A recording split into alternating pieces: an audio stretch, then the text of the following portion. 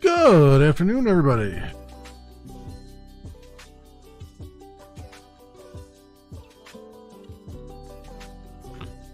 Oh, it's Saturday afternoon for me, friends.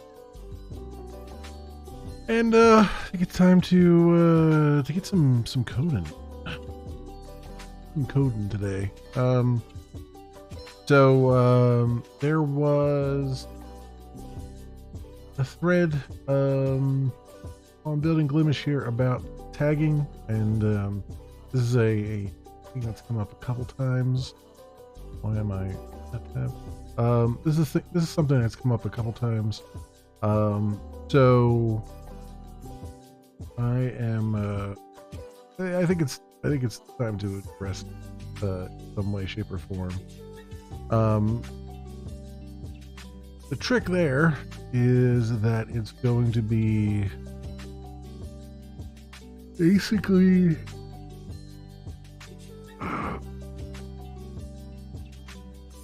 ripping out a piece of the tagging code and then fixing everything that breaks around. So we'll see how this goes. I'm pretty confident I could do it. I mean, obviously breaking stuff is easy. The fixing stuff that sometimes can be tricky. Hoping that all our test suites are around tagging are sufficient that when I do pull some of this out of here, they will break and let me know other areas of the system I need to look at. So we'll see as we go.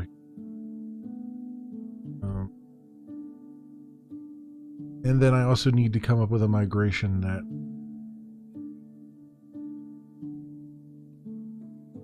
merges all the tags down so that they are, excuse me, that they work at a, that we don't get rid of them entirely, they're just there and work.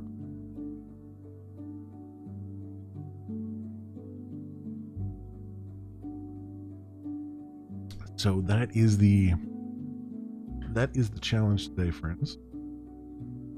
Let's see what we can do about it. So the table we're talking about is the tags table here.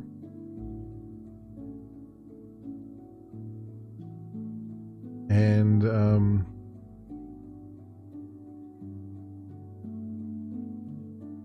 really, I think the first thing we need to do is get a set of data that will work for what we're looking for. Now,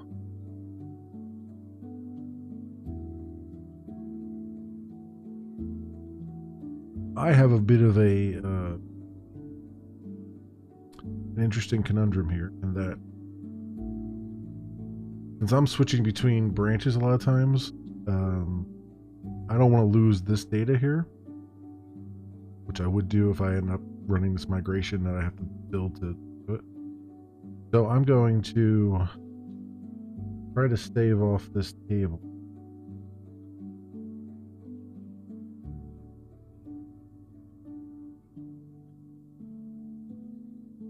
And see if I can keep this around. Hey, ZeroFX, welcome.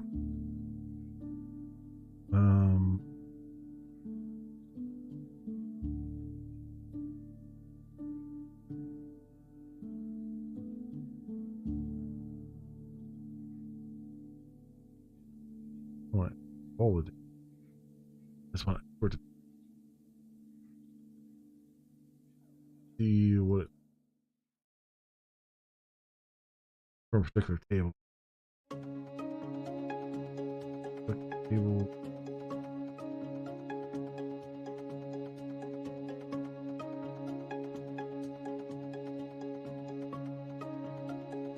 Export data. Oof.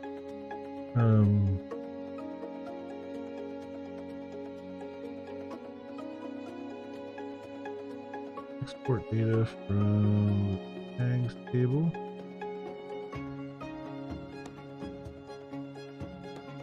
Export from export and options. Export file.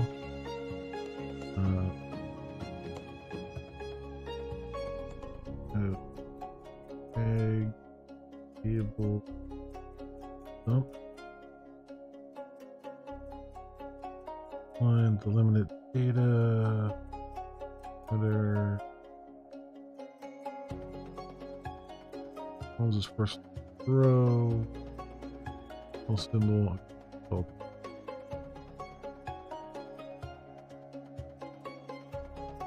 It was just 40. So that should be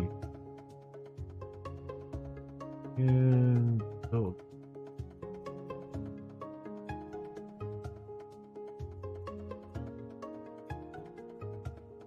Why did it dump every table?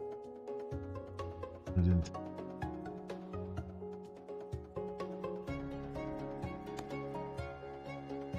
Did it really dump every table? Yeah. What's the point of me selecting the table if it just dumped? Whatever. They're there. Data's there. All I care about. Because reason. It's like, select which table you want to export. All right, we'll export the entire database for you. Okay. I mean, luckily it wasn't not a huge database to begin with.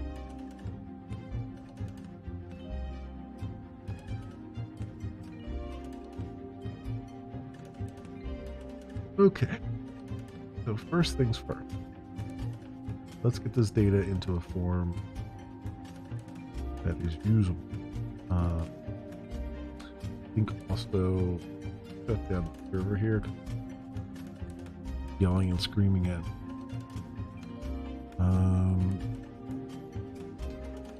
I am on a video mix, echo, and migrate.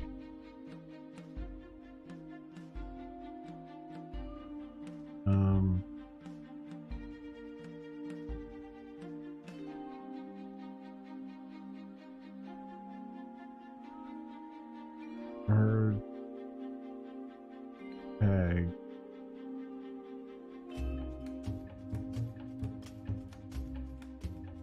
And merge tag into global. Go. Tag. Go.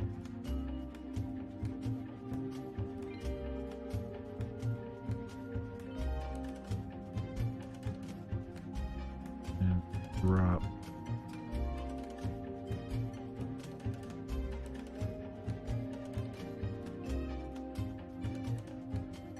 Drop add.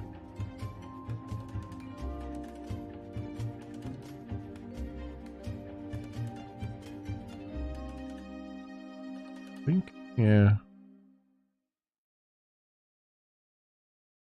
It took 7 hours before I got the silly game management software to start the actual game server. Yeah. I get the feeling. I'm still trying to figure out. Like, I brought down the mobile, Flemish mobile stuff. I'm trying to figure out Android development, Android Studio, and all that stuff. So, I was sitting there last night just kind of staring at it like, I don't know where to begin here. One of those things.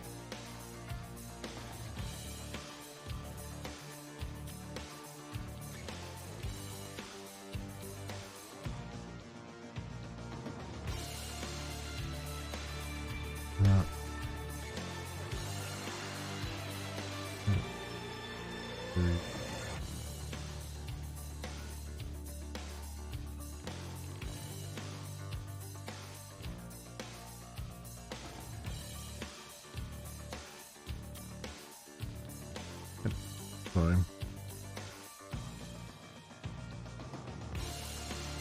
Testing different GSMs, resource usage differences, ease of use functionality. Mm-hmm. Yeah. Yeah. I get you. The work is occasionally tedious. Not always rock star level stuff.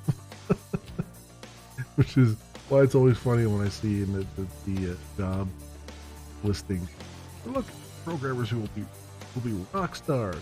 Yeah, you'll be rock stars for like 5 minutes, and the other 95% of your time will be spent tracking down obscure bugs and going through, tons of iterations of different libraries, combinations of third-party tools, trying to get everything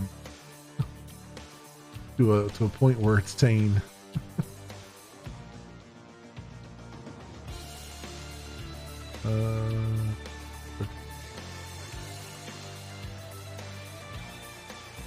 Okay. So, in this.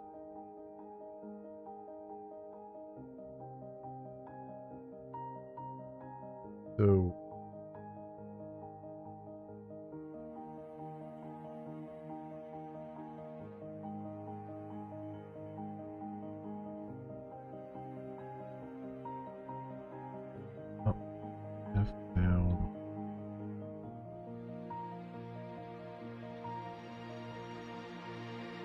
Up would be alter table.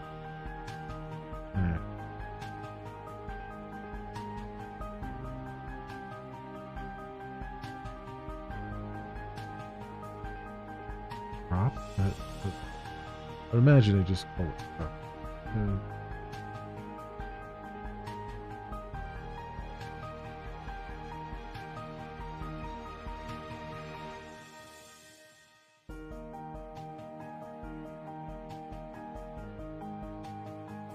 Oh, it's add, modify, remove.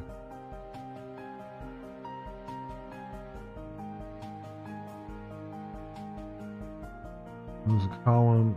Is not reversible. Does not know what type should add the column back as. Move 3 as reversible. Alright.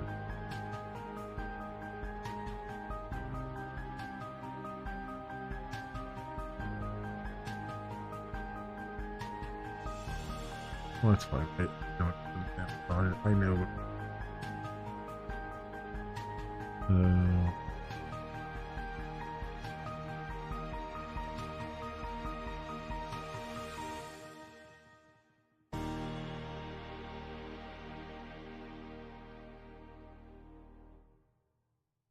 Okay.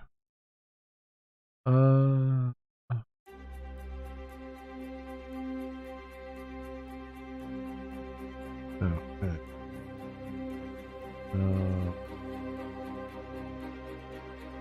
Identifier.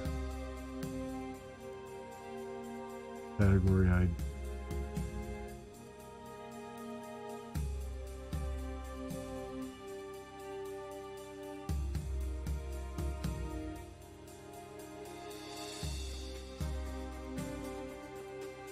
After I remove tag.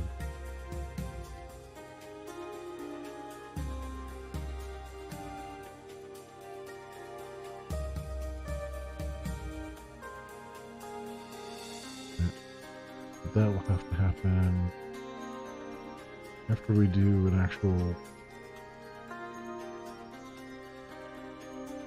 migration data, kind of, sort of. So we do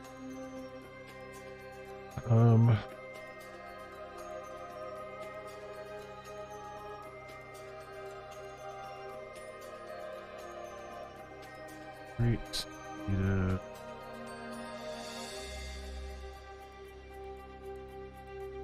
Migration template.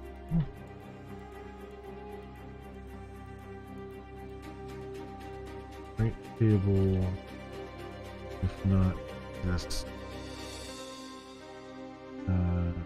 migration.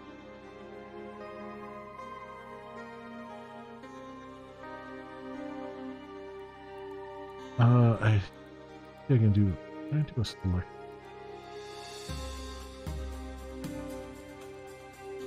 Spray.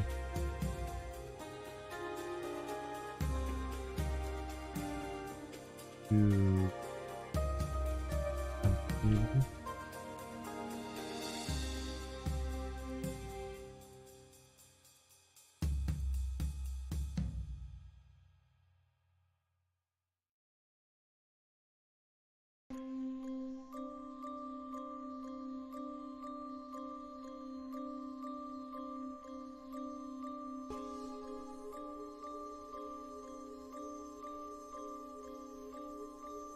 yeah, okay.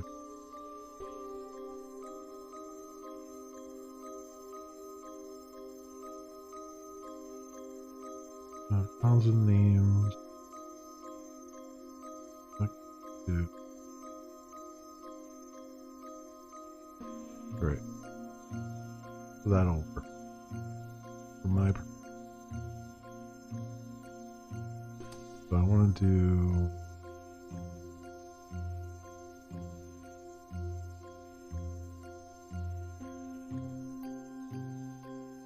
Click into tag migrate.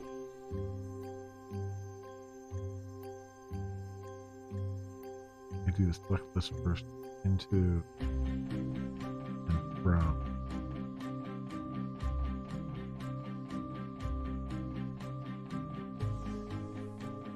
want to select into tag migration because it'll be basically a copy. Because then I'm going to need a tag migration from tag.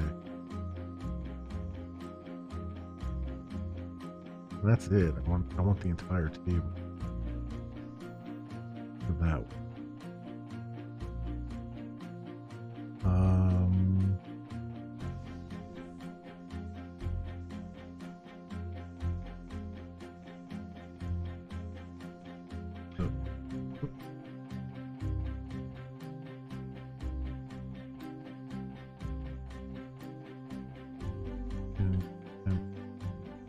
Table.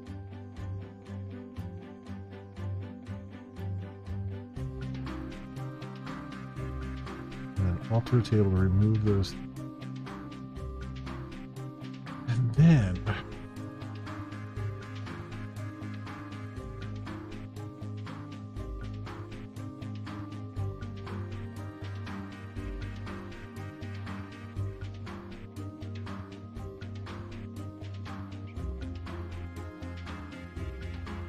we want to move and merge tag.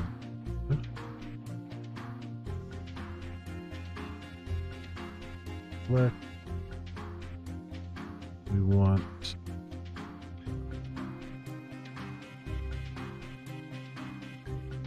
drive here.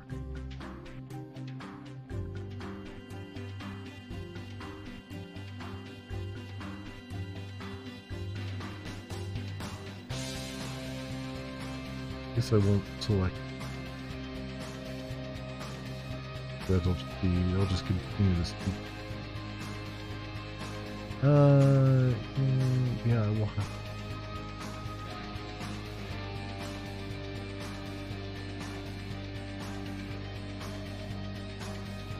I have to delete everything in the table. Thanks, man.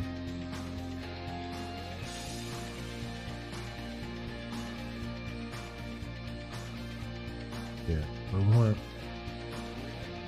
basically all of that. So it's ID.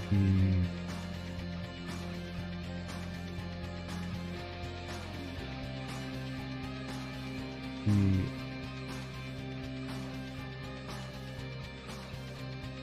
name, plug,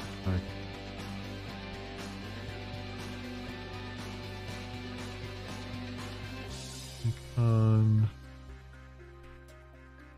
account usage.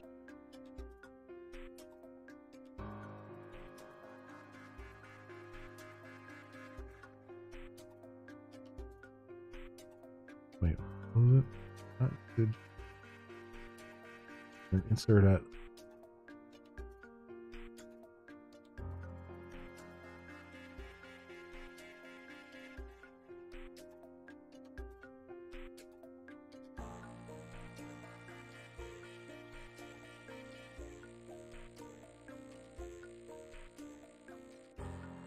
So, oh, that's gonna be weird though. Now I'm thinking about it because it's gonna be like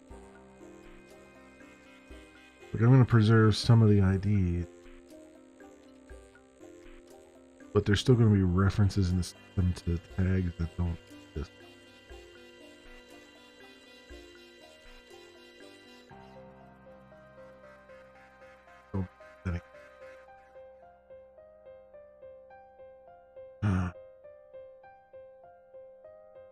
Is likely going to be a problem.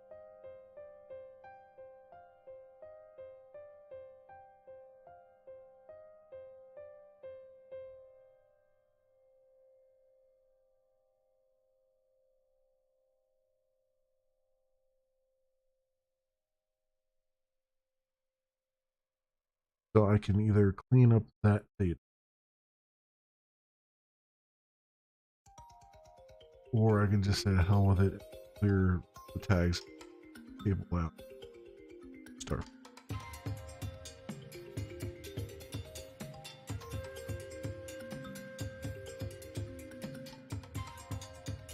and everybody will have to redo their tag. Which, I mean, they'll only have to redo it once. So, the giant.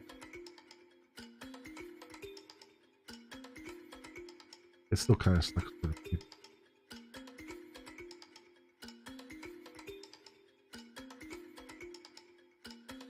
And it might come off as being a bit unprofessional.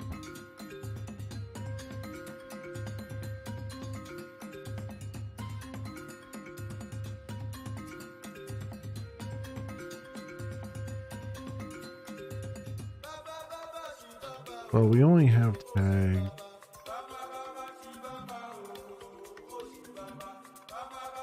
I have them on the stream table, but I don't think they're actually used. We have them there. We have them on the channel table.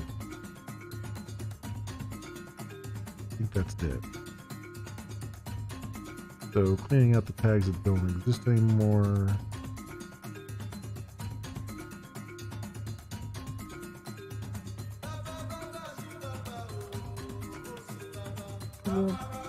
Well, I guess let's go under the assumption. And then we'll see here. All right, different channel here.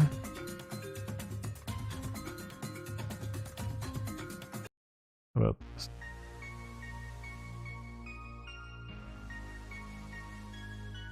Maybe.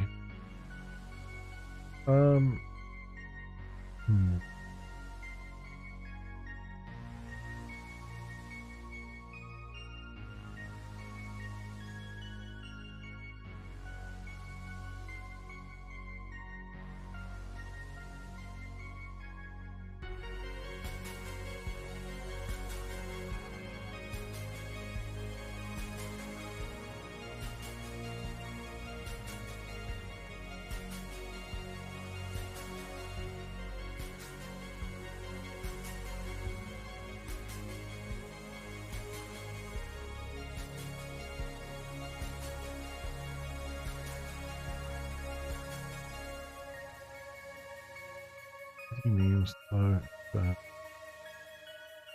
that from tag migration.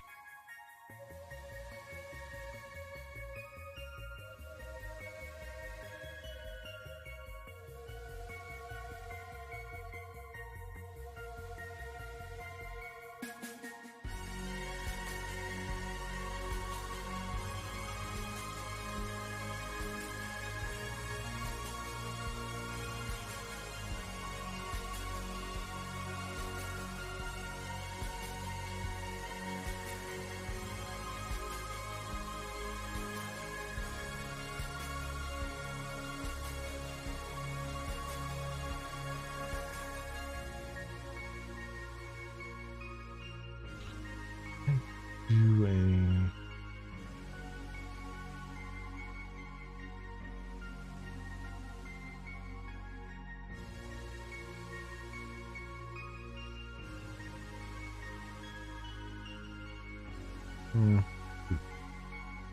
where ID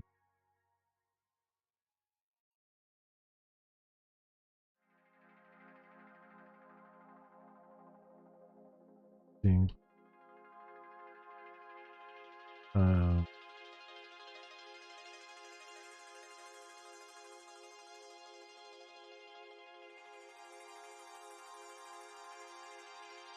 what this thing was where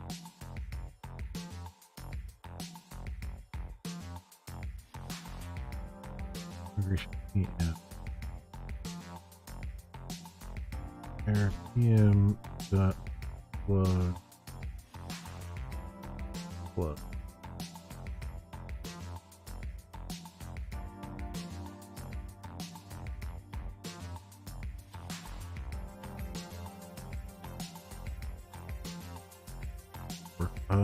Where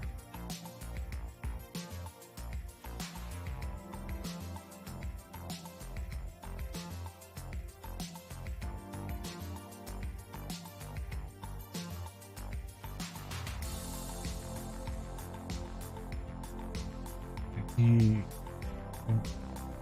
plug.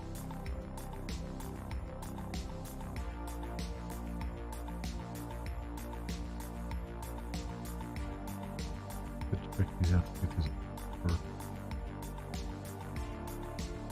So if I do that again, tag.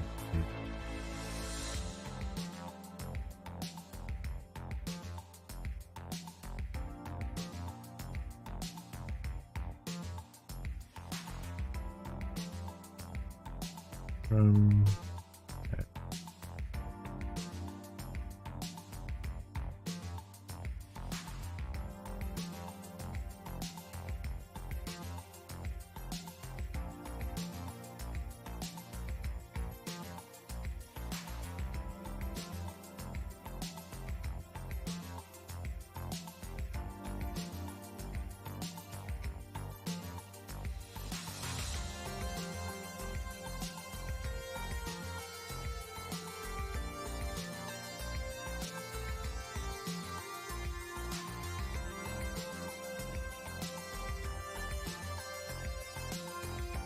there's too many columns there.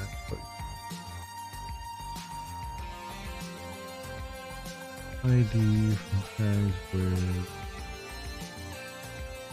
this plug having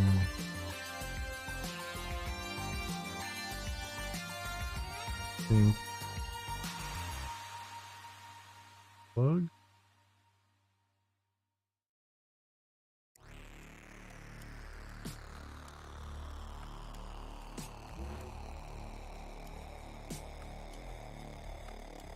Make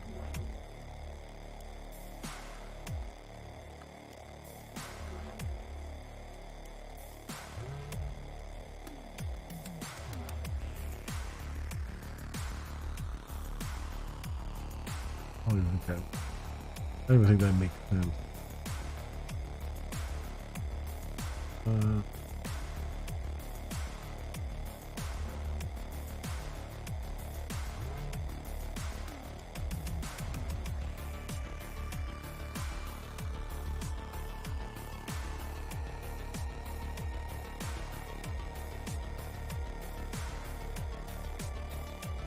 Well, what I'll do, I can do it this way. I can do it where plugs are equal.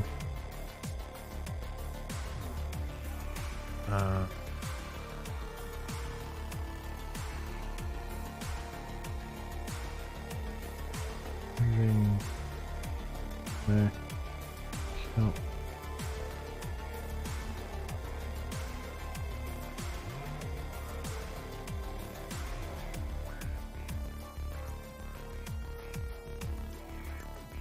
Variable of having must be type boolean object.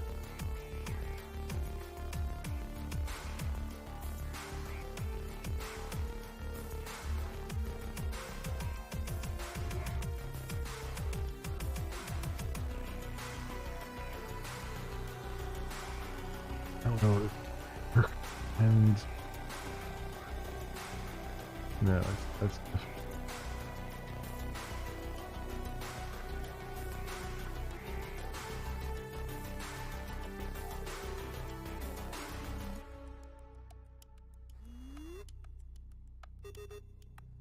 Target acquired. Target acquired.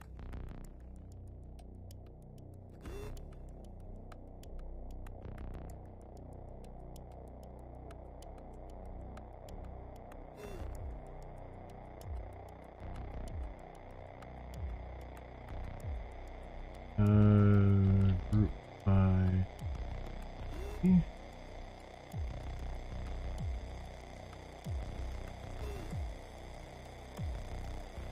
column F.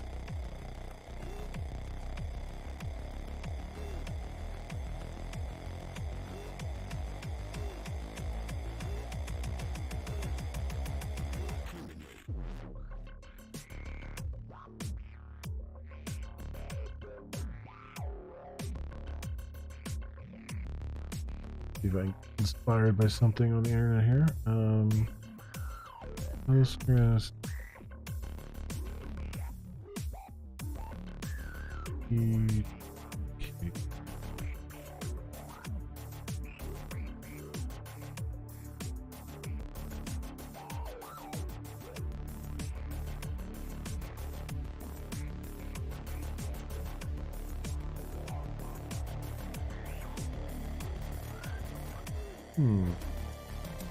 Hey, Ramirez. Welcome. It's going pretty good. Pretty good.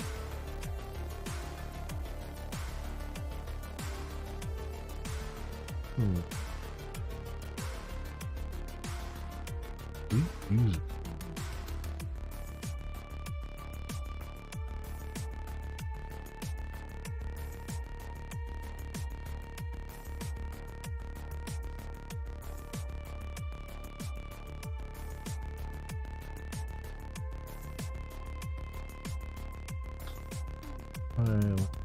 Malfunction to find duplicate row. Having count greater than 1.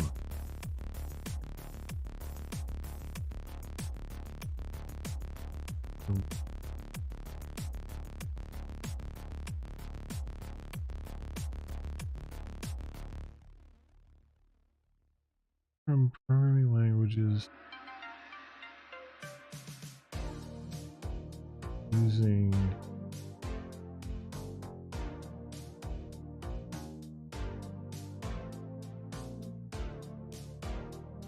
join the programming languages table to itself. X2 record name value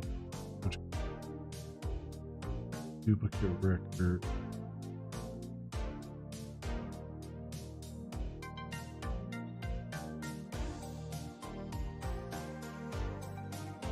I didn't think of doing that.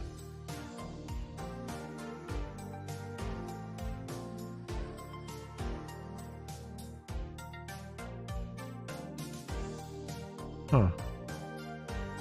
Yeah, you could interjoin. You could join the table on itself and then say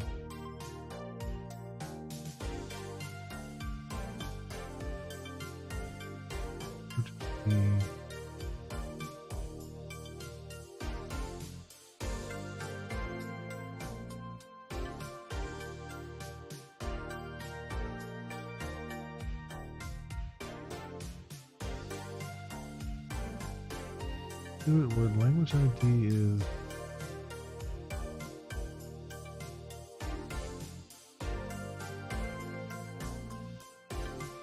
they're going on based on these were ID greater than and the languages are the same. I guess that works. Yeah, that would actually work.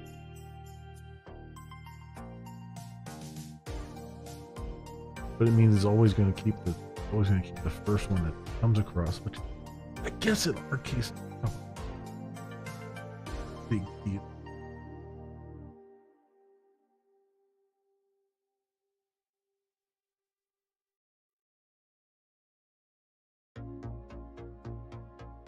At least the languages with low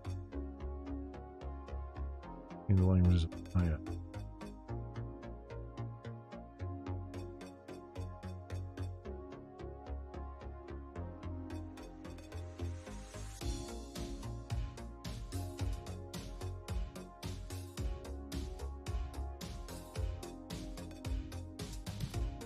Not like as you can see, it's leading the languages with low IDs, it's leading the languages with high IDs, but I'm seeing a greater than symbol there. Tells me it's doing the exact opposite, leading up ones with high.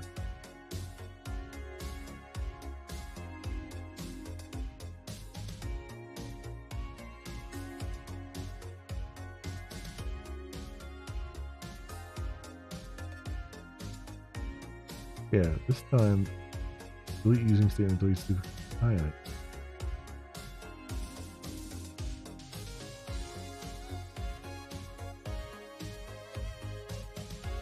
Oh, I see they had it first. I'm like, what? this this paragraph is for the picture above. Okay.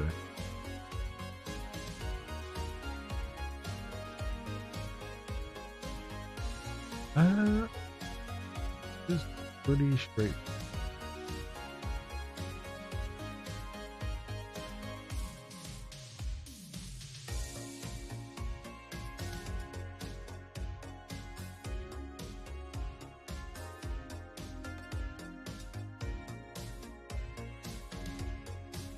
But I still, I mean, that's assuming you haven't changed the structure of the table.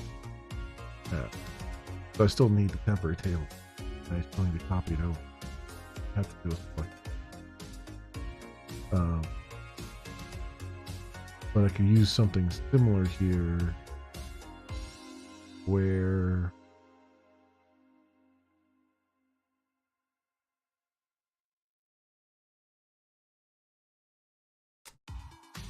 that's from.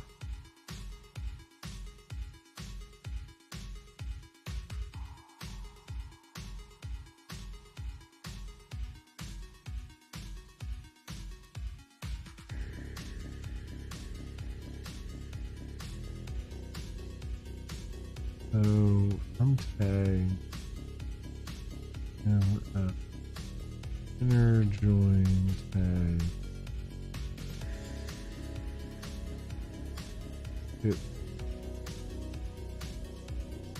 where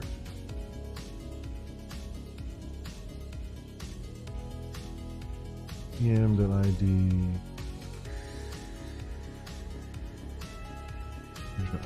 join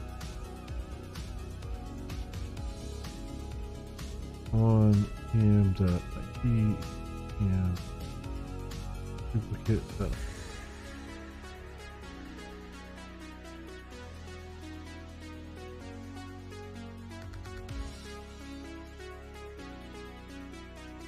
No, really, it's not that. It's on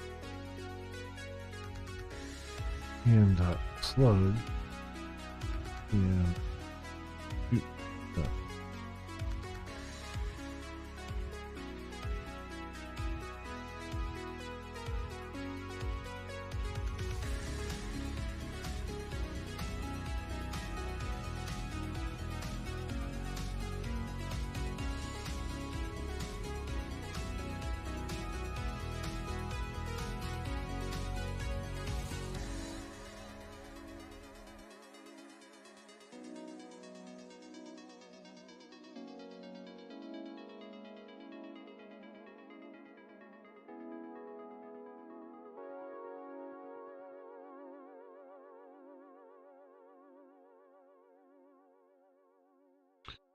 do it using a subquery.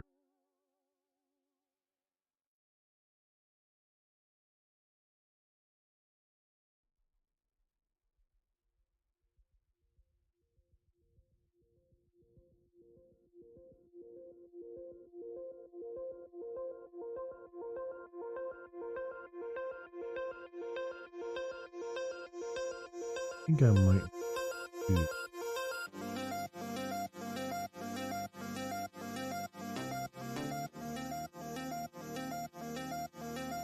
I don't know. Let me see.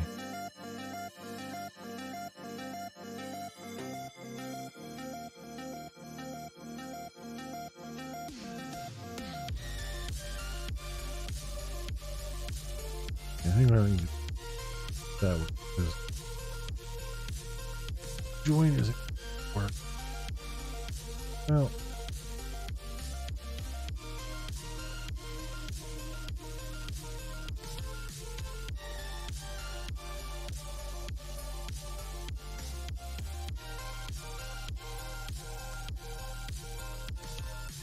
no, let me try with the join.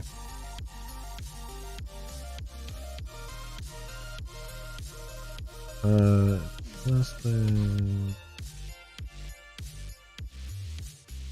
See if this one.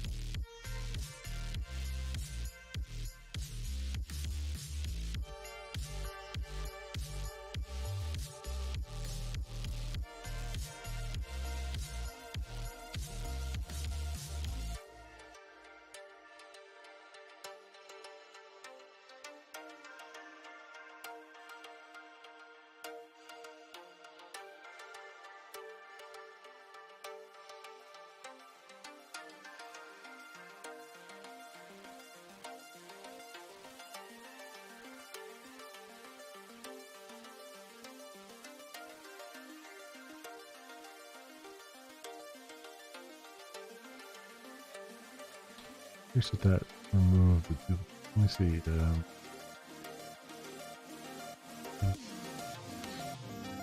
Category ID.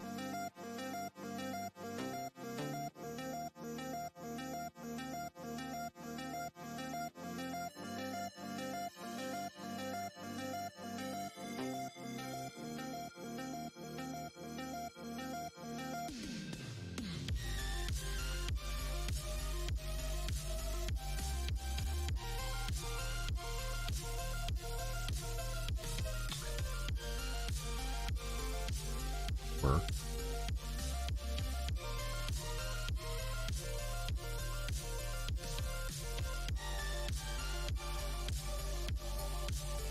There's like some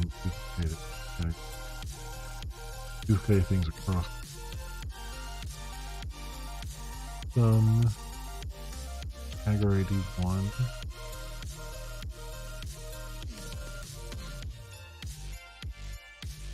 And 6. Okay.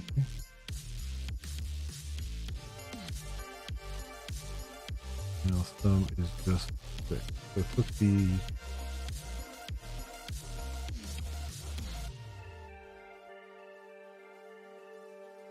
last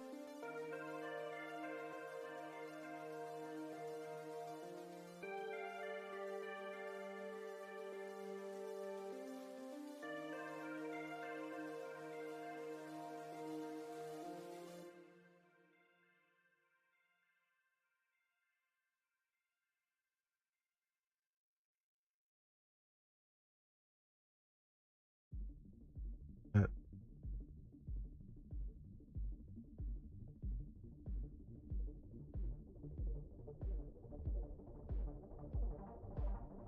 oh, this one is ID 7. Okay. Look, the first one. Is this one? What I can do is I can say, bring the account usage to where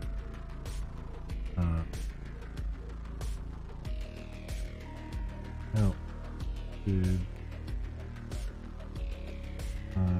greater than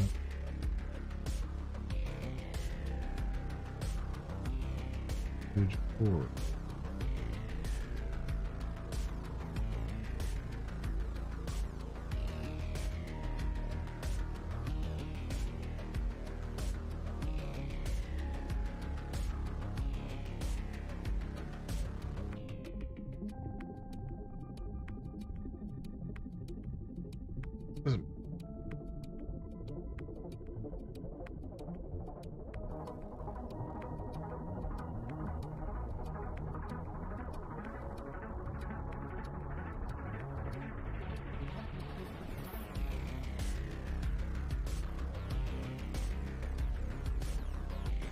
It's definitely not. It's definitely not. Still.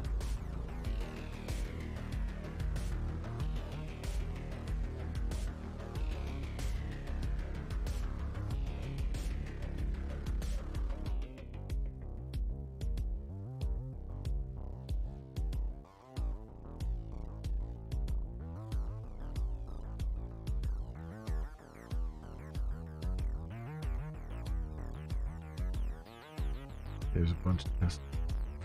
So that's working. I figured. So we do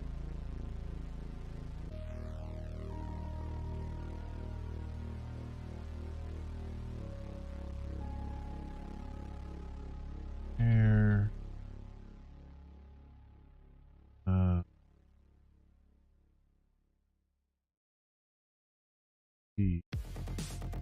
From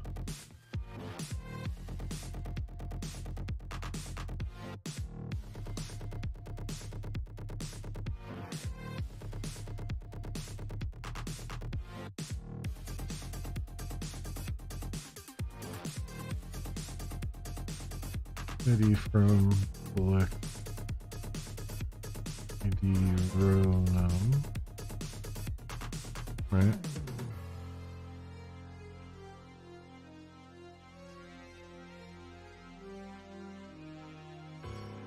no. Usually row number.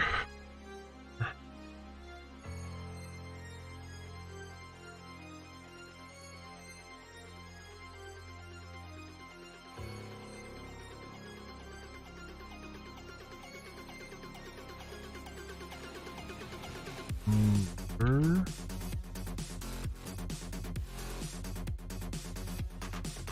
Underscore row underscore.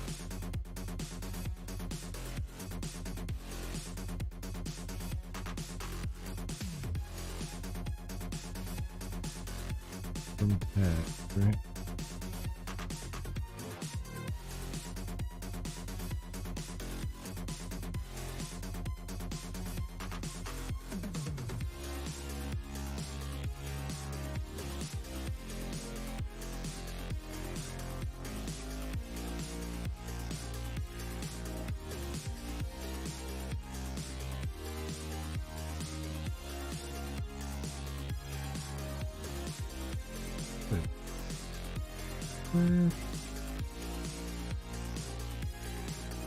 Row number. Where row number is greater than.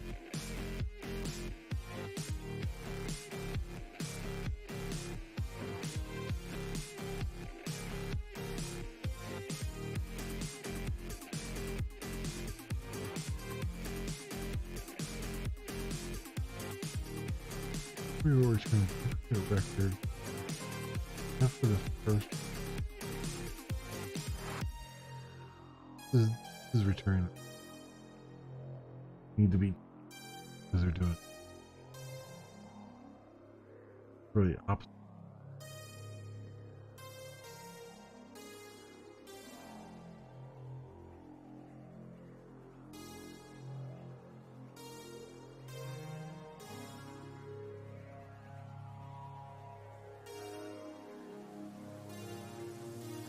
I mean, they kind of just did the thing on. Probably the most straightforward part I could do.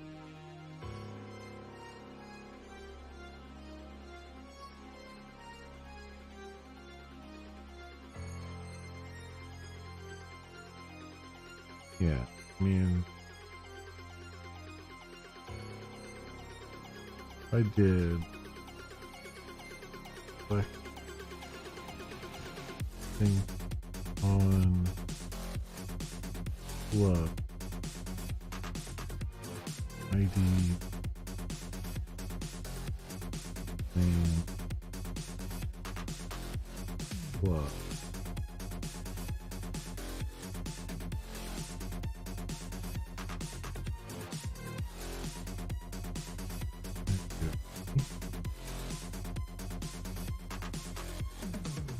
From that.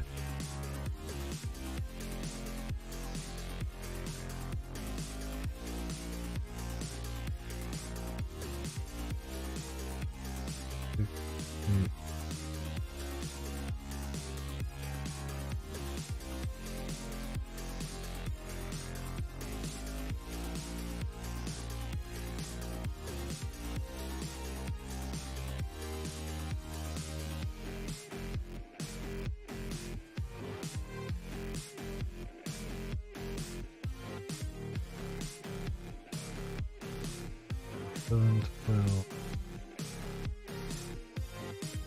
fix that. But that's so. So.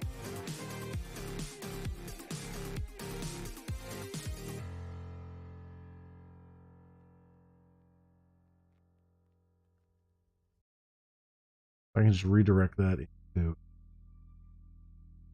into the table.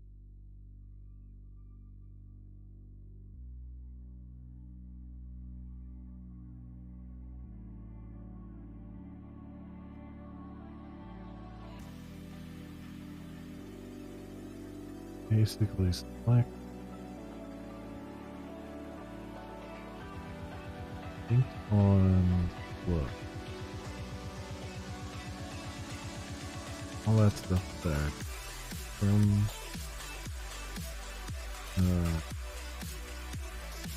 into tag. From tag migrate.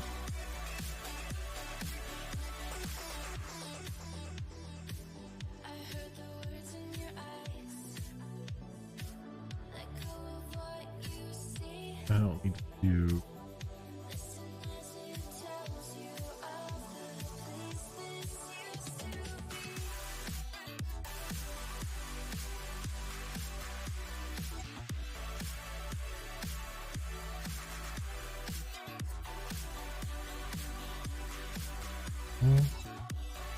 The update table tag.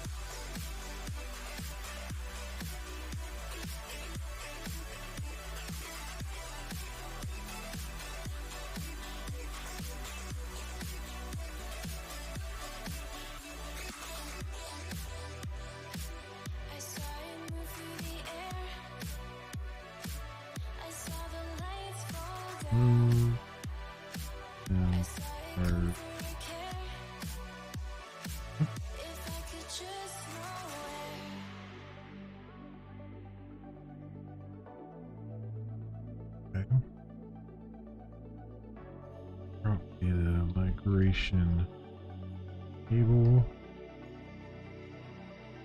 Oh, this tag migrate.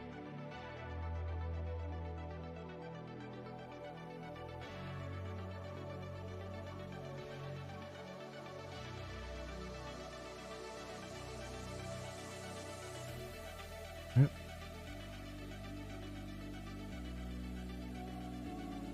So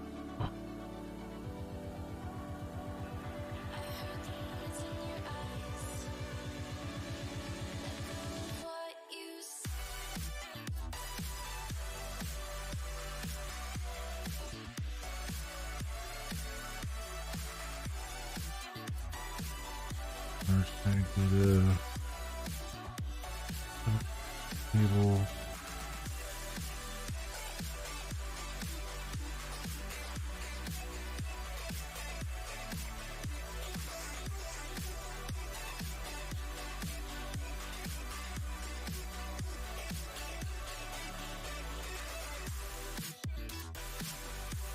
I think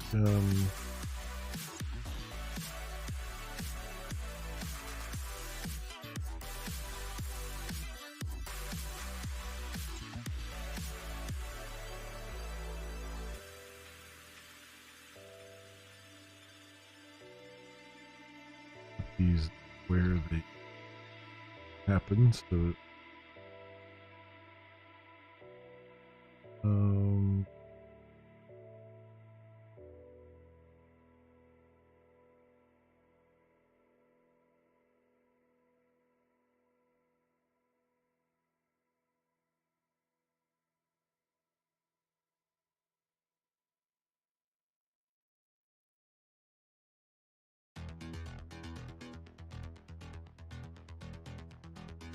doesn't take care of the tags that are floating around.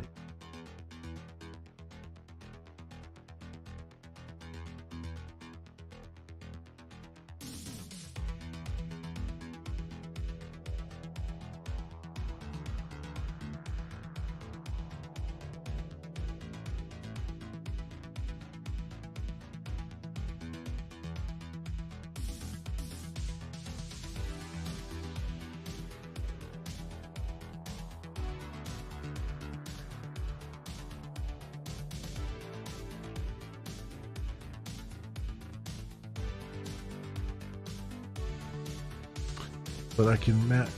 We still have plug of that. I can match them up with.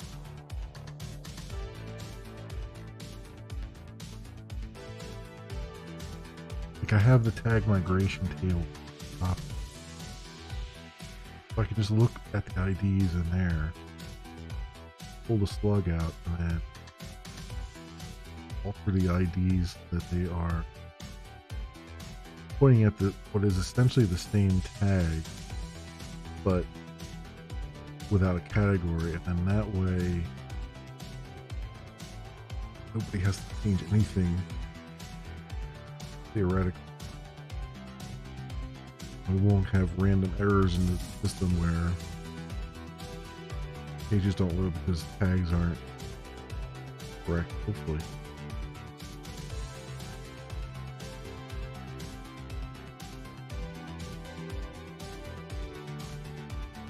That's going to be the hard part there. See if that's, the hard part there is like, will this actually work properly?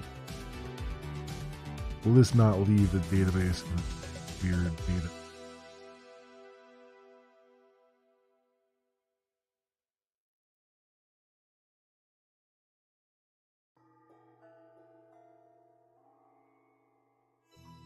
I also kind of wonder if maybe this migration should leave the tag table around. But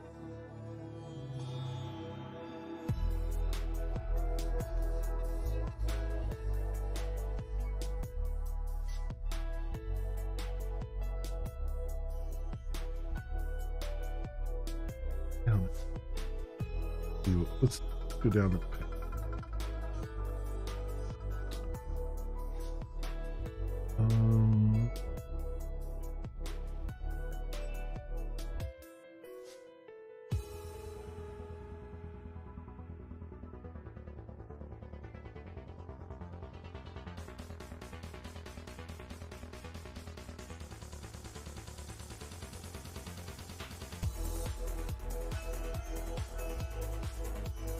We've got tags and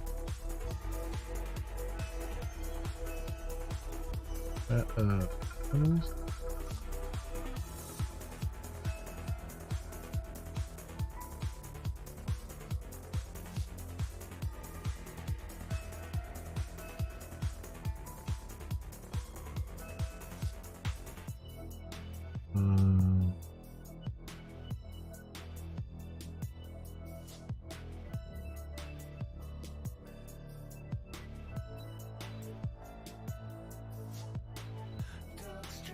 We should do have like a column called global tags versus category tags.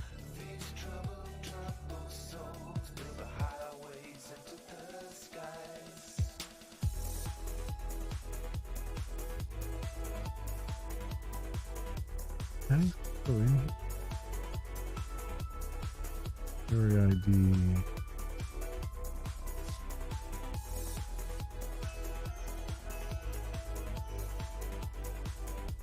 Good.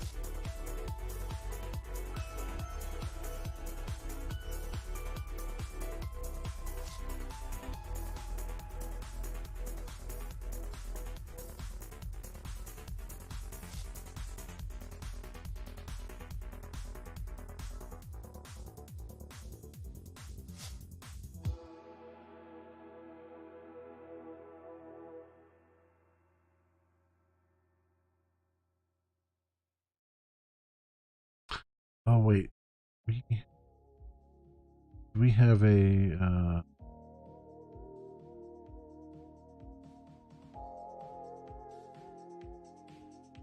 we have a join table.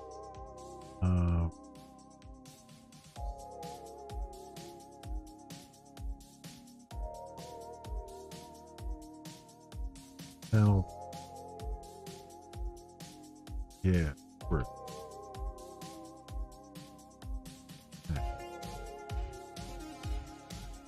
right. We have a door, which actually makes things easy.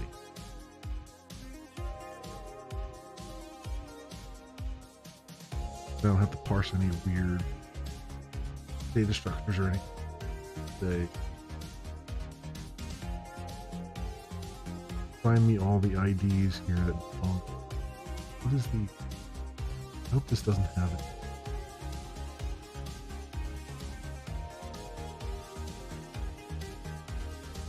Down cluster.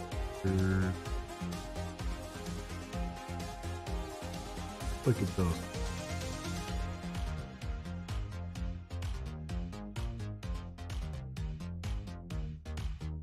It does have a foreign key.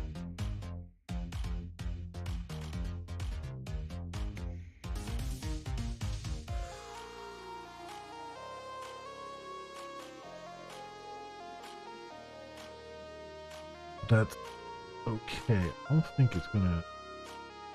By default, I don't think it delete the new.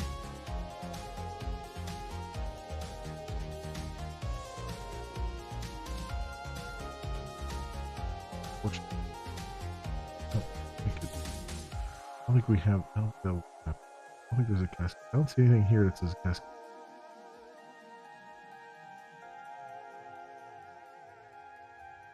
Through.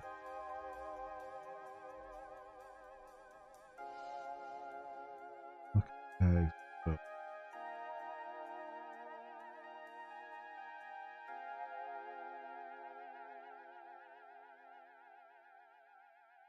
let's see.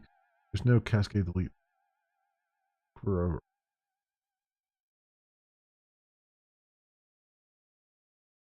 So what I would need to do is to go from panel tag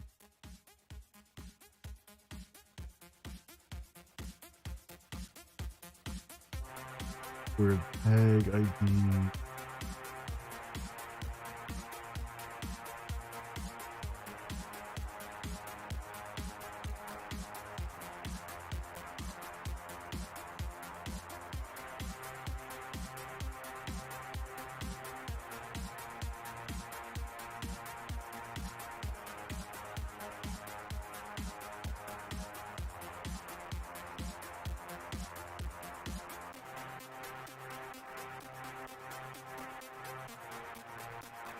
select all from channel tag.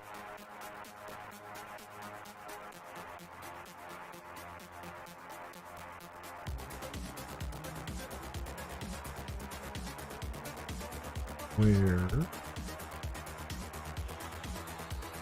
click ID from tag where tag ID dot in ID from that would get me back like ones that are orphan.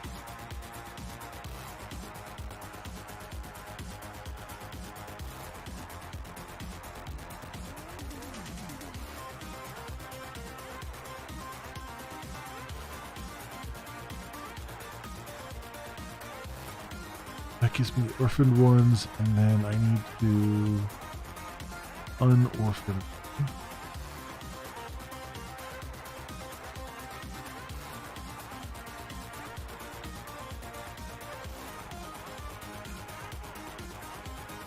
By going to tag creation.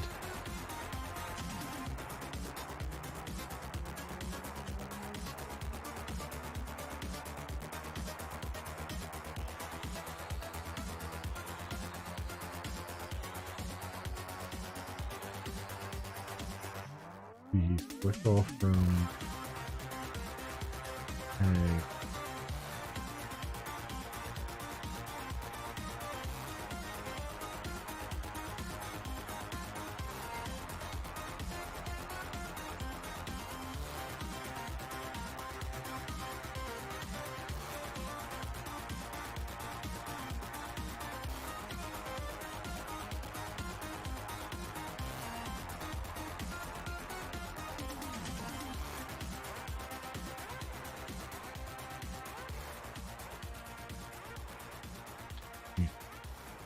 Talk this out in the actual thing. So I want to do an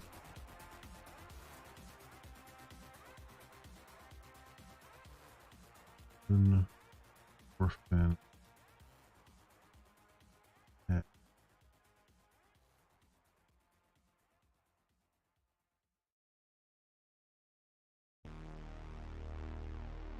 select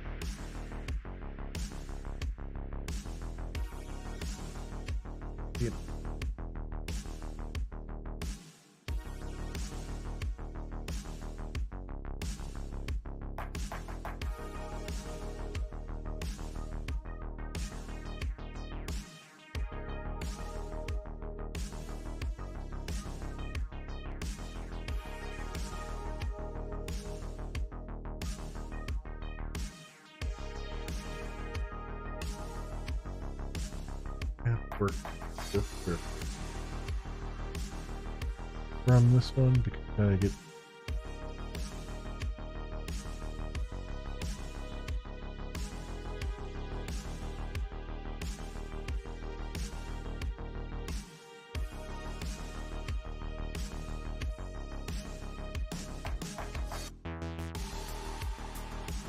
it's really updating. It's like the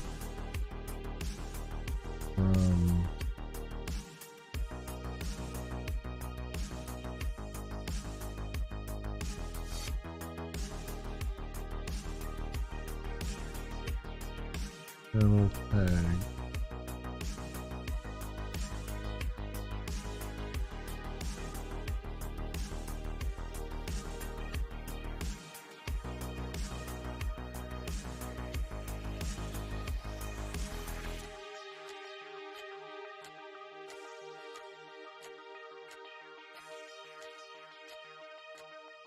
I think it's like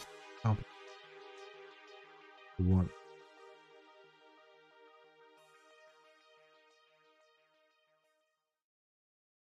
Was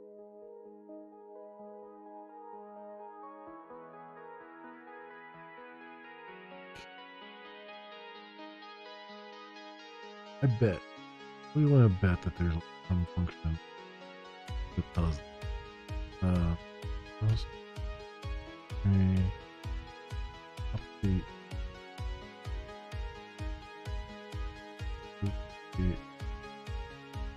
and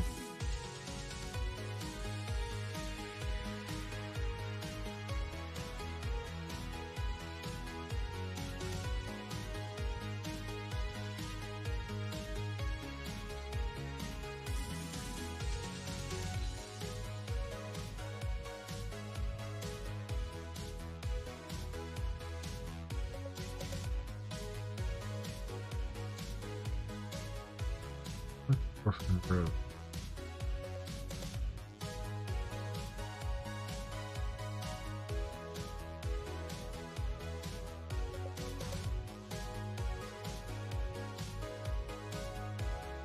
Never really. Oh, that's for all the orphan rows everywhere. That's that's a lot.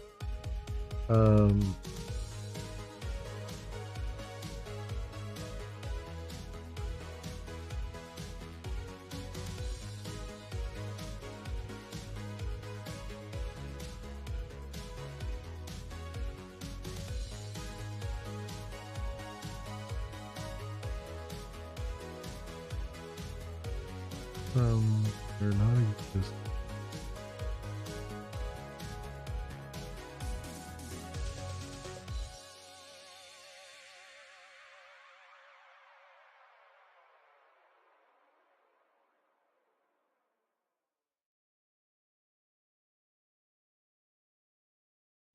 I mean,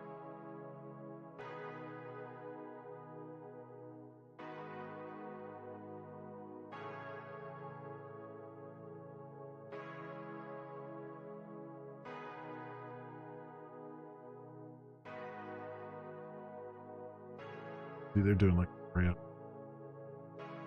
migration here where they're just looping over the things which I might have.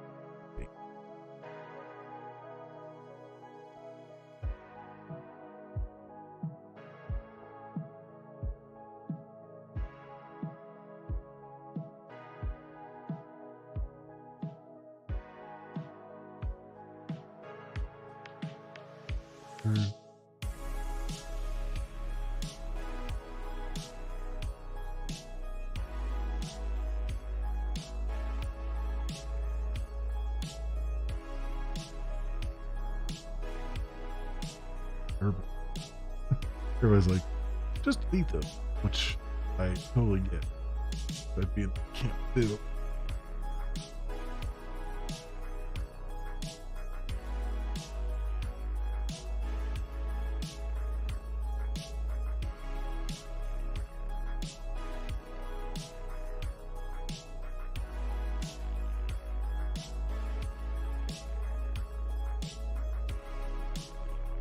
I think we don't directly sequel. We do it. So get them.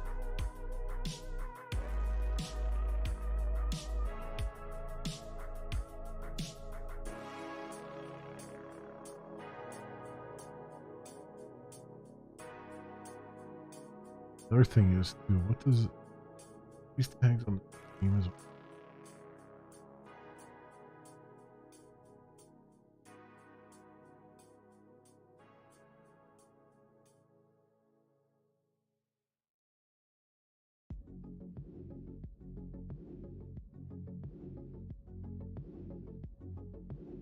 Yeah, there's a category.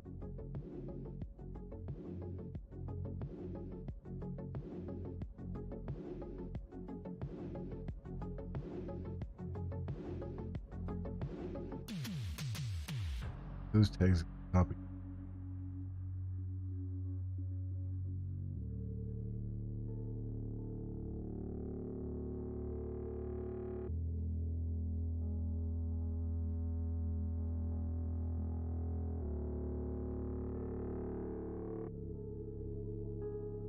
Yes, dude.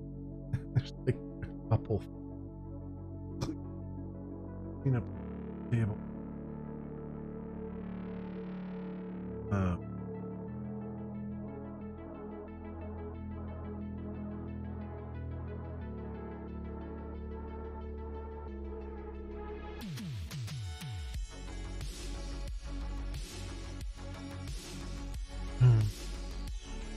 My take, the cleaning up this table is not too bad. The other table.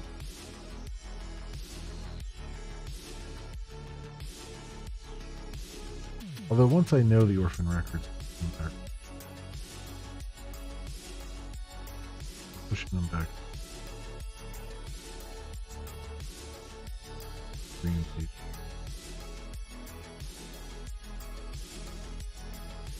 And actually, the only thing that actually needs to get fixed up in the stream table would be streams that are currently not integration.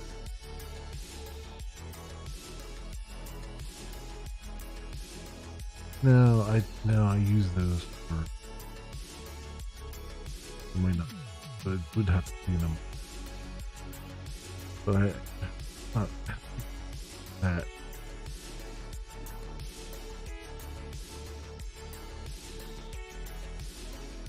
Necessarily rough.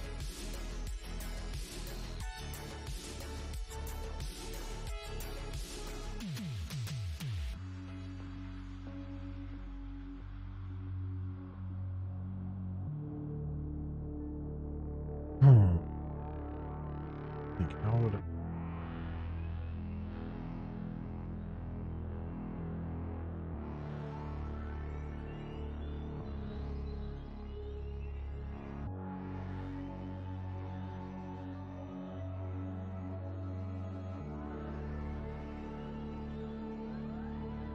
Guess we'll tackle the channel tag. So let's just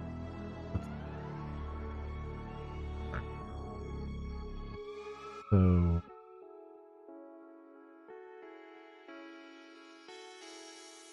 channel tag.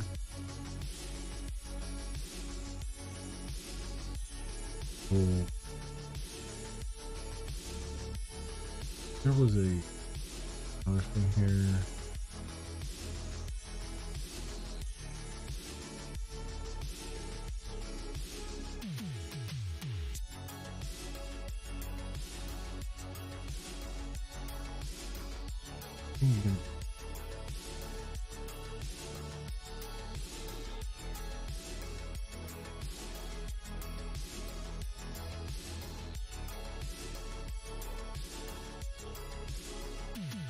Yeah.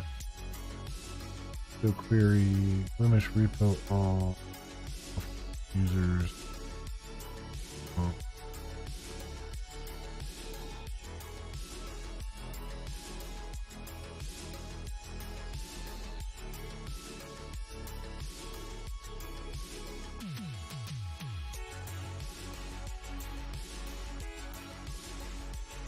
So Glimesh repo all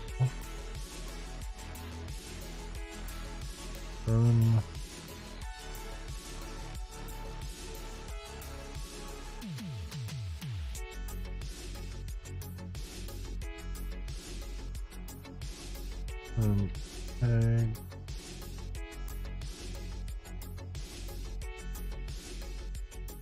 and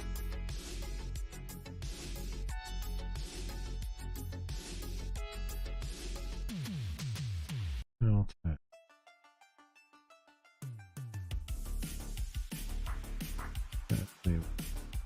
All right.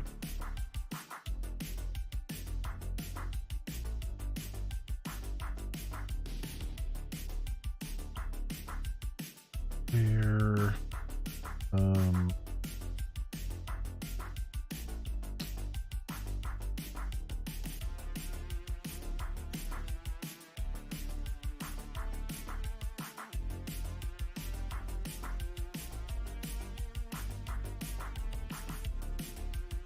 is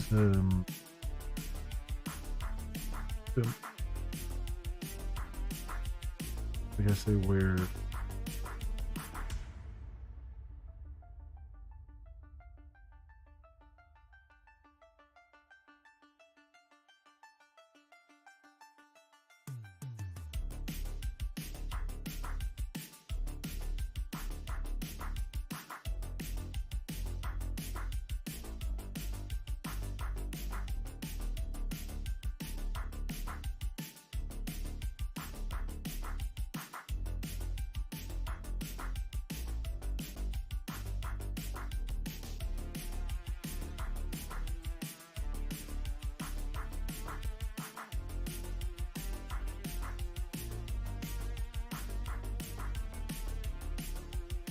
I can do a straight query.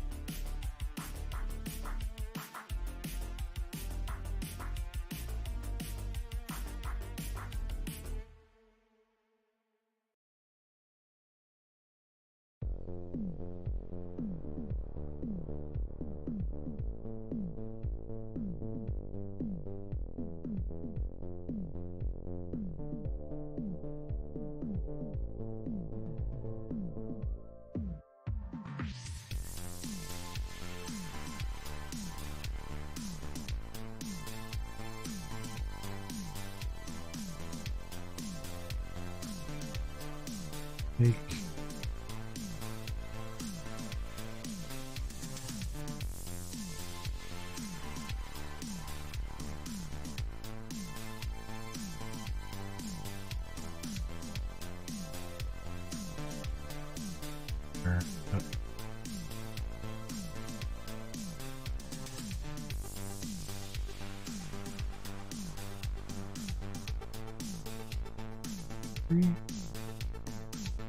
range function for SQL based.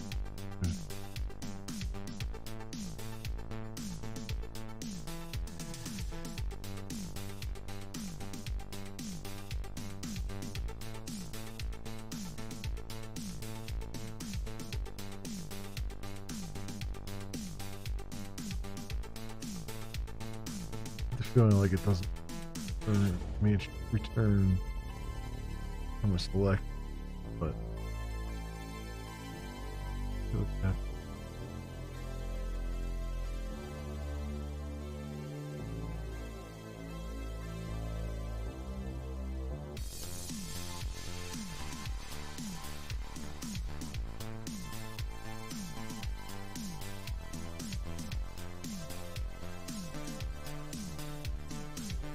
Some SQL query on a given read.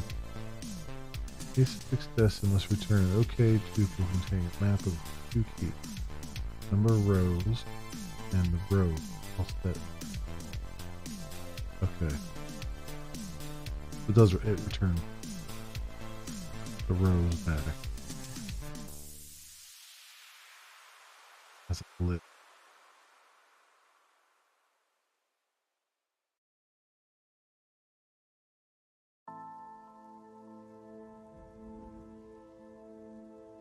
Okay.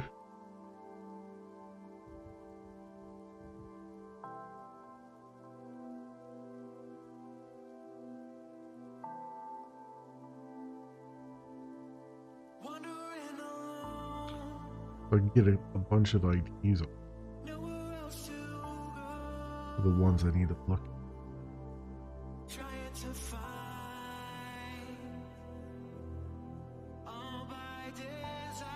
It would be more useful to find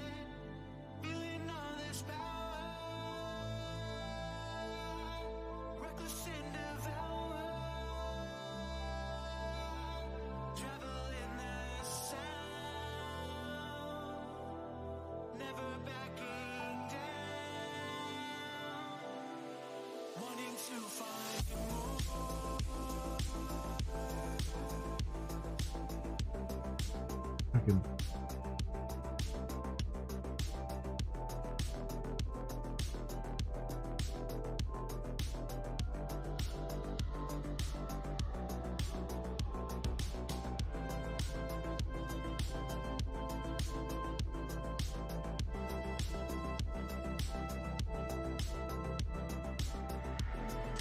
probably can. I can bring back the ID of the record that needs to be updated and what tag ID it needs to do. So it'd be like, it would just be a select. If I say, select all from child tags where tag ID not tag.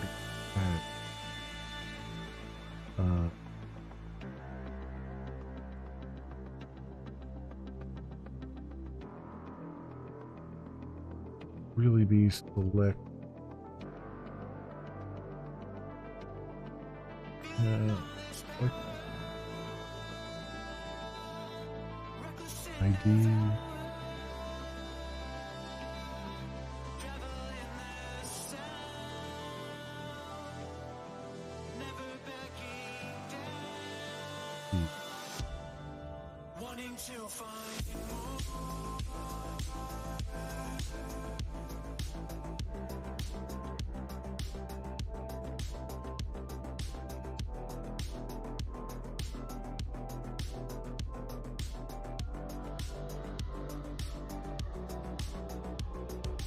Now, it's gonna have query, right?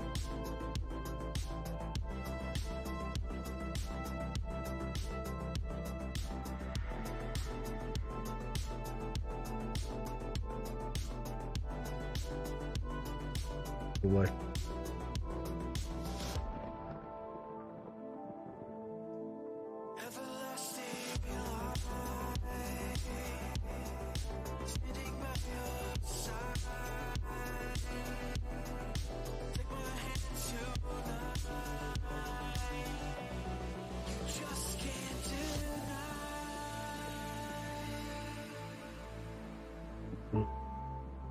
So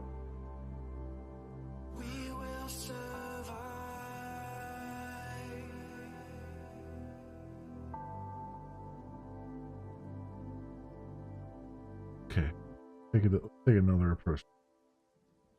So I have the tag migration.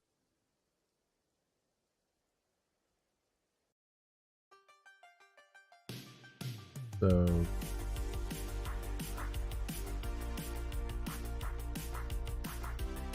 do this. Select into tag migrate from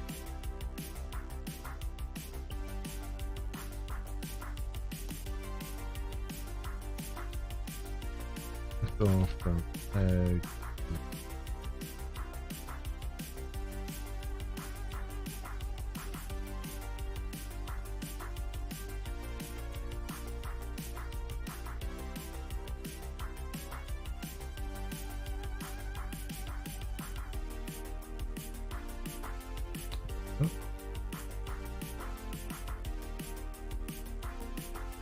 Oh. Star. Tag winner. Tag. Drop table tag.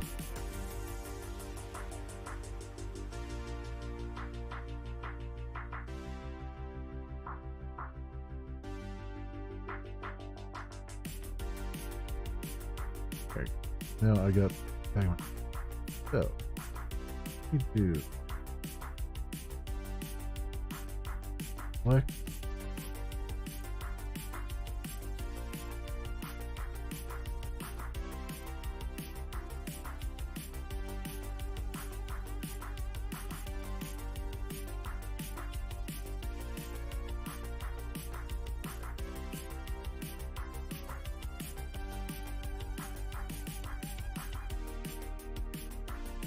ID plus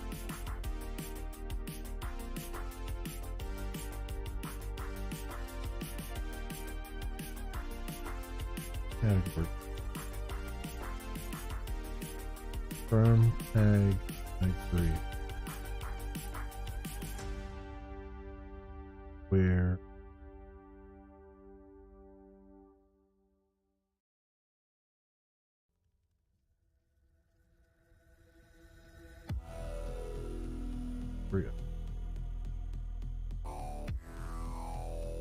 from channel tag.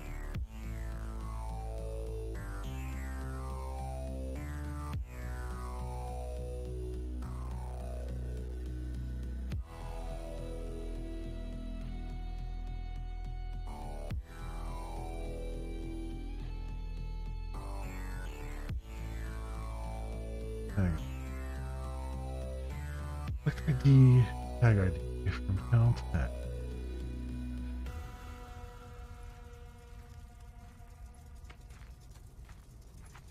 Where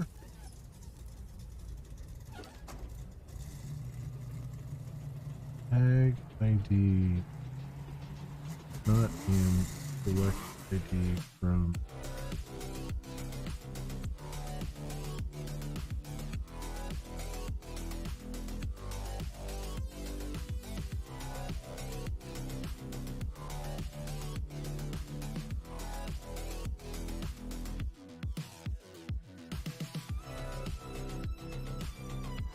tag ID here. I need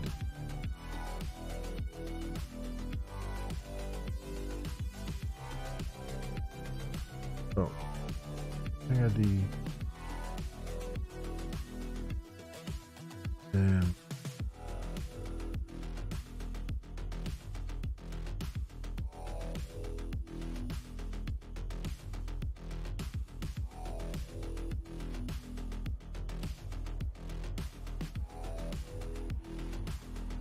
tag that tag ID new tag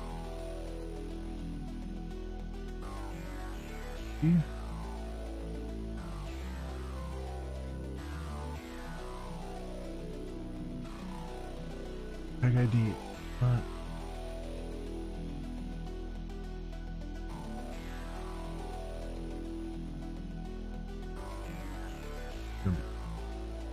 from channel tag DP.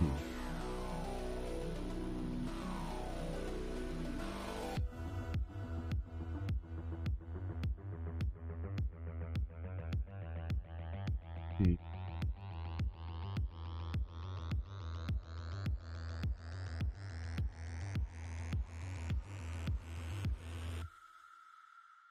Tag,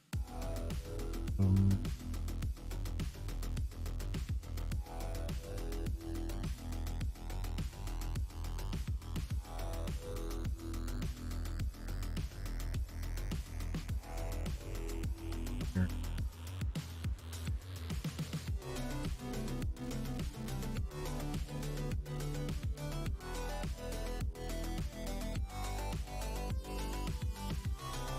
Say and PT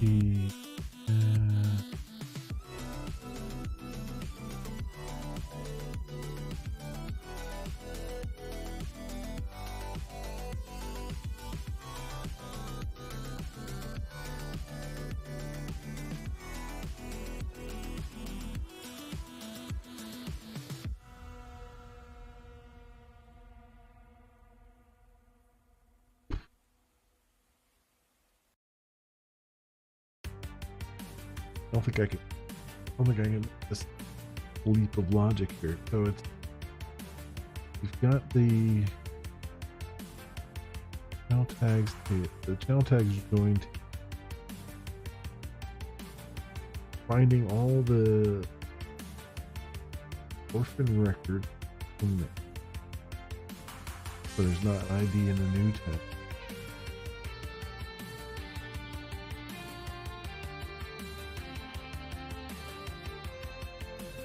And we're saying we want to reassociate those tags to a different ID. We're saying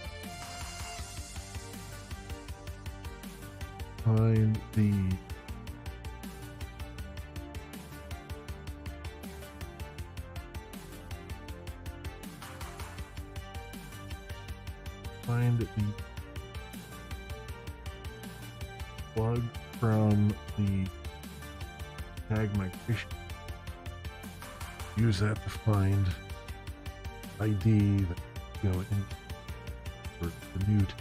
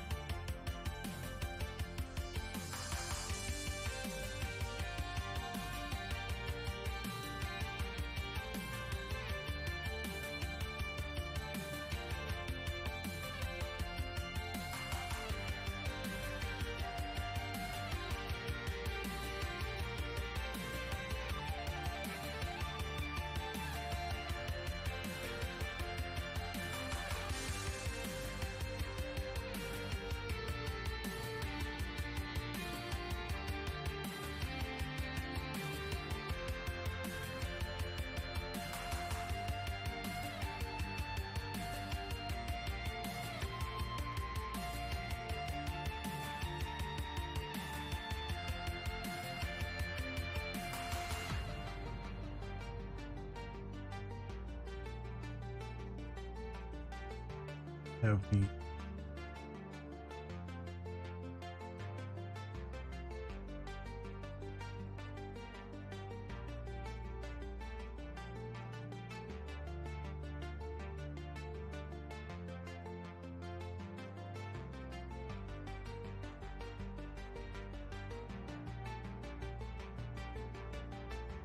not in.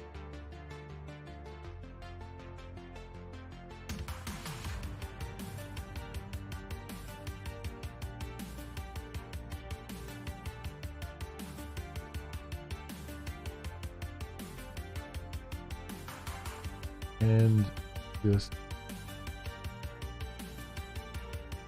select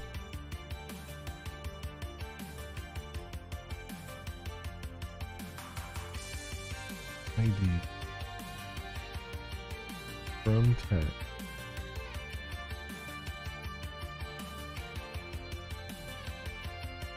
Tag key.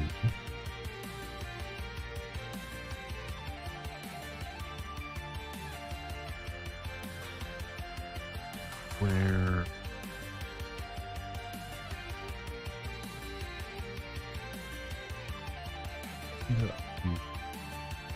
tags key where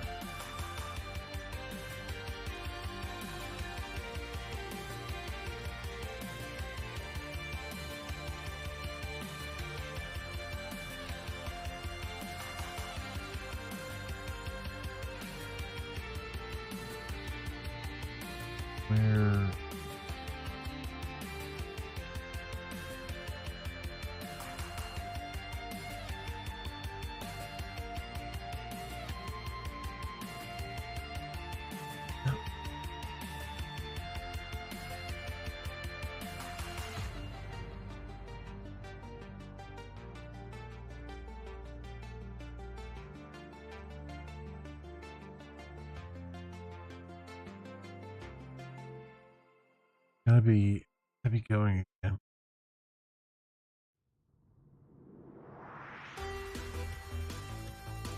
Okay, it's got definitely needs to be bringing back tags, but it has to pull in the migration table. Get plug from there to match all.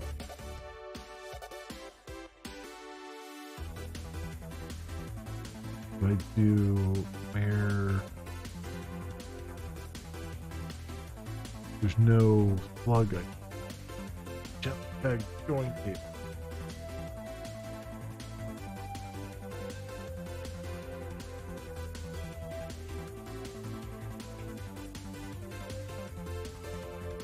But since the tag migration table is a copy of the subset of the tags table, the subset of the tag migration table,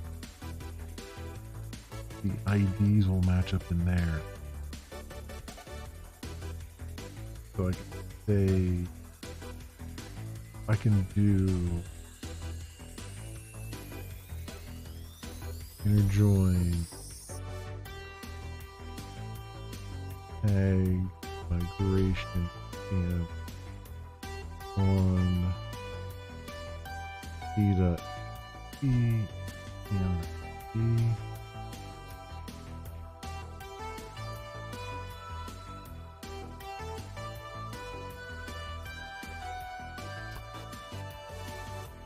And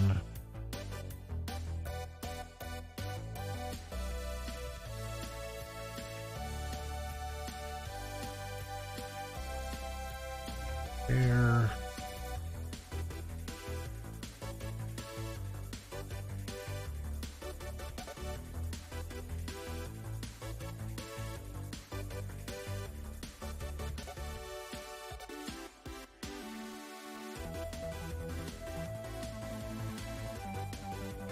Dot tag ID equals and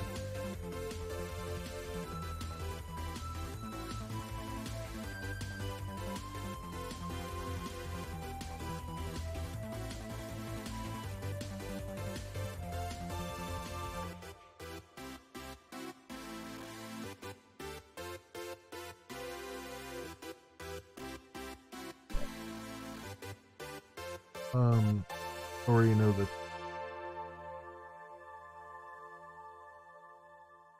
well, I mean this tag ID, TM ID, but the joins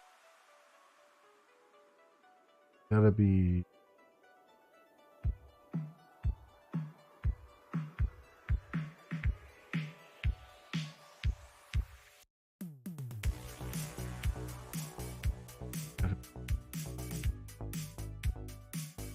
so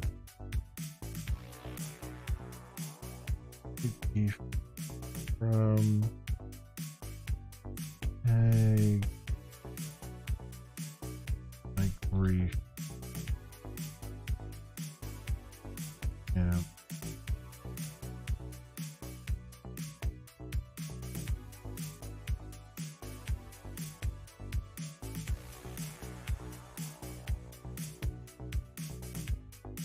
where the tag ID PM the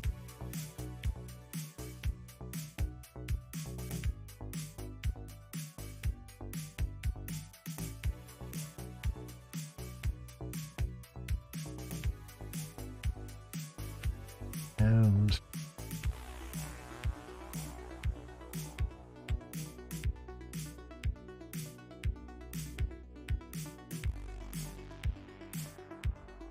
PM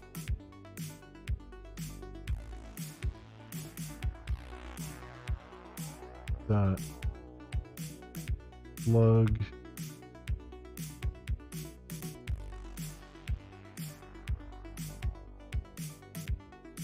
in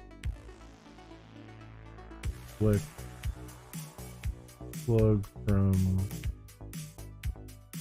tag D.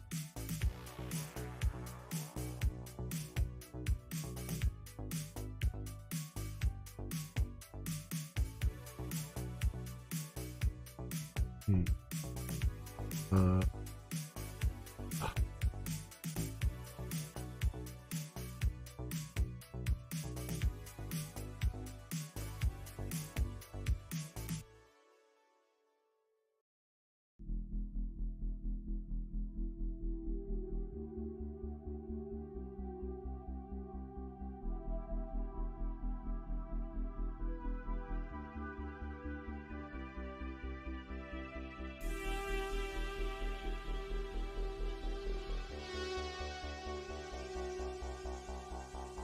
tags.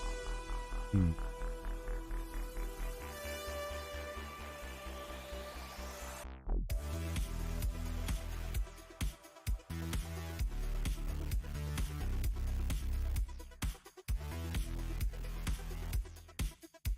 think this query doesn't make sense.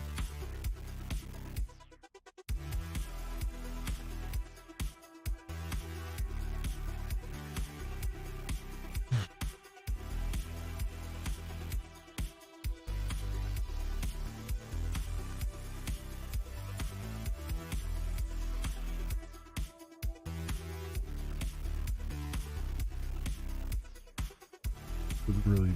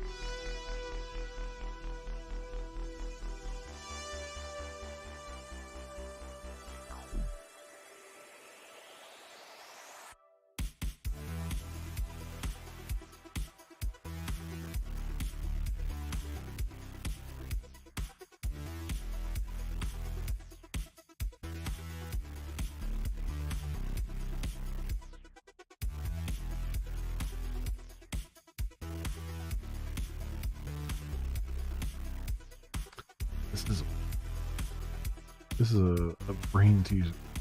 So it's like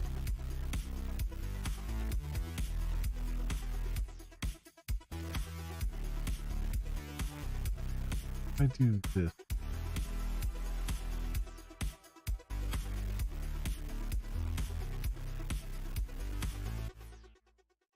Some clause every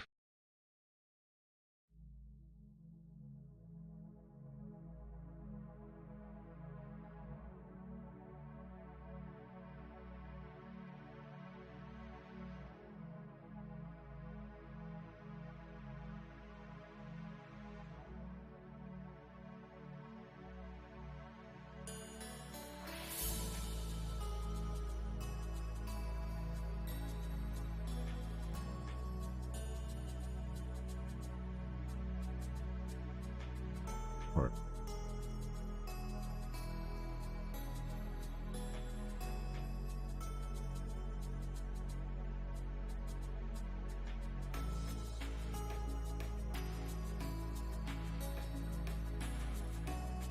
Pull a piece.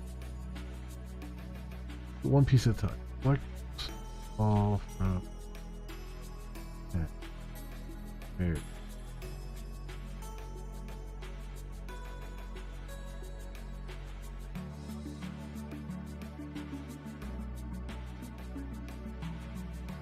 And see that I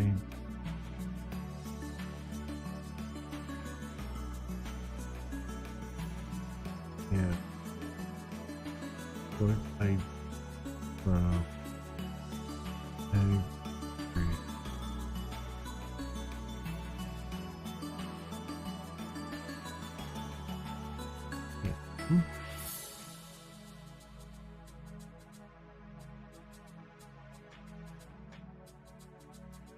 where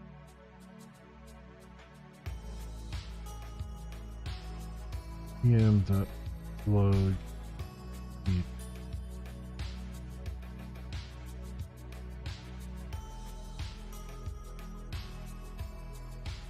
okay.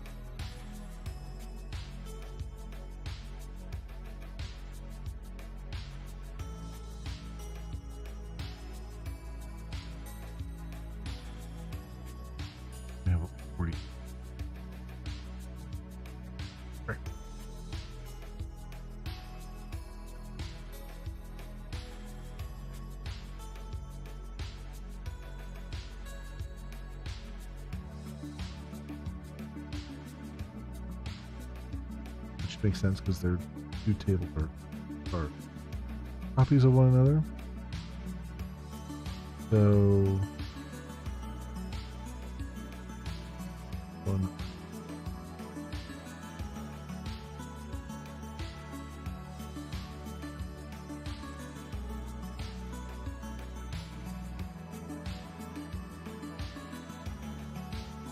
And where do I take it?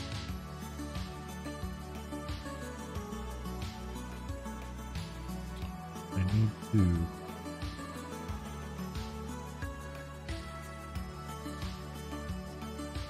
be probably easier to recreate the scenario itself. So do this. Run these queries. Run beforehand.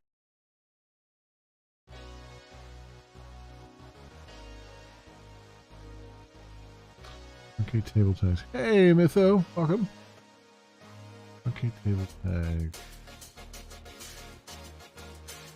And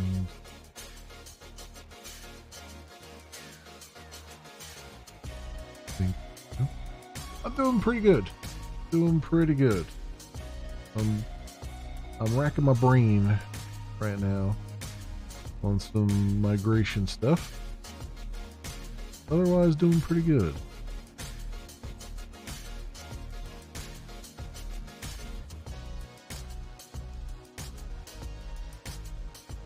I do. Okay, table tag.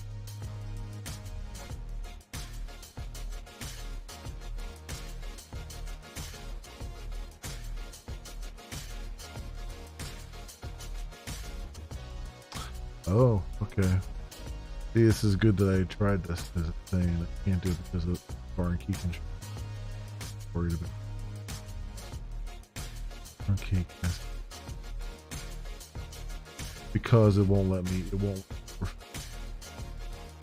Which means it's all a moot point because it's not gonna let me orphan those. They're gonna go away.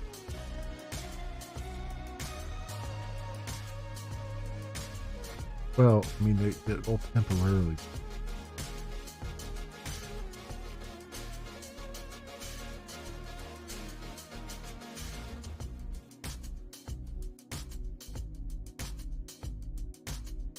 Yeah.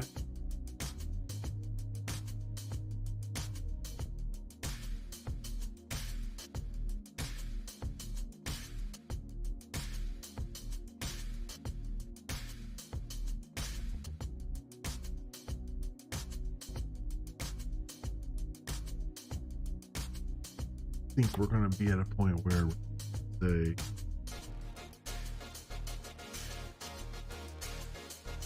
all your tags are going to go.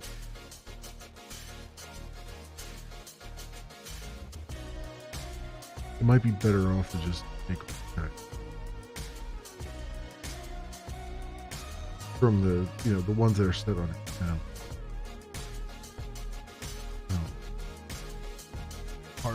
Hard one. You don't want to do that because that creates a lot of complaints. I mean, right. So.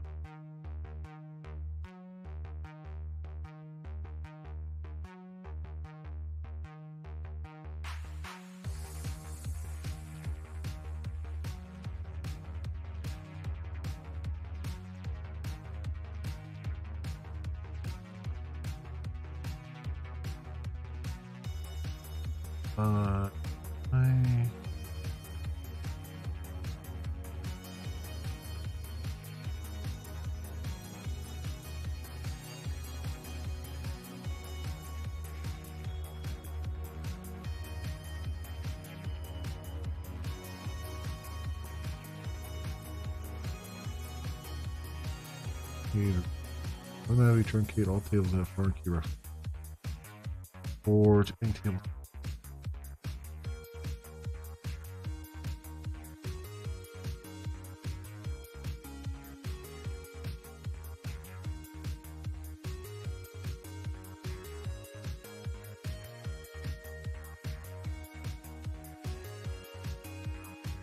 automatically truncate all tables of foreign key reference. Tables. So basically truncating the table.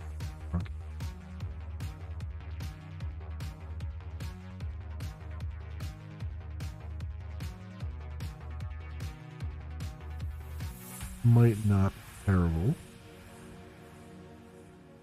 Hey, Lunar. Yep, this is some live Glimesh development. Yep.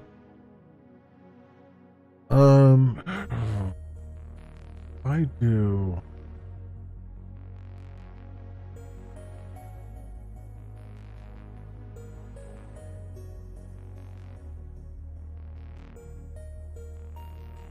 I mean, obviously I can make a backup copy of the table, but the problem is the backup copy will still be pointing at the other one.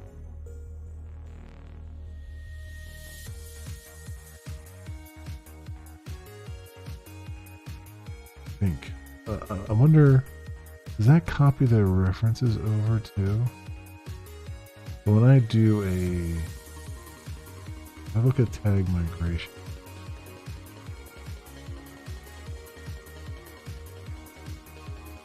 No, I don't think it copies the constraints, which is good because I don't want it to do that. So if I did a select star into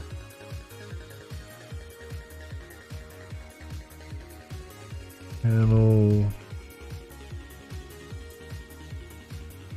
tags migration from channel tag, do that, and I look at channel tags migration. Good, yeah, it doesn't have any constraints, which is good. It just has the data, what I want. So what's wrong with the tags? So what's going on is we've had several complaints, which are completely valid. That whenever you change your category, we clear your tags. And we do that because the tags are tied to the category, even though you may have tags that are exactly the same in one category and the other. So there's been some talk on Building Glimesh about like what to do with that, like having permanent tags and all that stuff. And I feel like the best way I can deal with it is to simplify the tags that we have. So, in other words, instead of having tags tied to categories, I'm just going to remove all their references to categories and just have basically global tags. Then that way, when you switch between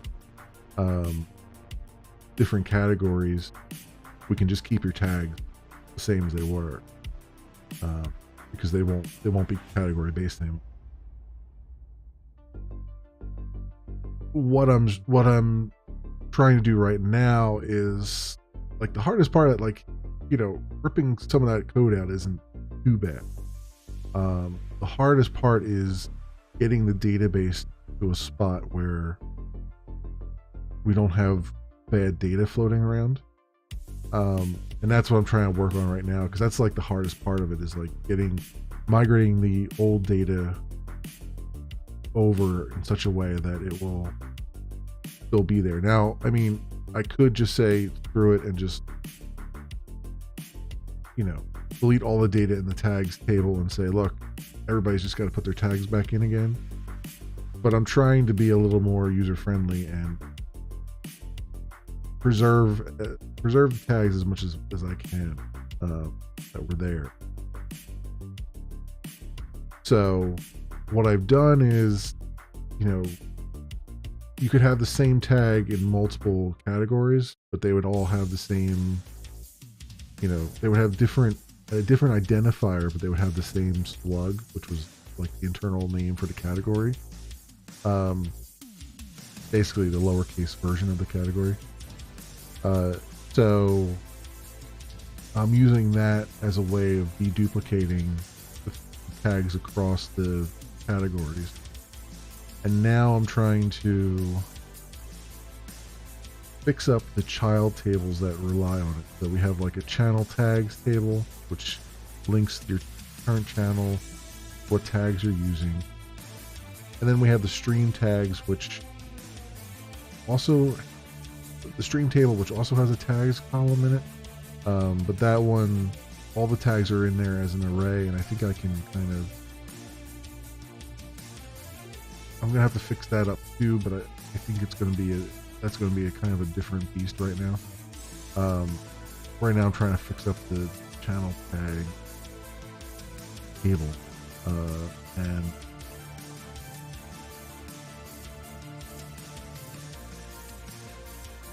that's why I'm copying data over to like temporary migration tables, and then truncating the tables that have references to it, and then going from there. So see what happens. That's what I'm trying to do. Camel casing tags would be nice if I'm deduping anyways. Well, the slug is what I'm basing it off of, and the slug is always lowercase. So that's what I've been basing it off of, because that's that way it doesn't matter what capitalization was in the original tag, it's there. But I get it. It's like, yeah, it would be nice to clean up some of the other ones to make them camel case, but I'm not I'm not gonna worry about it. That it's gonna be hard enough to just like make sure we don't lose anything in the process of doing this. It is. Oh, so if I do truncate table channel tag.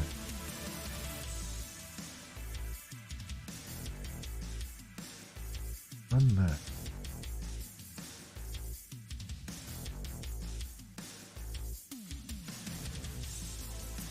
We do.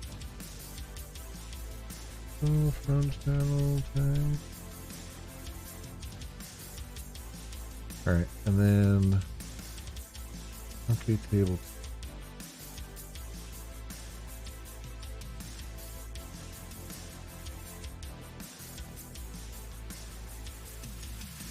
I guess I'll just do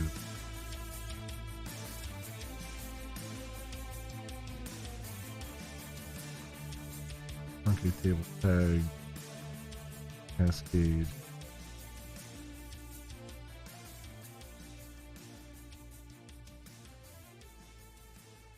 Okay, cascades table channel. Okay. So then insert back in tags from tag duration, that stuff that is duplicated.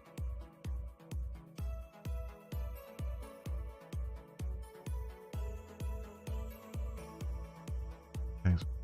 Right.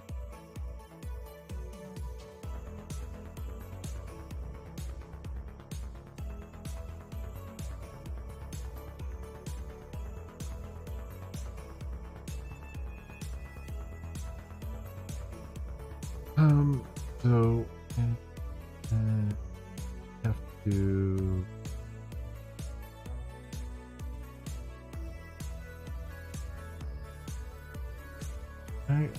so I have to insert to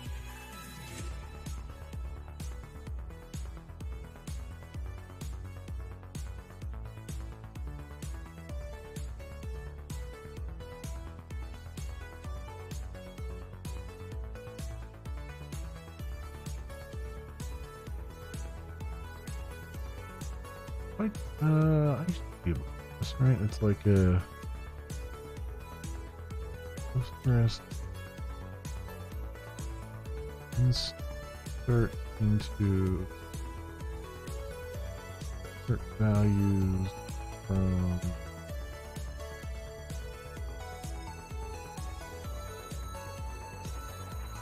kind of select.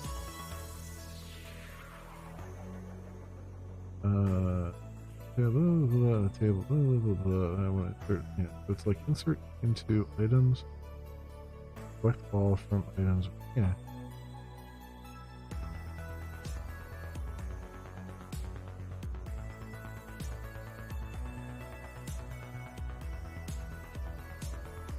Insert into select all from. A good shortcut. You can see list columns. Both table you're inserting to. Lunar, thanks for the follow. I appreciate it. There's no good shortcut. I insert into items ver. Okay. No, that's fine. Okay. That's what I thought. So I can do insert into tag name slug icon count usage inserted at updated at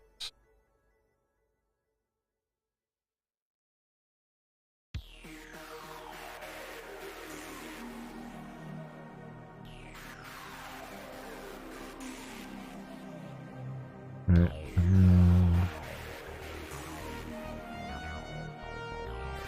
That should work. Right. 32 record.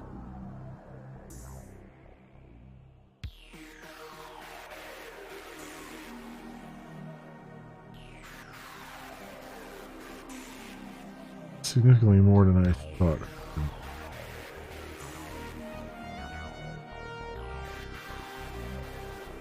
Make sure here. I should see no duplicate.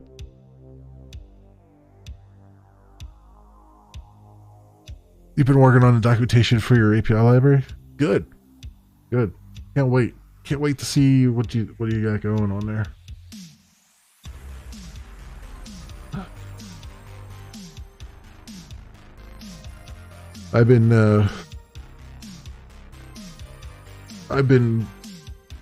I've kind of put the co-stream stuff aside for a little bit because it was sort of burning my brain out a little bit.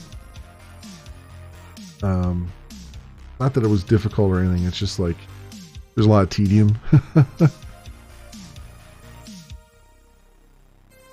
Been too long. Yeah, no, I get you. Yeah.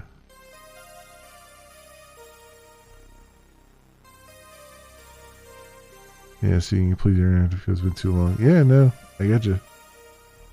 Yeah, it's definitely want to. I want to get back to the co-streaming stuff too. It's just I have to get a fresh run at it. I feel like I need to do a little bit of it. Like I've got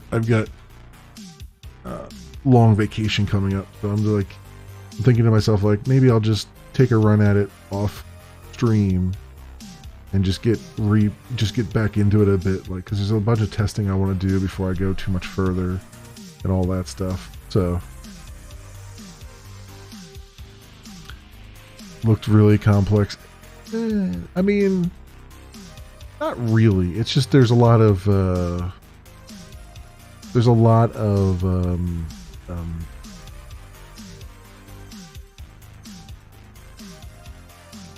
workflow, right?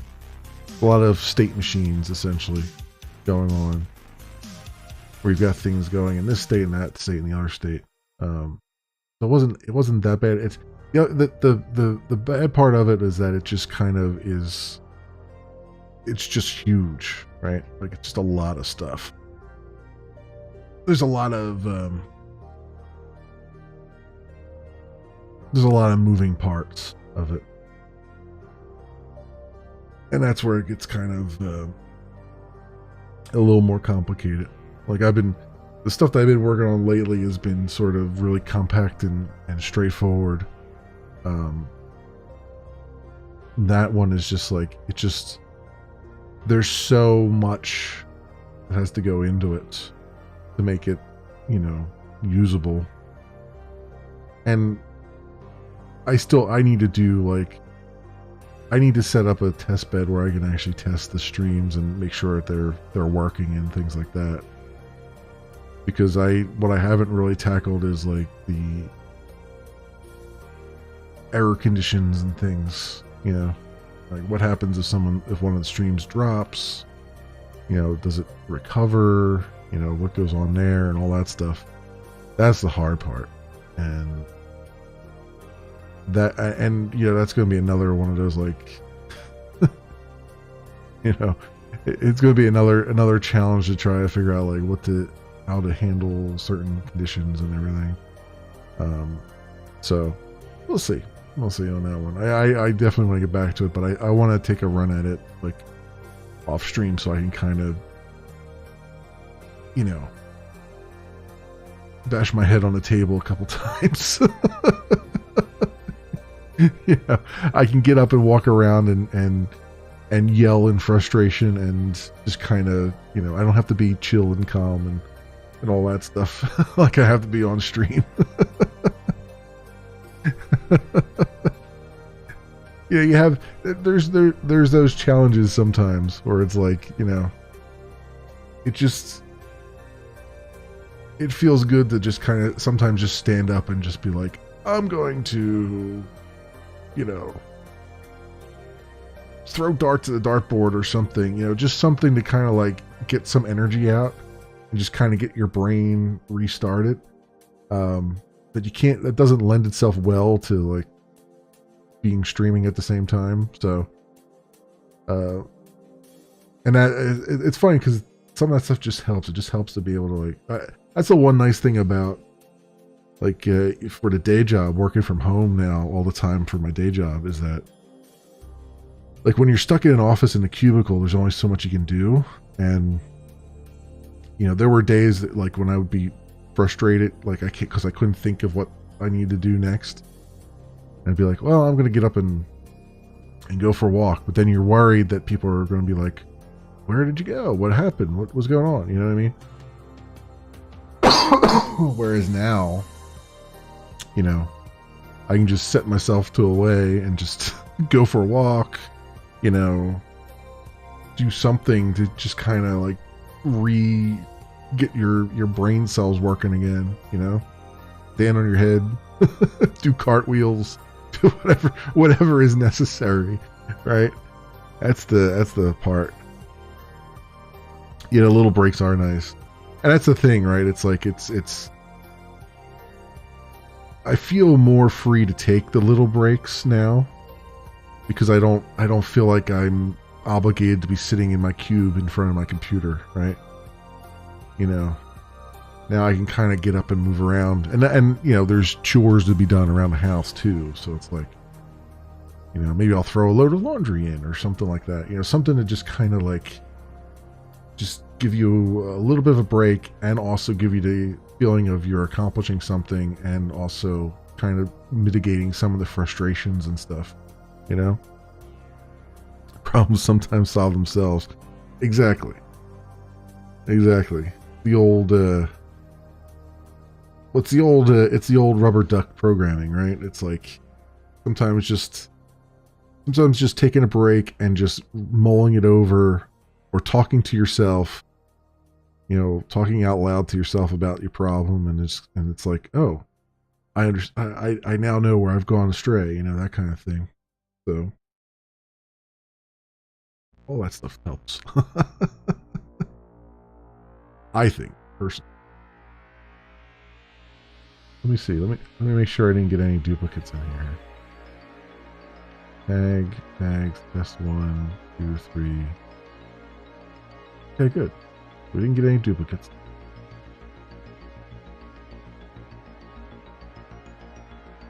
Which is fantastic. I don't know why some of these IDs are so high, but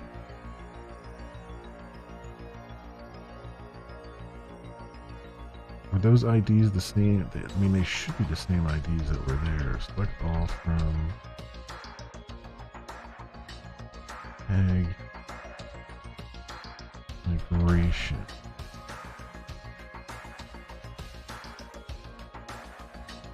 Yeah. Yeah, no, those IDs were there. Okay.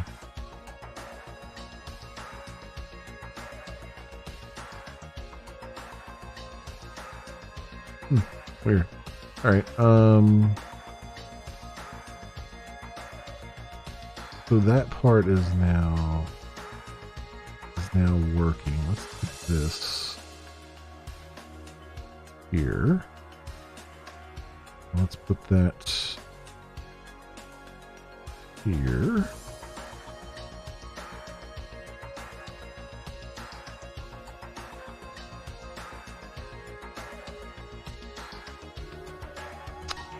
And let's say truncate table tags cascade. Right. And then we want to do create data migration. Create category or channel temp table into channel tag migration. Tag migration.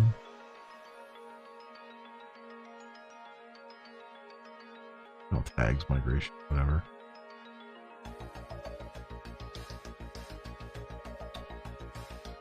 From channel tag. That was from channel tags.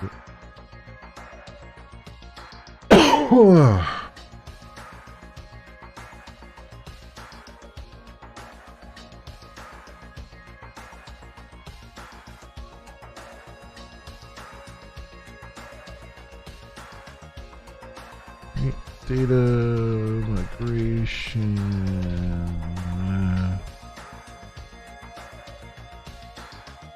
Channel temp table. Okay.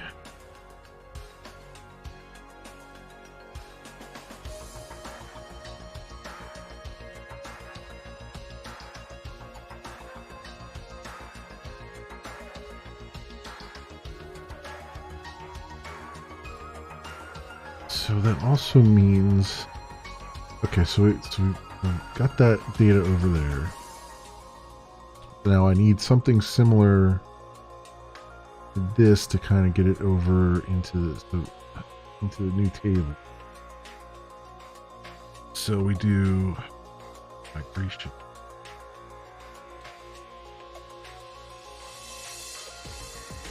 So it would be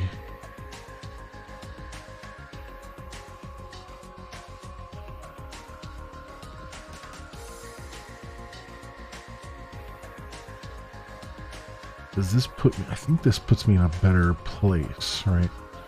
Because now I can say select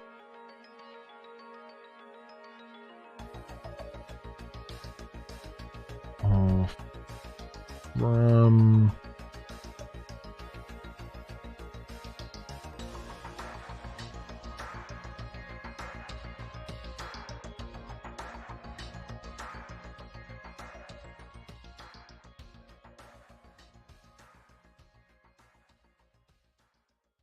what I want. Okay, yeah, this might actually work out better this way because I can look at the slugs.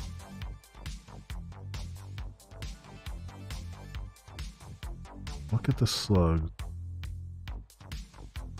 and then I think the first thing I need to do is is hit the restroom because I've been, as any programmer will tell you, you're mulling over something or like you keep putting it off, and eventually you just gotta take care of it. I am going to run to the restroom real fast, and I'll be back in like 2 minutes, friends.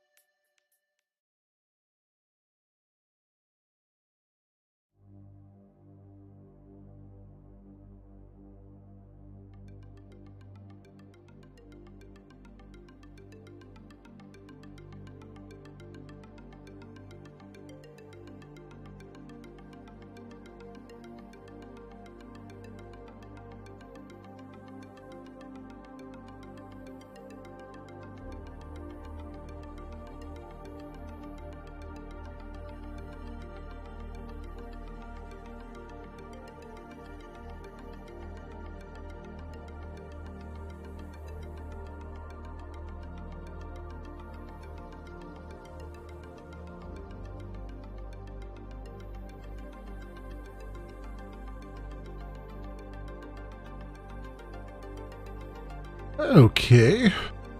I am back. Let's get back to what we're up to here. So, let's see. Yeah. This a little bit. You know, before I do that, let me just check on something.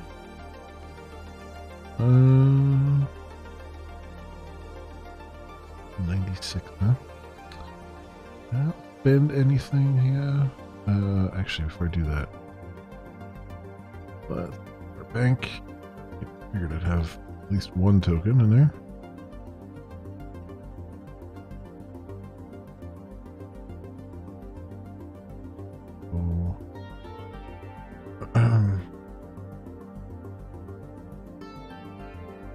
Can't boost those without using it. What is the what are the checkpoints here?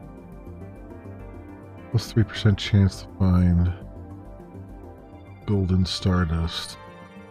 I mean, I got a ton of it. I'm kind of thinking I'd rather just get this stuff leveled up here. We're at on our skill level. E3? Yeah, that's what I'm thinking.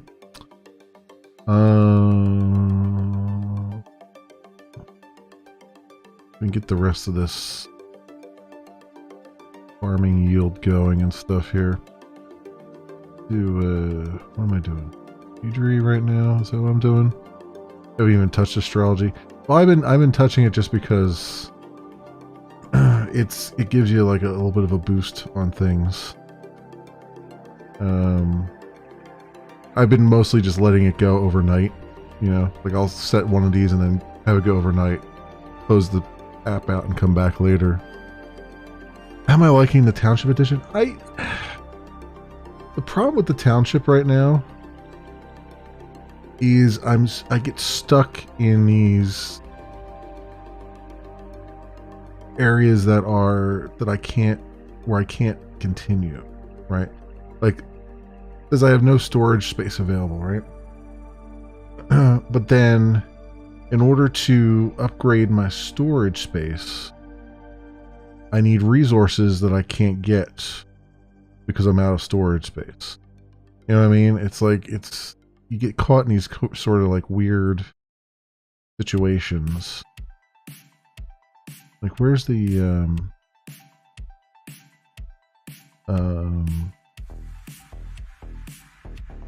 so I have upgrade warehouse. Can I upgrade that? No, it's telling me, no, see, I need a population of 500 to upgrade to a warehouse. I can upgrade this, but I can't upgrade to a cottage. But to build more houses, I guess. Plantation. Yeah. You can force gather resources. Yeah, it's kind of, I feel like one of those situations too. Like there's a like a managed storage here where you can just like toss things out, which just seems wasteful. I need to get to like a 500 population. I'm at 392, so I guess I should probably just build more. Oh, see, this is the problem. I don't have logs to build like the basic shelters and stuff. And I can't get them to give me more logs because I'm out of storage space. Which is just infuriating. You know what I mean? And it's so easy to get caught in these scenarios without even realizing you're going to get caught in the scenarios. This is Melvor Idol. Is what this is. I don't know if the township stuff was in the base game, right? It's not part of the Throne of the Herald expansion, I don't think. But I have the expansion on it too, so yeah. It's like and the trader. I don't know if I can buy the logs from the trader. Like, I don't know if there's a way to get these logs without. And even then, I don't have any storage space, so I don't know what. I've got it marked as like the highest priority thing to do, and it's not like I can burn off some ticks here, and it's not going to do a thing. What do we have in storage anyway? Resource cap. Like I could put caps on stuff, but it's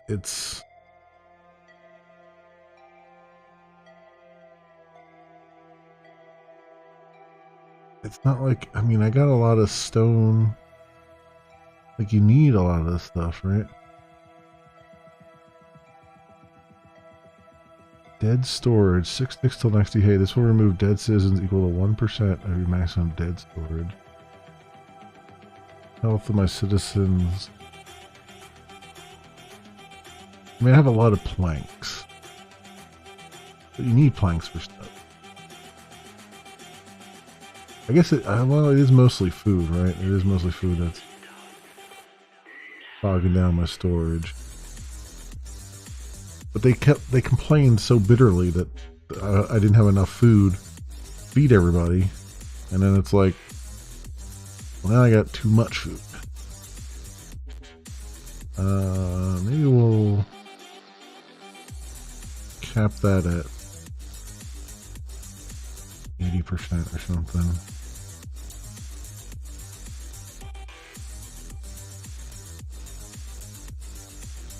Yeet resources. I guess we'll have to yeet some resources. 100,000 food. Yeet it.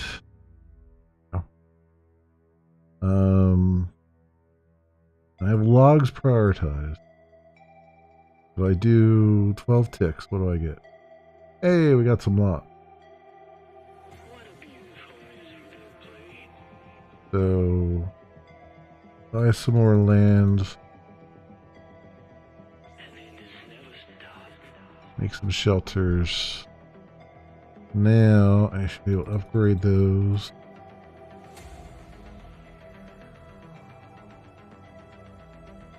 Several times. Okay. I get to 472. Not quite 500 yet. So let's do build. And there. And down. Breed. Don't have enough wood anymore. Do 12 more ticks, I guess. There you go.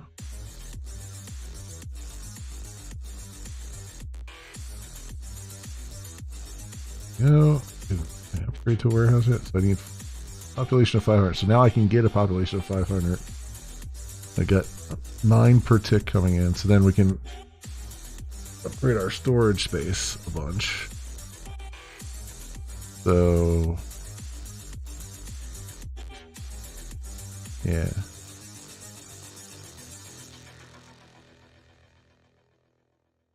What's the didn't they had yeah, tasks here. Because I haven't done any of these tasks. I mean, I did all the training tasks. I haven't completed any of these other ones yet, huh? Okay.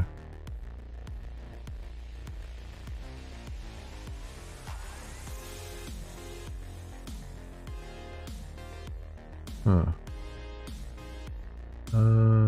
Township citizen food usage. Farmers market. So then it's just do this. 12 more ticks. There we go. Now it's like your food production's in the negatives. Like, well, yeah, whatever. I can upgrade my storehouse now. I just need more stone.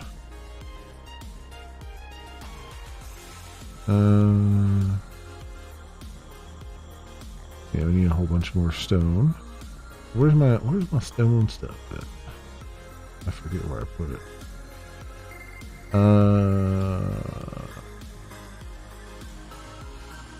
It's in the mountains, isn't it? Yeah. Miner's field. So I just need to We have a miner's pit. 2833. So if I can build more miner's pits here.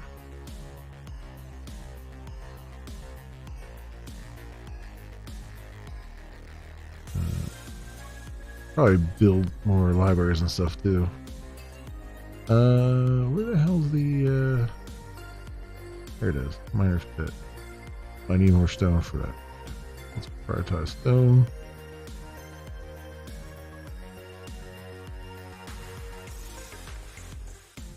Go. And then upgrade these as much as I can.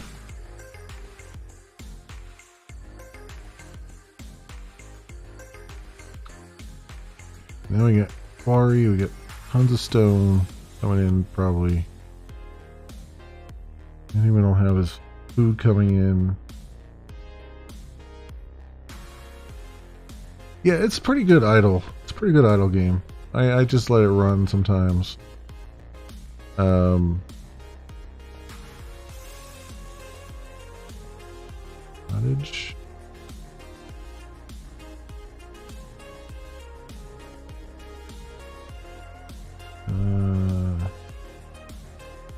Warehouse.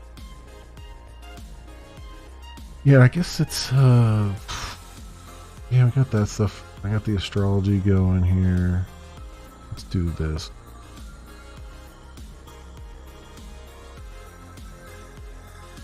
Get up to 98. East.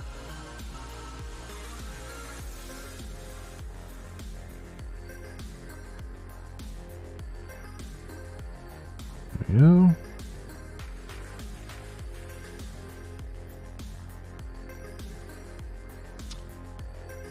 Tokens in bank. That's up to 98. Get to 99 and we can just get rid of some of this crap. Where's the other?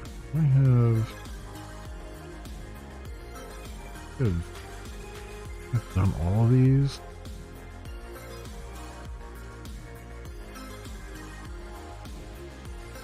Eating skill, agility.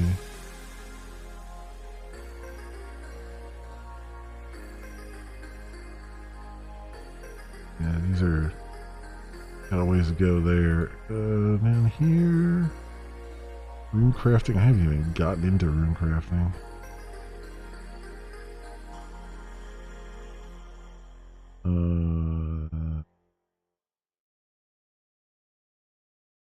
Player coins, sure.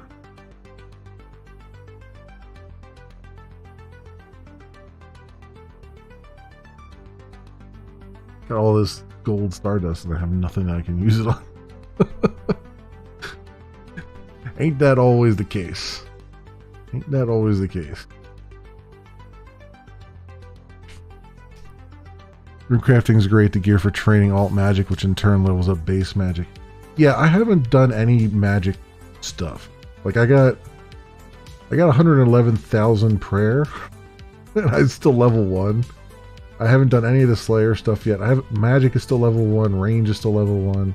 I've been doing mostly just hand-to-hand combat stuff, and probably high enough level now that I could do a couple more dungeons. Like I've done, the last one I did was,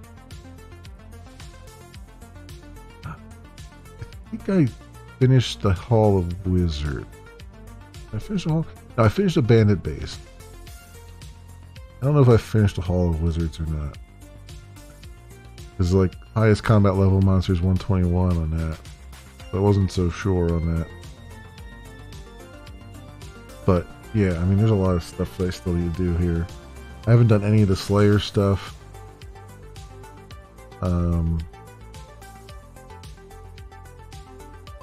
Probably grind some of the combat areas too. Just get some more levels at some point. But what I've been trying to do is, like I'm all decked out in, which one is it? I'm all decked out in dragon gear. So I did what I needed to do with that, and I've got a cape as well, give you extra XP. My mining's at 99, and my smithing's at 99, which I still gotta get to 100 for some of the newer stuff, for the DLC stuff. I wanted to get my agility up a little bit more. Is that 70 right now? What was the other obstacle here? There's another one. Rune crafting. I need mined rune for that. But we got mud dive. So this minus 4% damage reduction. I assume that's you need Slayer coins for that, and you need Mithril bar. Like these negative, see the farming yields, like that's a negative. Total skill XP is a negative. The damage reduction, I assume, is a negative against me, not incoming, because otherwise it would be green, right? Maximum hit points, rune crafting mastery. So some of that stuff there. I like to probably have them do some agility stuff for bits. I haven't done summoning. I haven't quite. I don't quite understand the summoning. It's like you discover marks and then you create familiar tablets, but then you need these summoning shards, which is the only thing you can. The only way you can get them is by buying them, I think, gold. And then you get these familiars. This part I don't quite like. I get that you have familiars and stuff, but then they're charged or something. I don't. That one I haven't quite figured out. And the herb stuff is just a pain in the neck to get through. You need all these bird nests and stuff. So I've been doing all kinds of wood cutting and things because there were upgrades in the shop that needed wood, like the iridium pot needs hornbeam logs and you need redwood logs for the cooking fire, things like that. And then at some point I want to get the level 80 in fishing. We're only at 70 here. There's a lot of stuff. But yeah, is what it is. We'll leave the astrology going for now because that's almost to 99. It's almost to level 84 as well.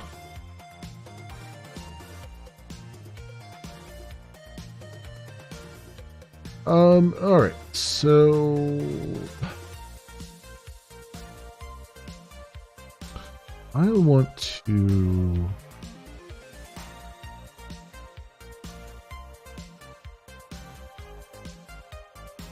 select all from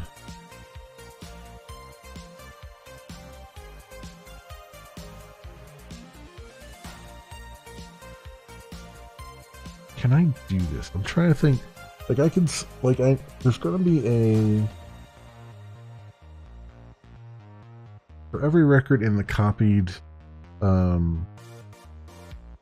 channel tags migration table, there's going to be a record in the tag migration table.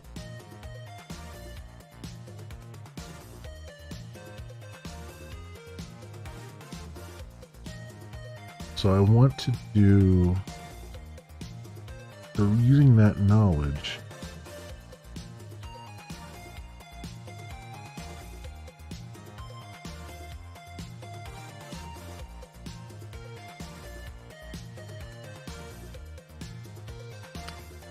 I can grab the IDs of the slug that most likely match. Let me see. So if I select all from channel tags migration, inner join, tag migration on, so CTM CTM tag ID equals TM ID, right? I do that. Let's just run that for a second. Gives me those two tables joined together. Correct.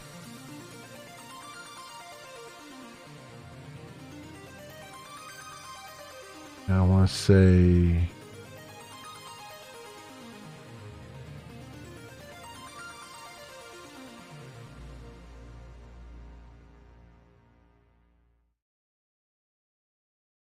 that's an idea. I think I had an idea here. So all I care about is that the tags that you had selected remain selected. So with that being the case, joining the channel tags migration to the tag migration table, all I care about is that the slugs that you had selected appear in the new channel tags table.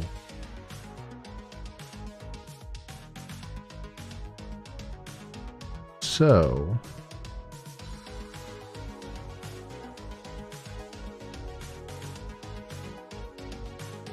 and I'm building a channel tags table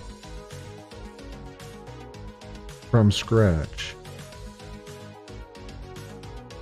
So with that being in mind, if I say where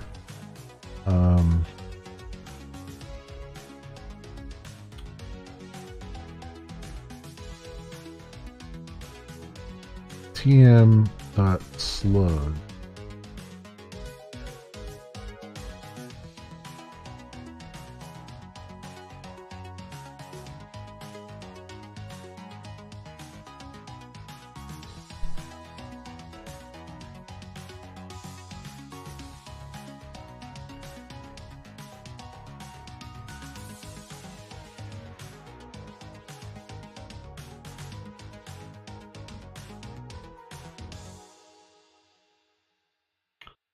okay, tm.slug in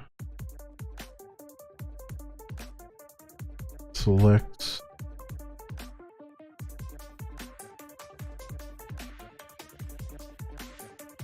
slug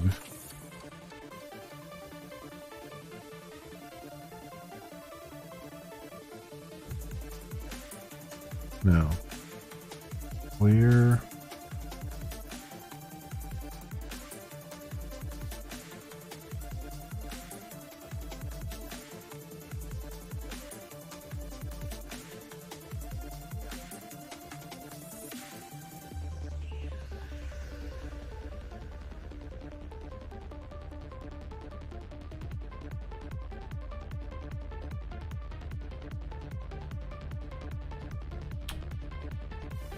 select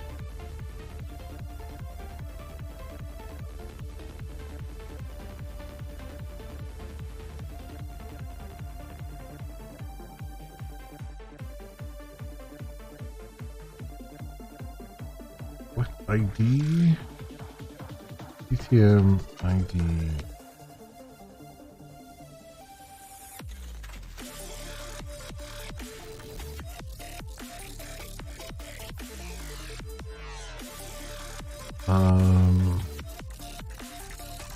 What else? Select all from channel tags migration.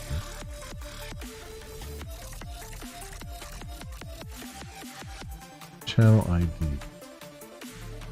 tm.channel ID.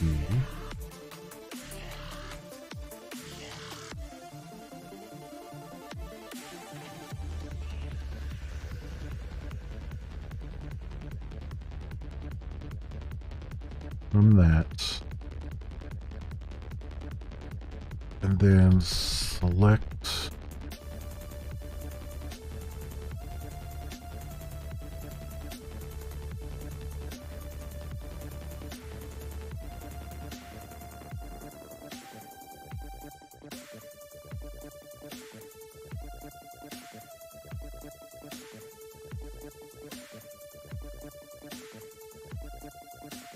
I don't know if this will work. btm.id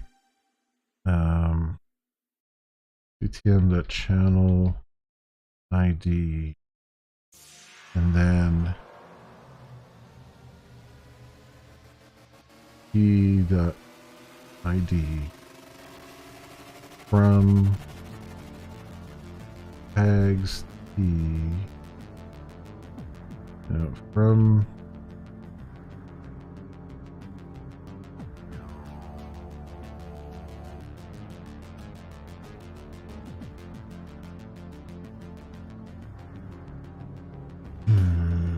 from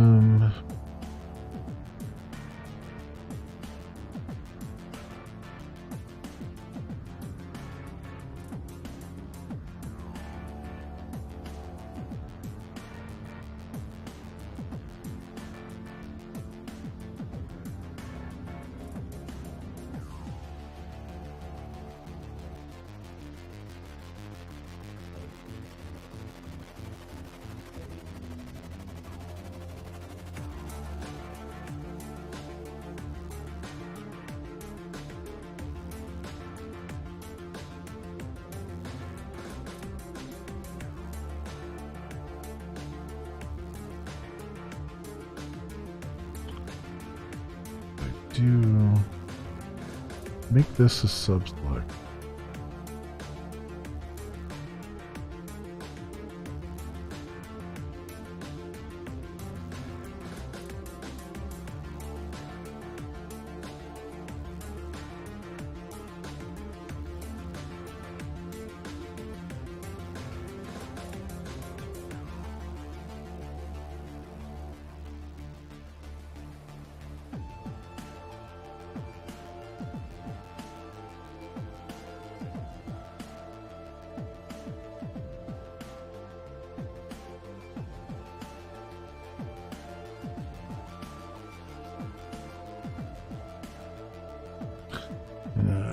I don't, this doesn't, I don't think it's gonna make any sense here.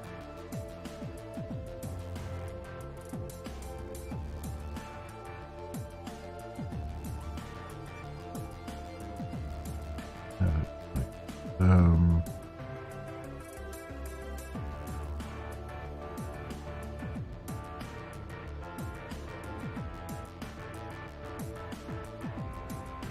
and enter.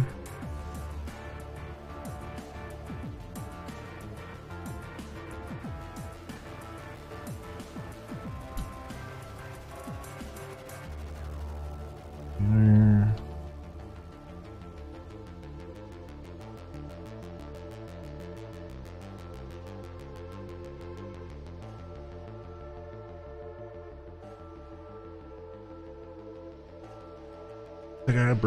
I gotta bring it back in the inner select. I've never adhered to the idea of transhumanism, yet I do believe that the singularity is coming, I don't, and that what will happen then will be truly dramatic and spectacular. I Yeah, don't it's see bang it ID, as some TM, bang ID. phase, a It's- transformation of humanity. Rather, I see it as its end. It is possible that some humans will either be uploaded into machines, genetically modified or augmented with nanotechnology. So beware. But it will be an anecdotal event when compared to something as dramatic as the creation of an artificial intelligence. If human beings are uploaded or augmented, I don't think it's appropriate to call them human anymore. They will be something else, something new.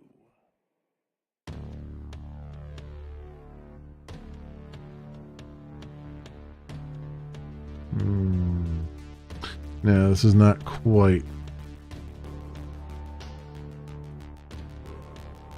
I feel like I'm on the right path, but I'm missing an important piece here. If I join, if I do,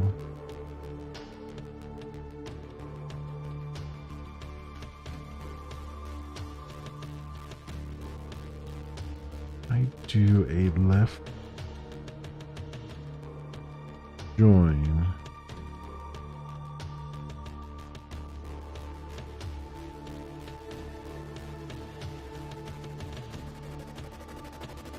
Now, if I do a join on slug, I do inner join tags on pm.slug equals tags slug, because slug is going to be it's going to be unique now.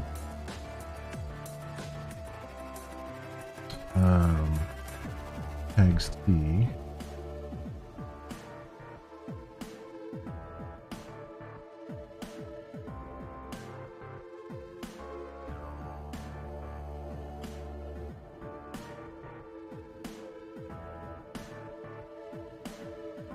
And do channel ID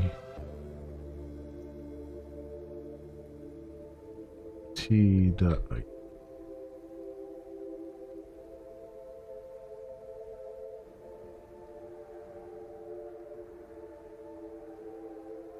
Let me think for just for a second. Channel tags migration. We're jumping from that to tag migration on the tag ID, which is correct. And then we're jumping from tag migration to the new tags table based on the slug, which is going to be unique. And then from that, we're pulling the ID of that forward. So this should then be building invalid reference in firm clause entry.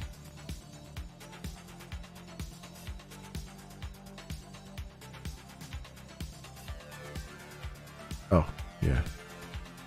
I meant to take t.slug. Yep.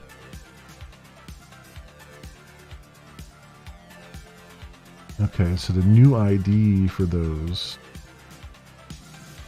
13, 19.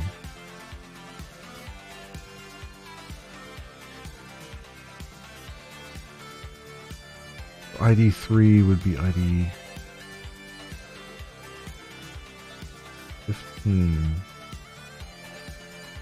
for tag ID. So let me do, so if I do ETM tag ID as old, t.id as new, I can do a comparison here, right? Yeah. Yeah. All right, Mytho. Thanks for dropping by and have fun. Yeah, okay, so that's where. So it went from the old was 12 to 15. So 12 was ID 3. ID 3 was tag ID 12, which is all from tag migration. Tag ID 12 was test 1.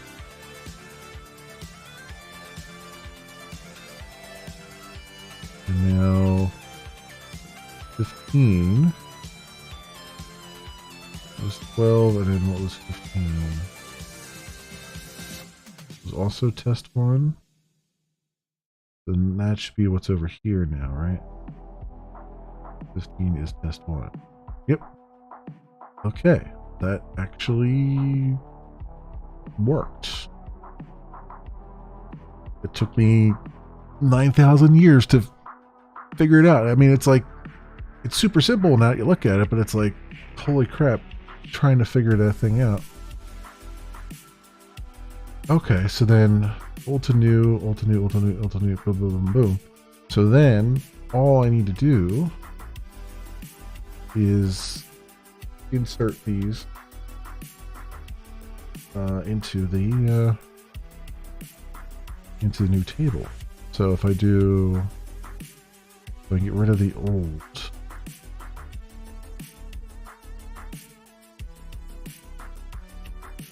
right, and then we just say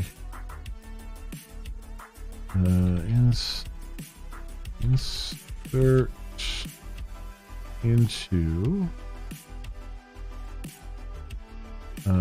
channel tags ID, channel ID, tag ID.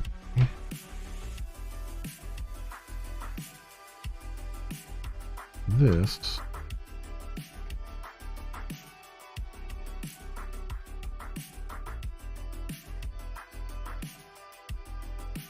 records. The channel tags migration had how many records? 18 records. Fantastic. Now channel tags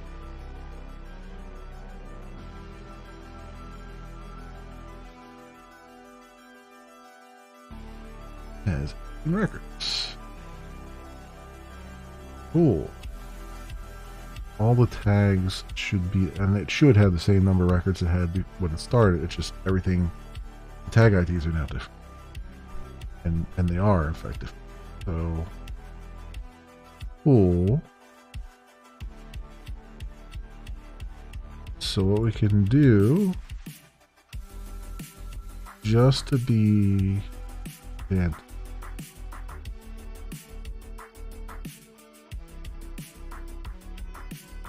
I can do a diff here, right? Where's the diff?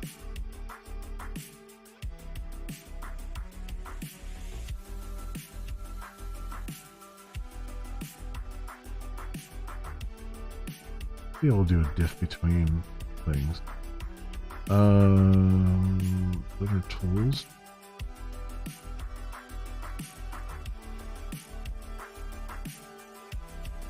Compare tool. Yeah, here we go. Data compare.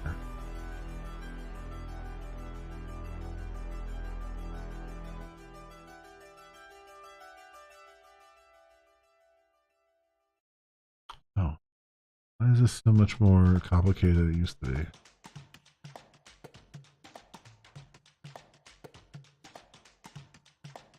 Oh, results compare. That's what.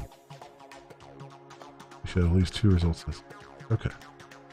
So here's what we're gonna do: select, select star from.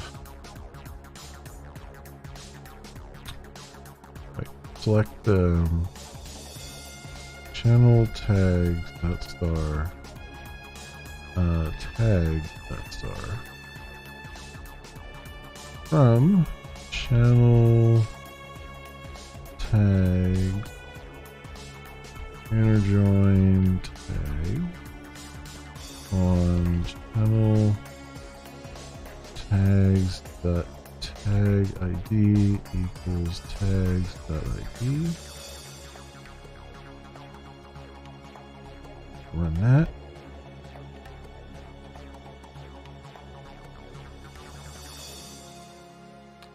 Good. That all matches up. Pin that result.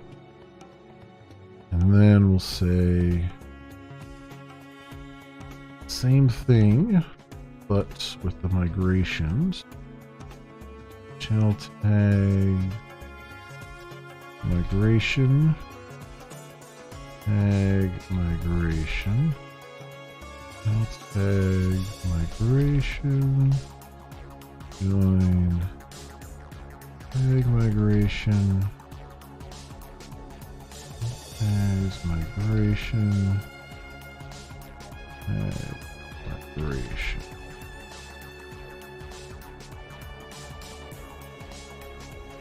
There we go.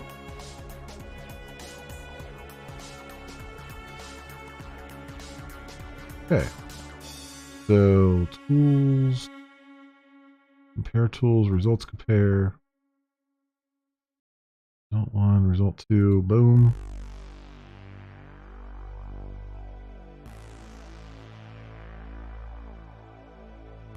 I think it's the category IDs on that.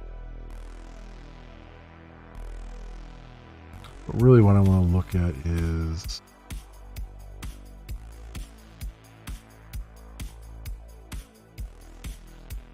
the identifier. But what I want to look at is the we're getting there.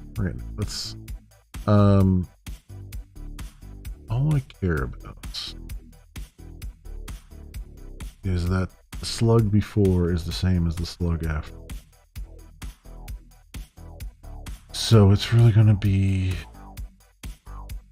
select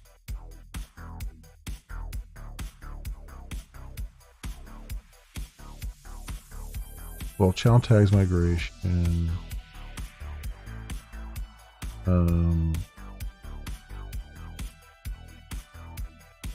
ID, channel tags migration, channel ID, and then tag migration slug, right?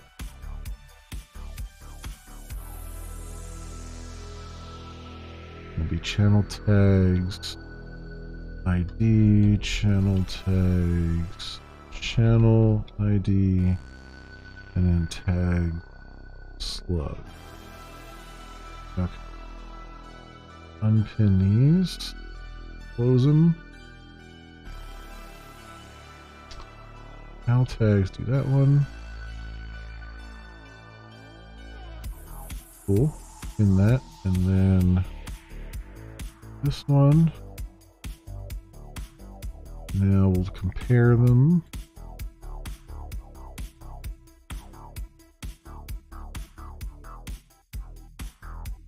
And they are identical. Yes. That is a confirmation that I did it correctly somehow, some way. So the ultimate thing is that the tags are identical. The IDs are different, but the tags themselves are identical, so the users wouldn't see any difference if assuming this query works properly, which it looks like it is. Okay. Good stuff. Good stuff there. Okay, so we just take this guy. Take that. And we say move merge tag data, move and merge channel tag data.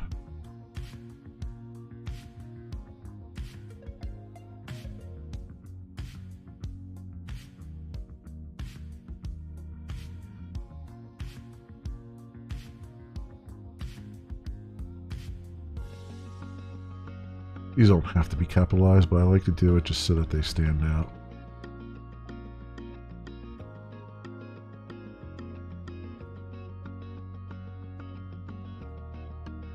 They're a little bit easier to read,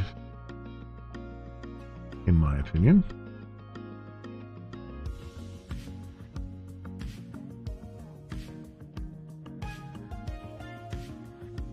There's probably a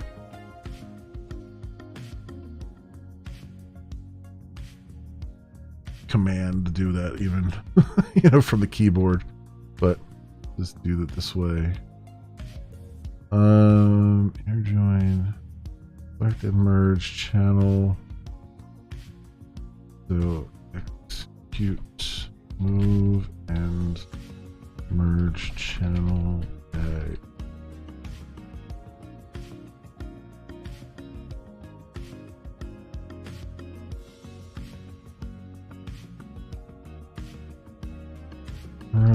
Data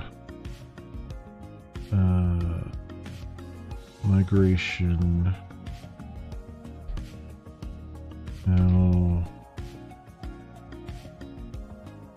table.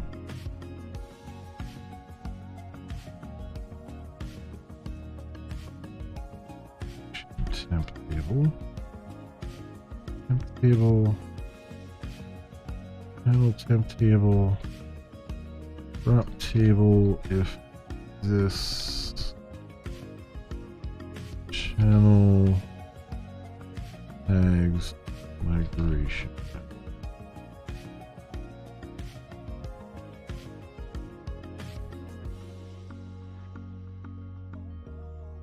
Okay. Actually, I like this because it's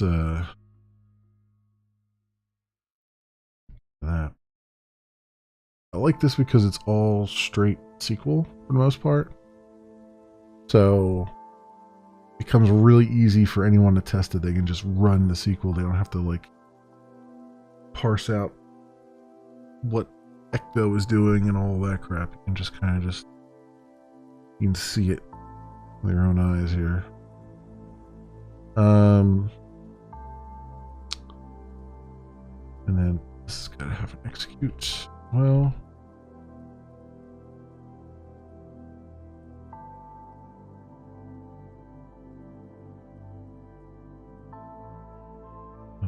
table.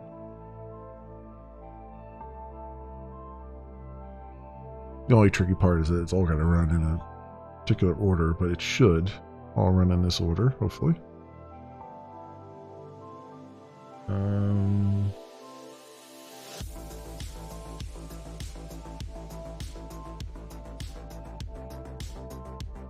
So then the only thing we have to fix up now is the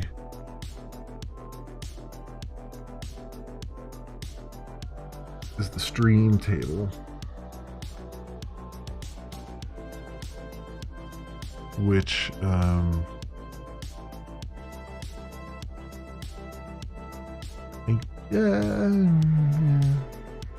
guess it's not as big a deal to fix that up. I guess it's not as important to fix that up. It is and it isn't. It's important as far as like my recent tags go. But I think as part of this, I'm going to remove the recent tags for the tag section because it's redundant at that point. Like your tags will always stick around, so you don't need to re-up them. I'll just leave the recent tags for like the subcategories, but not for the tag cloud itself.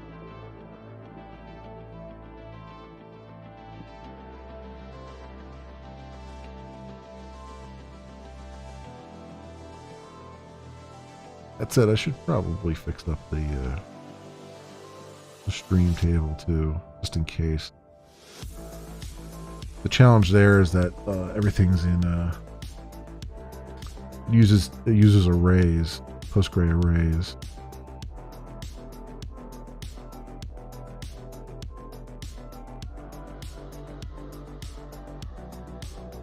So it would have to it would be basically the same. It would be the same select query here.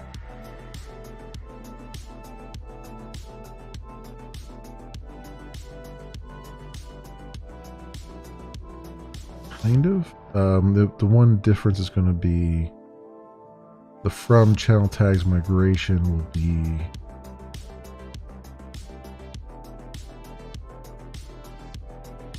different.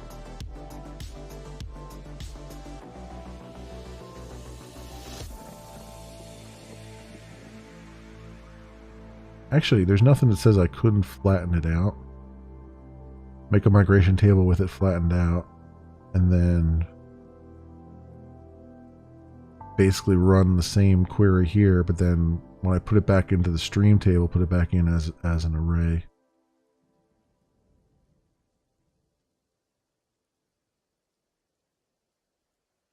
Assuming I have to do that.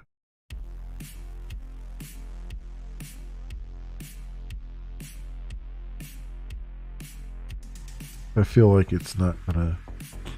I feel like it's not going to. It probably won't matter because there's a bunch of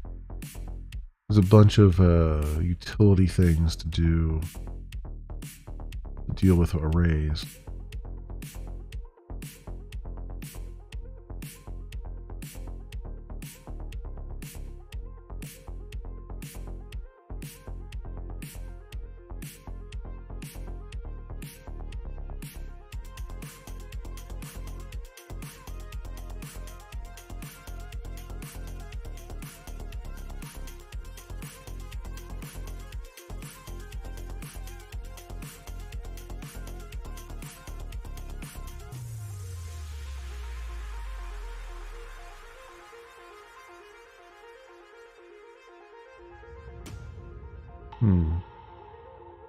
If let me think here.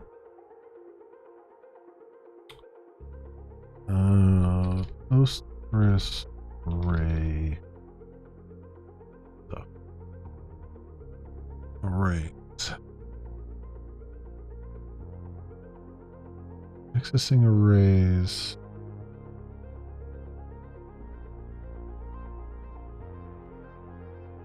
Okay.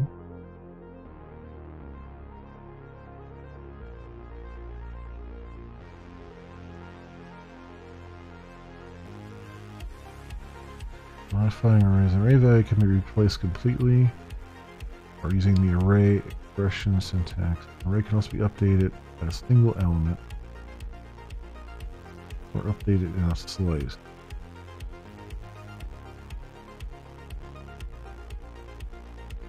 New array values can also be constructed using concatenation operator.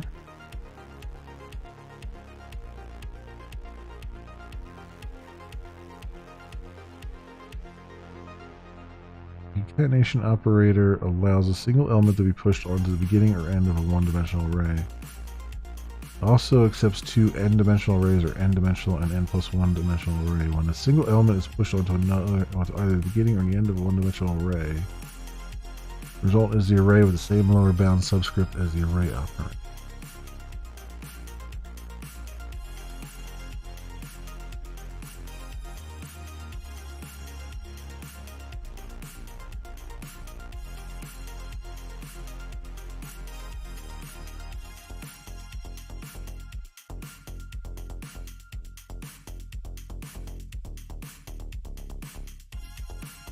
Oh.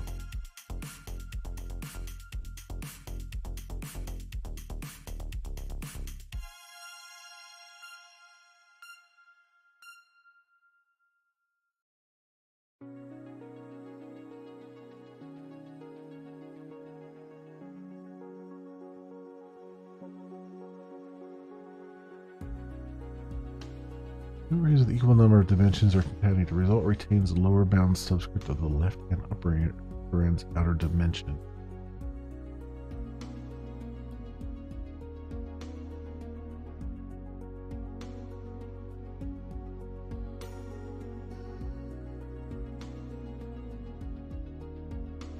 Oh, if it's a multi-dimensional. Okay. I see what it's saying there. It's a 5 items by 2. Yeah. Okay.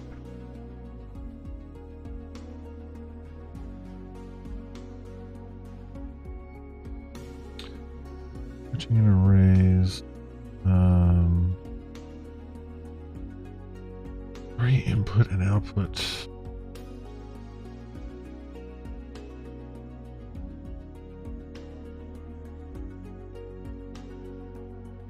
How do you join arrays?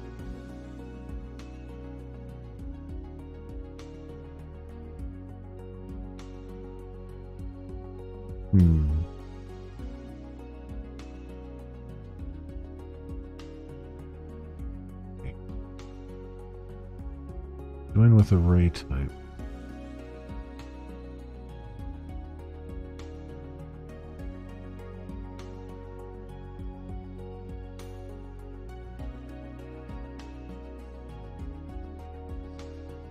Very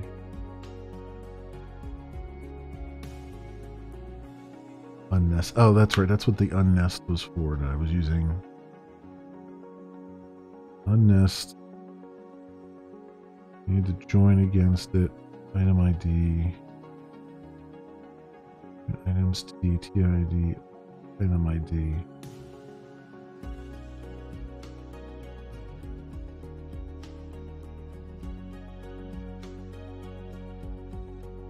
Select B star A item ID from select unnest.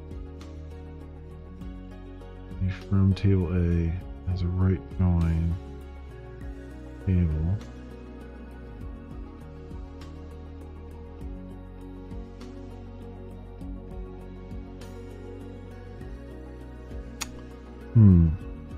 Okay.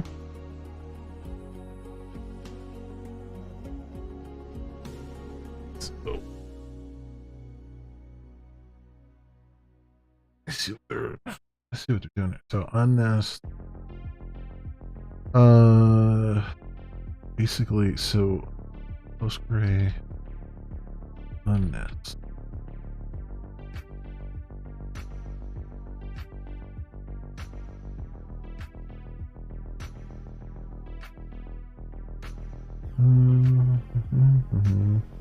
Bringing the array into a set of values, or converting the array into a structure of rows.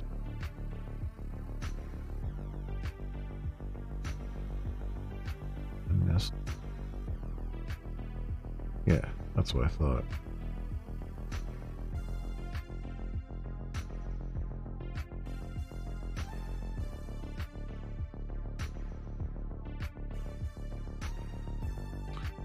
Before blah blah blah as data ID name age. Yeah. Okay. All right. So then do select all from streams.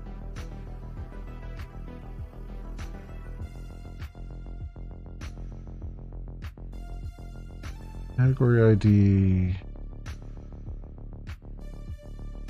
and category tag. That's the one I want. Category tag. That's the array.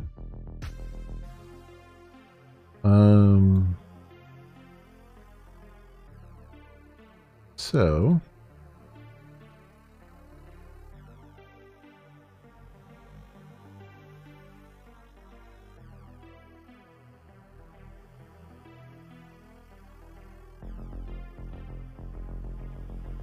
I think the first thing is to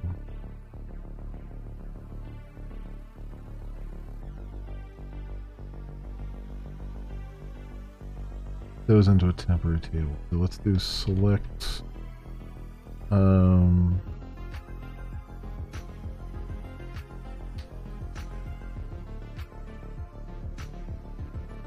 select ID and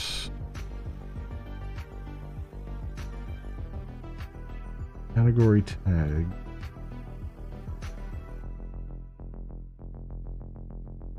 I wonder if I can.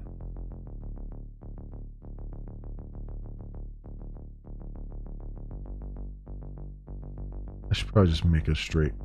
I was thinking to myself, like, I could unnest it right away and then change them that way and then re-nest them. Can you re-nest? Well, you probably can, right?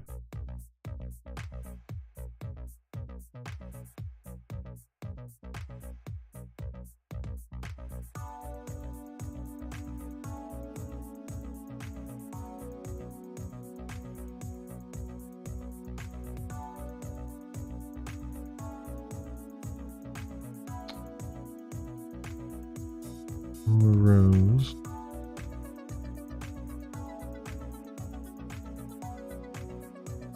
Column. Select array.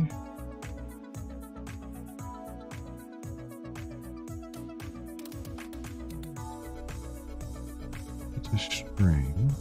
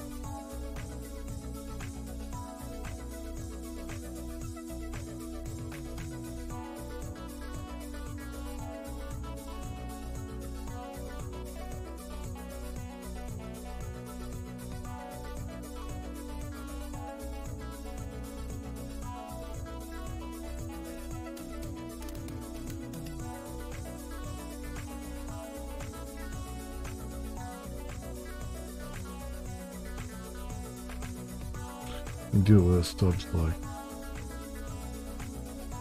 okay. What if I did select ID, unnest,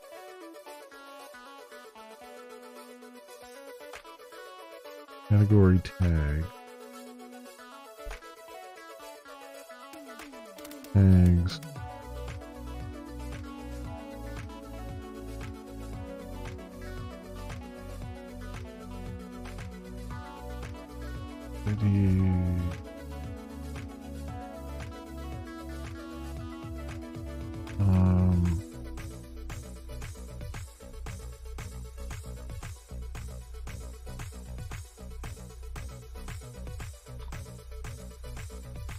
yeah.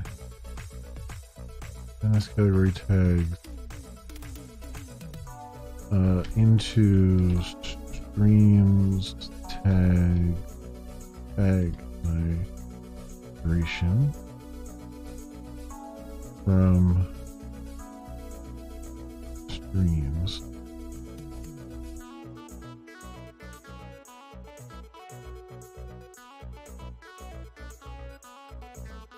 Select all from streams tag migration.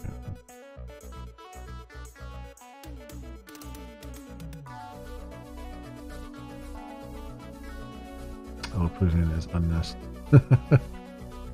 That's fine. It's just a as category tag.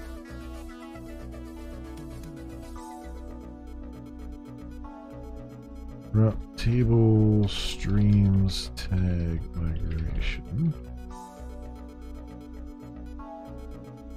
That. This. Yeah, so that's category tags. And then it just becomes basically the same thing that I already did.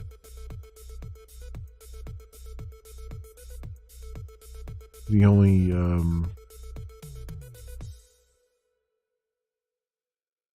only difference is that I have to put them back into an array when I put them back in the streams table.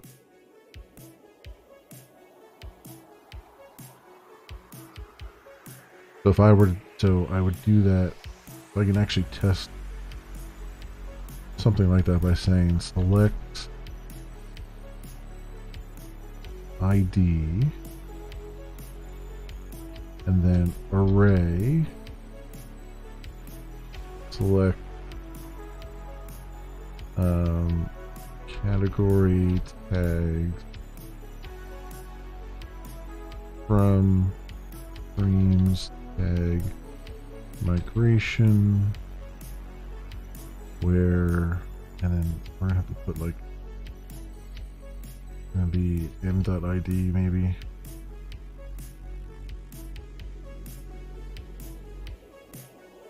Where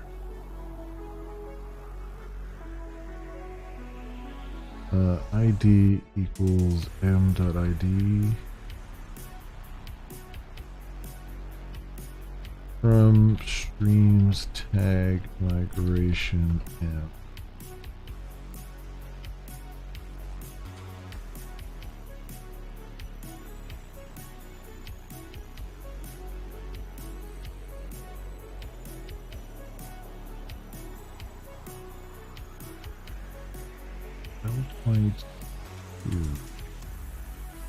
Were they all 1222?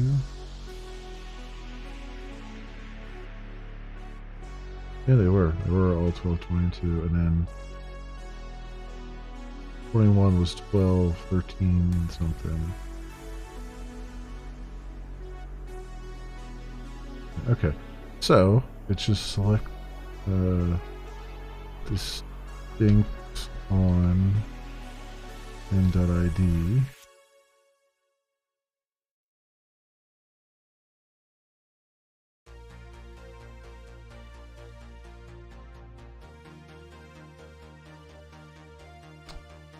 You know what it started with? Why did 17 come back first? 17 was 6 and 7.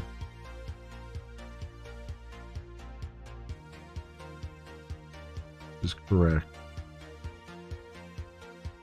22, 33, 34, okay. Okay, so that puts them all back into their array, and then that would be, would just update. Ooh, you do, I do a bulk update like that. Update from, or update streams.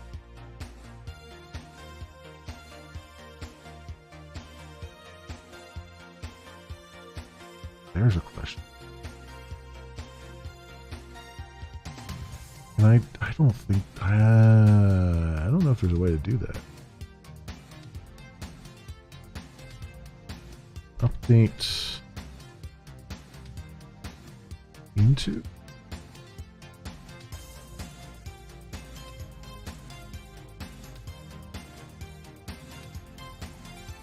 update from select.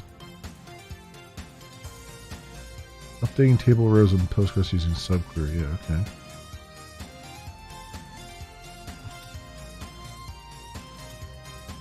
Update.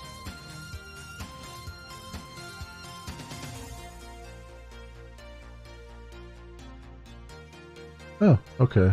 That's just, you're just aliasing the subquery.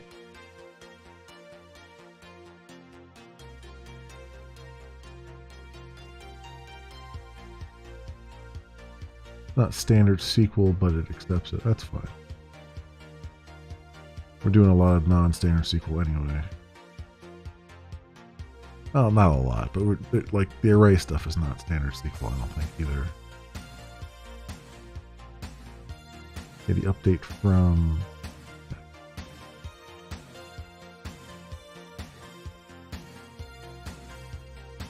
Okay, cool. I was.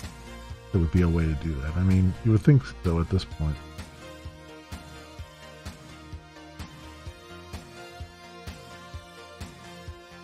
And where the ID is that, and all we're really doing is setting the one thing. Okay, cool. So that works. Then I just need to integrate this. Use tag migration from streams. I did that. But let's get this into the thing here. We have that. That in the migration here.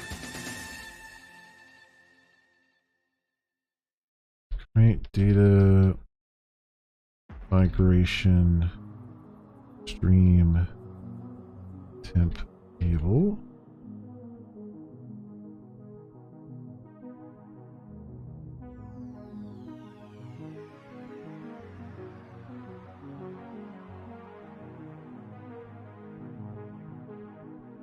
So we'll do select as into from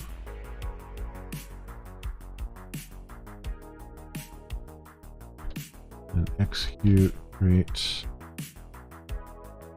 data migration stream temp table. Okay.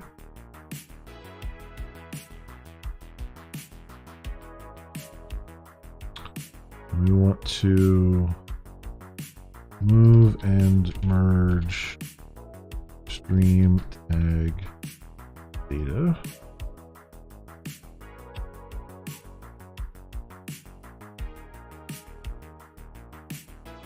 Go. Do that for a moment over here. So I need to take this, well, some of this. So select that kind of.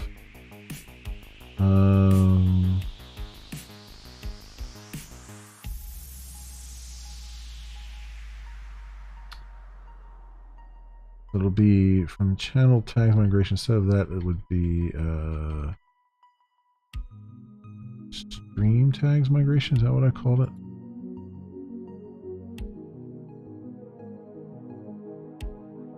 Streams tag migration.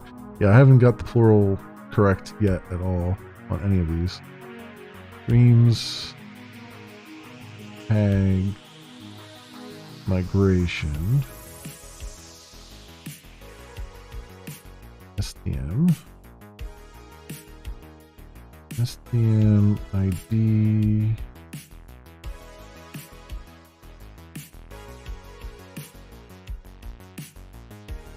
Inner join tag migration TM.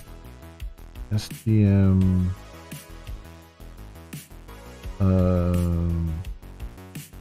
Category tags equals TM ID. Inner join tags T on TM and T. That's correct. So we select against that. Select against that. That gets us the stuff back.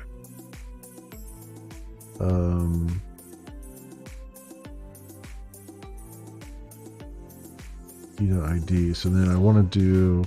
I gotta integrate the other things. So select distinct on STM ID,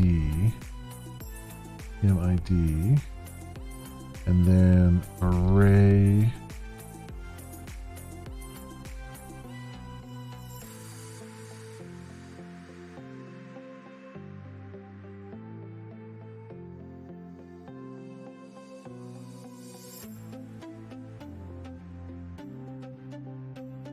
No, here we go.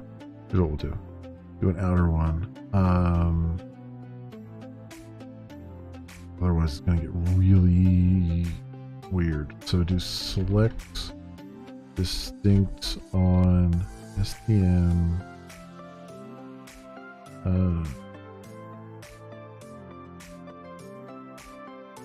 STM inner ID.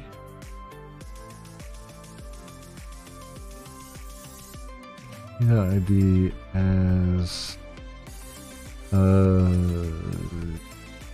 category tag.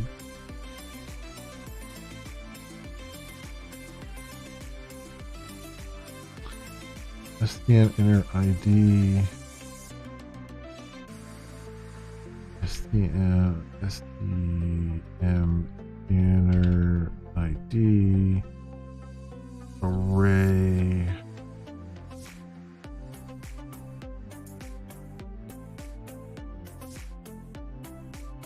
of this,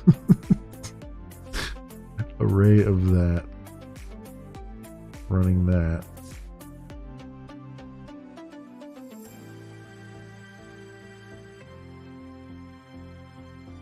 That's how's that gonna work? I guess that work.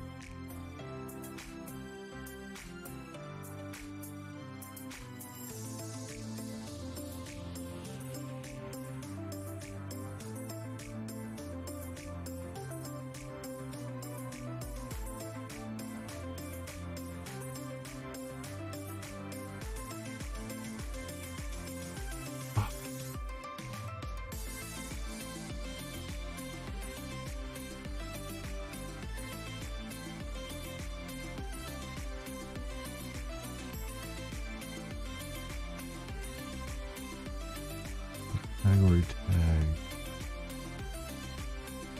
No, this is gotta be a different thing. This has gotta be from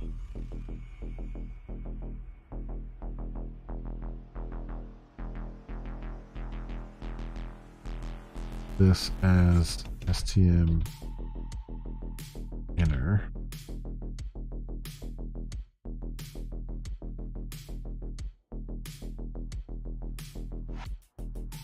And then it's gonna be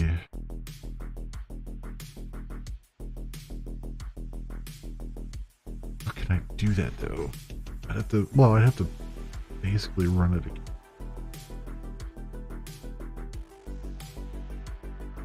Which should be okay.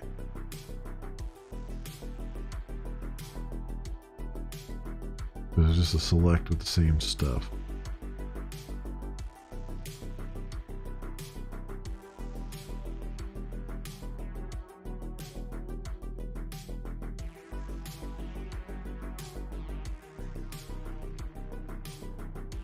Or maybe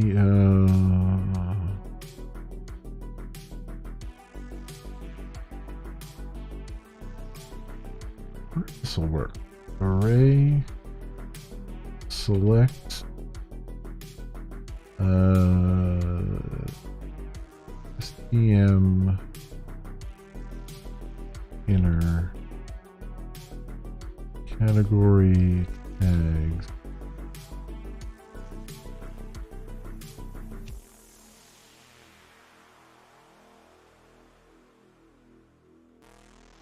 From STM inner where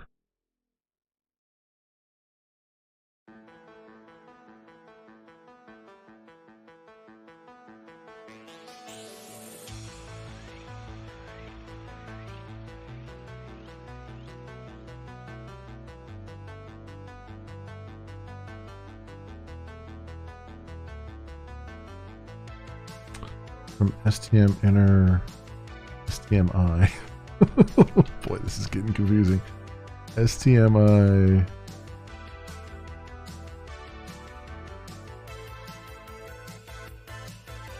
dot ID equals STM inner dot ID.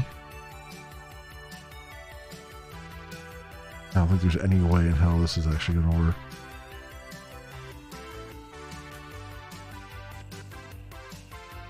Yeah, STM inner doesn't exist. I figured it was going to say that because it's got to do it's got to do the nested.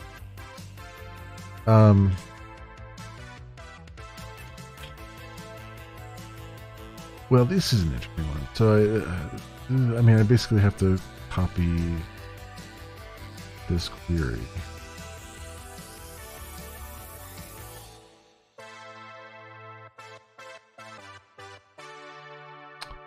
So array select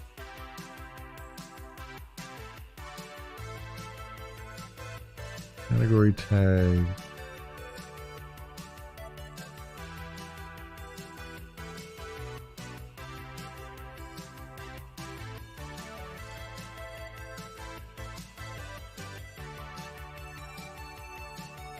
from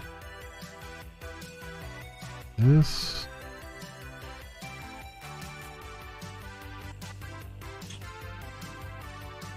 So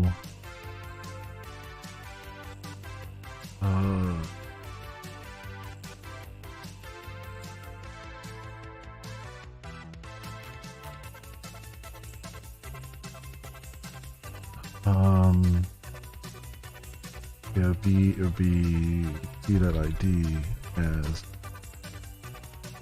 category tag.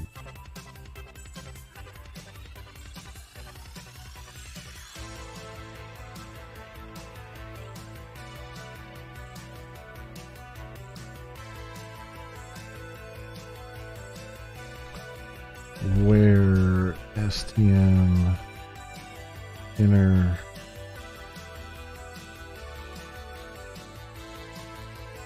.id equals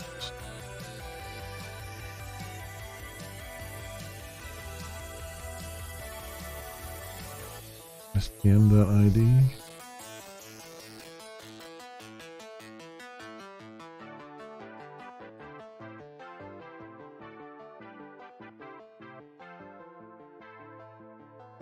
Holy shit, that worked. I don't know how that worked, but it seems like it worked. 1521.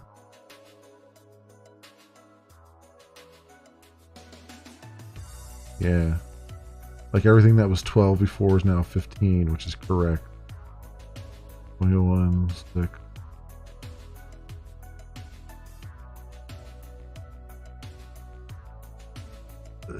It's hard for me to be able to, I don't know.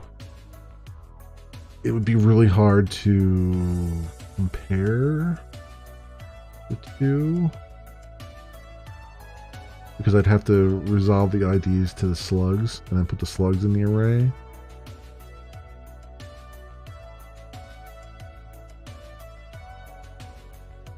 Is it really that hard? Me? But even like eyeballing it, it looks like it looks like it's correct.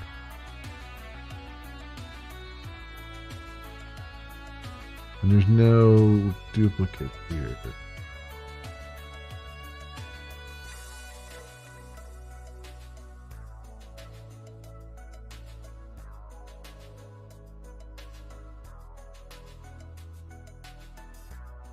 So, and we're talking about the stream table, which isn't that. I mean, it'll be an ID. It may not be exactly the right tag, but I think it should be the right tag. We're doing it on slug here, and this worked in the other instance. So,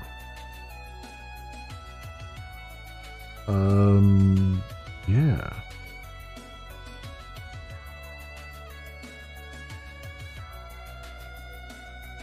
So then what I do here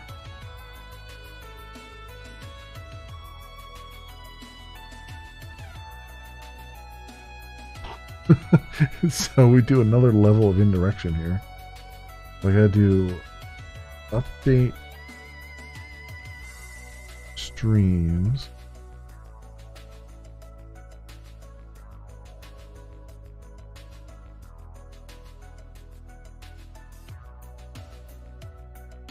That's category tags equal to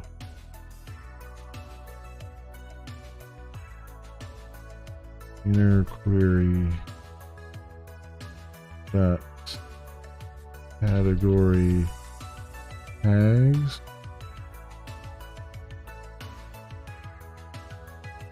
from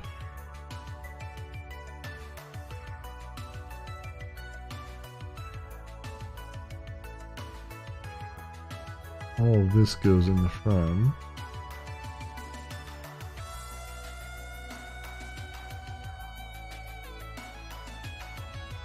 Oh, that's cool. I didn't notice they did that now. They actually put a little pop-up there to show you where the opening parenthesis is. so you can tell easier. Usually it's just a highlight, but now they do it if it's off screen. That's cool. That's really cool. From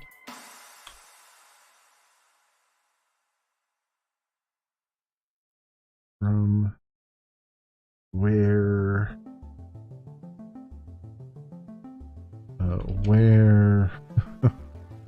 ID equals, this is going to be inner query. ID equals inner query.id.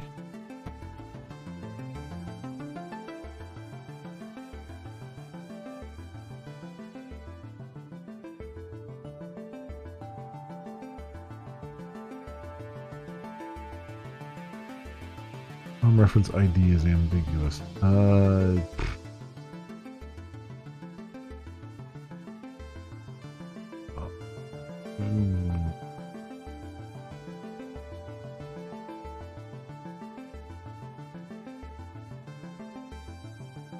I guess, okay, well, streams.id. I guess it would be, technically. It's not in part of the set.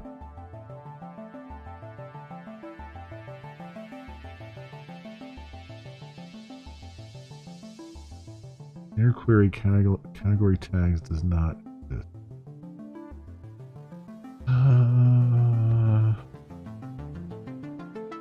Oh, because I made it an array, so it probably doesn't know. If I say array as category tags,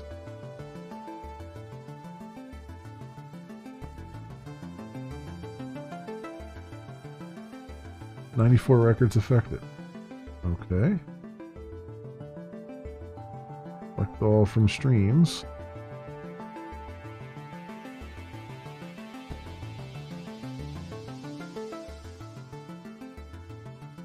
Category tags. They are updated. See 15 there, a lot. 21. Okay. Well, that was a lot, but it's like it's working.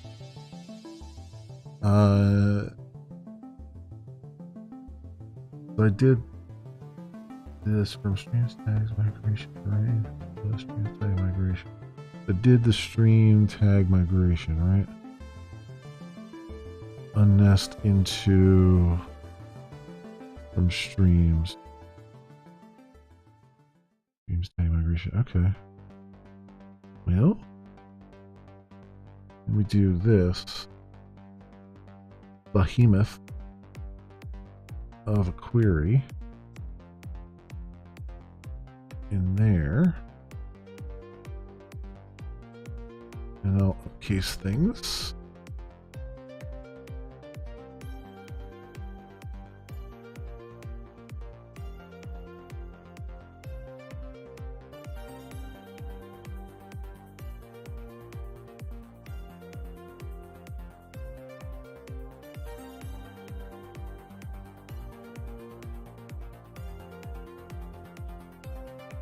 Because I want to be able to look at this later and be like, okay, yes, this does make some semblance of sense.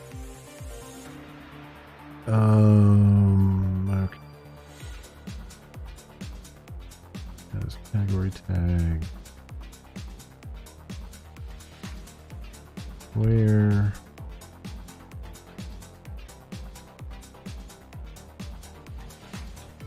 This is also helping me make sure I've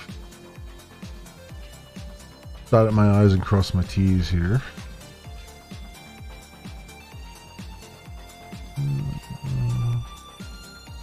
On that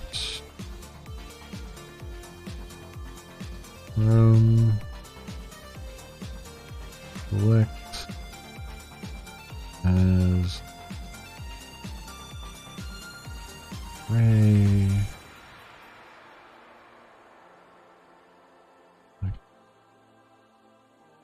distinct on that from that.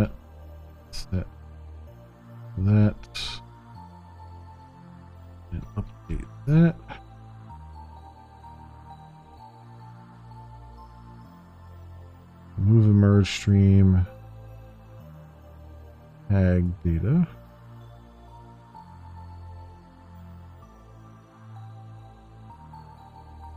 Move and merge. Tag data, is it gonna give it to me? Okay, here we go. Stream tag data. And then drop data migration stream and table. Drop table.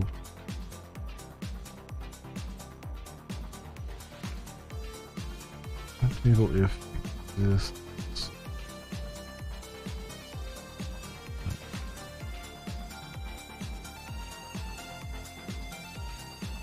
Streams tag migration.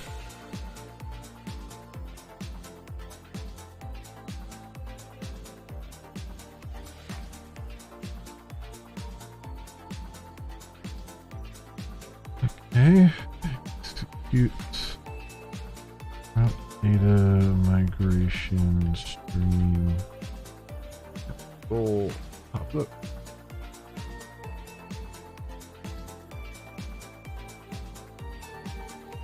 You know what? I'll move these together. They're easier to see.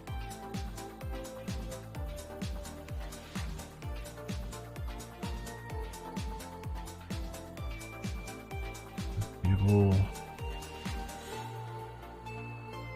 Those. Okay, table. Yeah, I did them that way there.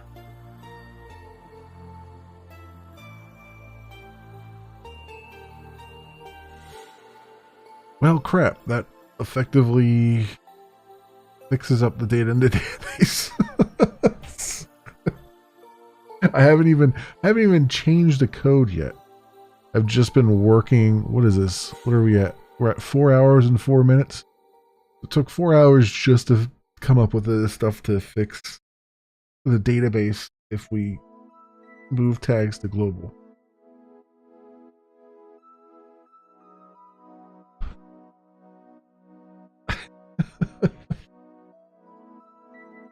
This is life, friends. This is life. If ever you ask, why does it take so long to get application changes? Here's your answer right here.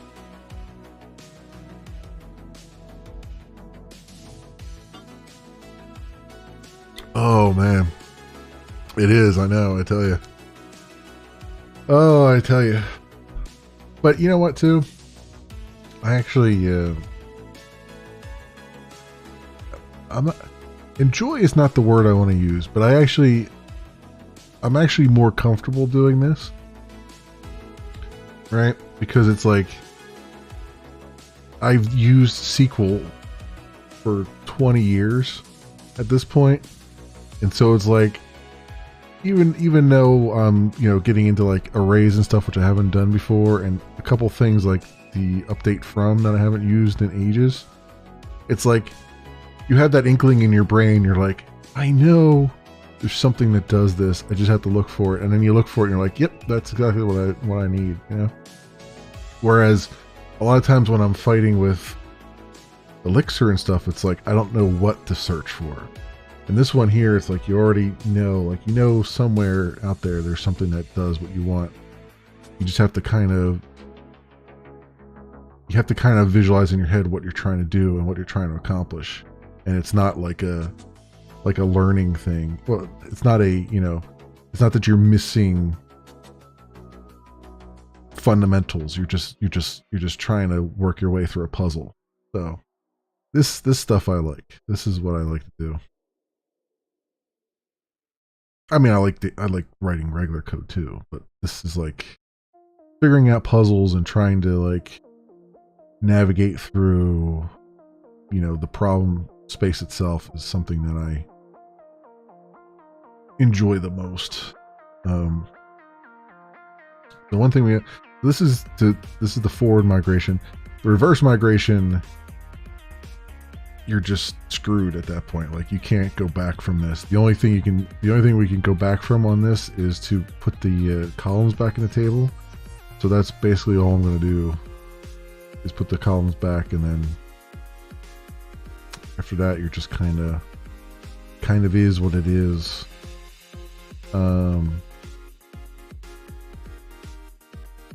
Because I don't have the data hanging around. I mean, I guess technically if you keep the temp tables around, like if you comment out the drop migration tables, you can go back to kind of some semblance of what you had, but not. It really depends on how much time has elapsed, because people will be adding tags right back in again. You know what I mean? So, what I'll do at least is I'll alter the table and put identifier and category ID back in. What were they? Where's my... What data type were tags, query, scribe. Identifier is just a string, and category ID was a big int. So what does that translate to over on tags thing here? Tag.ex. So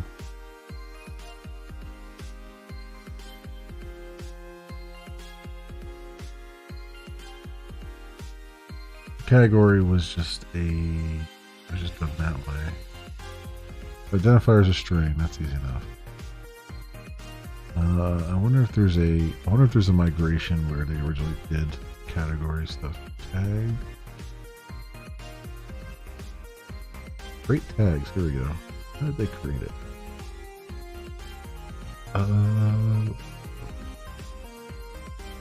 Oh, they just did add category ID references categories. Okay, that works for me. Like that, and they just add identifier string.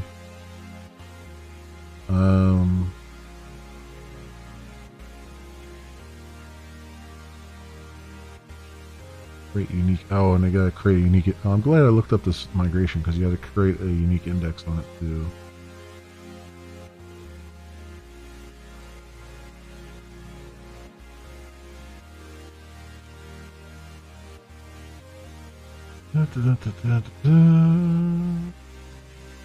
Okay, so we'll do this down here.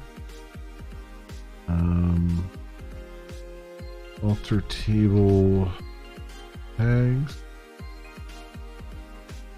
That is how they're doing it, right? Yeah.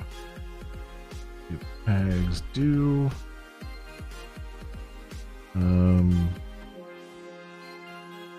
Add the category ID back in. Add identifier string, and create the unique index again. I assume removing the column will actually remove the index. Well, it would have to, because you can't have an index to a column that doesn't exist anymore. So that.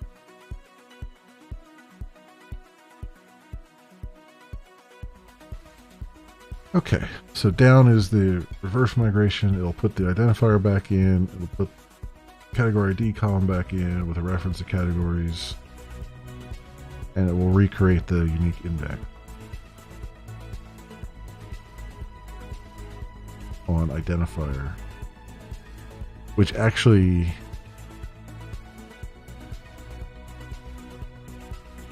is not going to work, because identifier will have been gone at that point.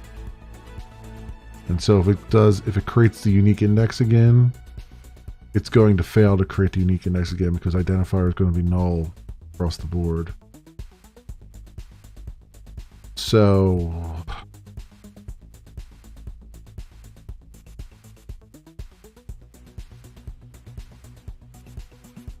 There's pretty much no going back from this. Yeah. I mean, you can add the columns back in, but it's not, you're just boned. Because the data itself is gone. So you know what? Rather than do this at all, I'm just going to say no bueno here.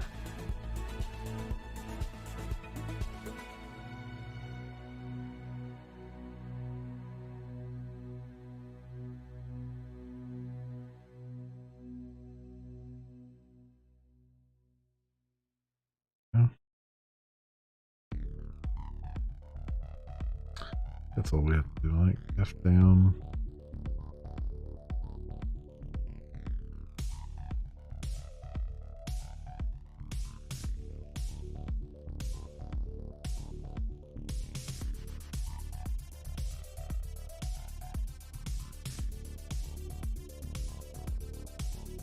I guess I could have just left it empty too.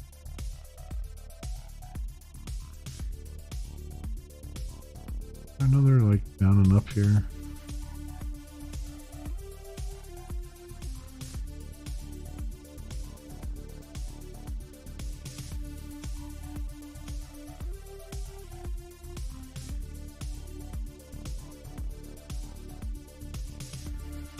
I guess not. Hey, Trexel Cat, welcome. Oh, here you go. Up. Oh, down. Okay.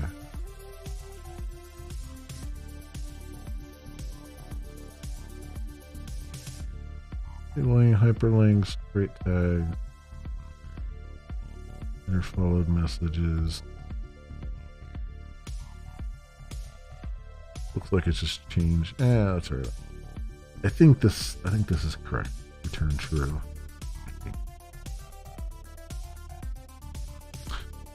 What needs fixing about the tags? So we've gotten numerous complaints that whenever you change your category, your tags go away. And the reason for that is under the covers, the tags are tied to the category. So when you change your category that your stream's in, you have to re-enter the tags, because even if the tags are identical to what they were, under the covers they're not identical, because they're tied to the category. And this has been a complaint that a lot of people have had, and it's a valid one. It's very valid. So there were some proposals out on Building Glimish for how to take care of that kind of thing, you know, session tags and all that stuff. But and I'm not opposed to like having different classes of tags and stuff. But to me, the easiest, not the easiest, but to me, the correct way of fixing it is to decouple tags from categories and just make tags essentially global. So what I've done here so far, I haven't changed the code yet. I've spent the whole stream just doing data migration here to try to get the data coupled to tags to channel, not the category. Right, exactly. So basically what I've done is to make it so that we'll take all the existing tags and squash them down, because you know you'll have duplicate tags from one category to the next. You know, you'll have like, you know, chill stream in gaming, and you'll also have chill stream in tech day. And what I'm doing is I'm basically squashing them all down so that you just have chill stream regardless of category, and going through and fixing up all the channels, all the links to all the tags from the channel and from streams, so that they all point at the new, you know, deduplicated tag. And it looks like, hopefully, that means that when we run this migration, none of the users will see any difference, hopefully. Fingers crossed. All their tags will still be there. They'll all look the same. Hopefully you won't lose any. Again, fingers crossed. And they'll all be global, for lack of a better term. And now we don't have to clear out the tags every time you change category. You can change categories all you want, and the only thing that you'll have to fix up is the subcategory ID, is the subcategory. So game, or under art, it's like what genre of art or genre of music and stuff like that. Which those make sense to have tied to categories. So, and then as part of that as well, I'm going to remove, like I did the recent tags stuff. That no longer is applicable to the tags section because we're not clearing your tags out, so you don't need them down there. So I'll remove it from that section there, which will be good. And yeah, now all I have to do, I mean, I got the migrations here, so all I have to do is actually start changing the code, removing some code and simplifying the tags and all that stuff.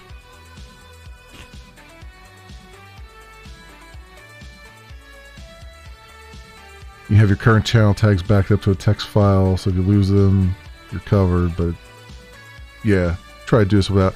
Yeah, it's believe me, I was tempted to be like, yeah, we'll just wipe the tags out, and everybody will just have to re-enter their tags.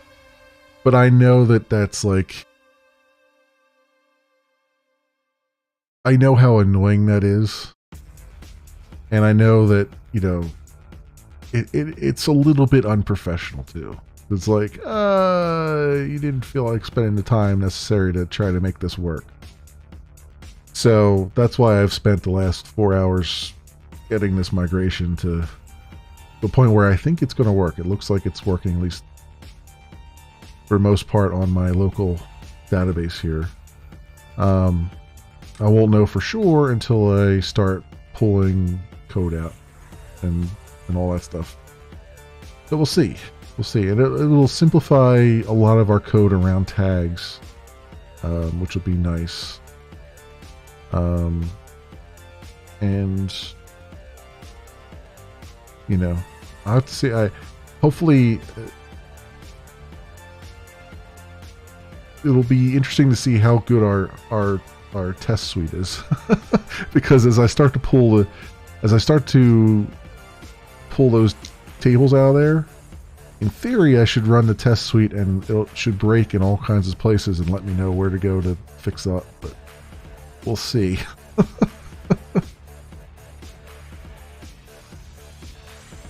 Someone who switched to gaming and art midstream, having to put them back in is a bit of a pain. Yeah, no, it is definitely a pain. It was a pain that I tried to mitigate by having the recent tags there that you could click on. But even that, I'm going to have to work on the algorithm for that, because that's not quite...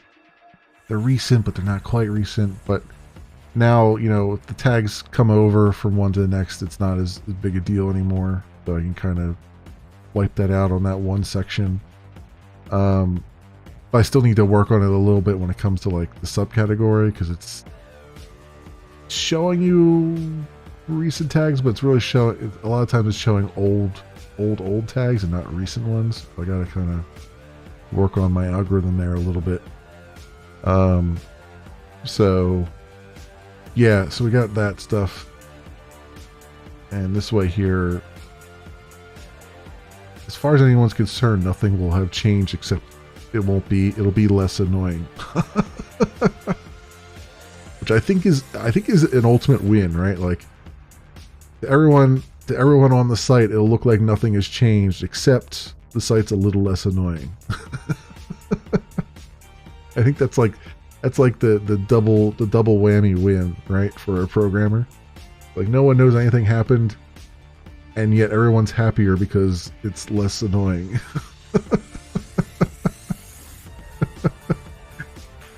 That's like a good day right there.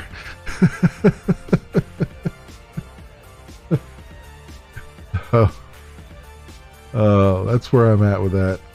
I'm not gonna get to the point where I'm ripping out code today though. Probably rip out code tomorrow. Because it's getting, I've been going for a while, and it's like I want to say it's getting late, but it's like the sun goes down at 4 o'clock now. It's insane. So I'm probably gonna wrap up a little bit here. Viewer sees nothing. The streamer only realizes 5 streams and that they haven't had to redo their tags. Yeah, exactly. Exactly. That's the beauty of it, right? Like, if people walk away going, did I really have to re-enter my tags at one point in time, or was I going crazy? Then I've probably done my job. We'll see. Let's see here. Get status. Add. Okay, get commit.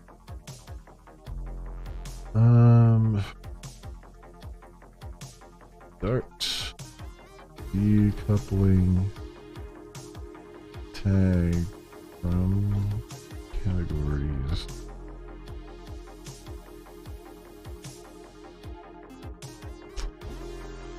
Push set up stream origin feature couple tags for categories,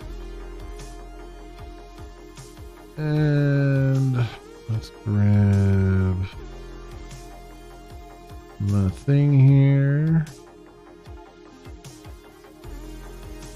copy that, paste that. Hey, Saint Lord, welcome.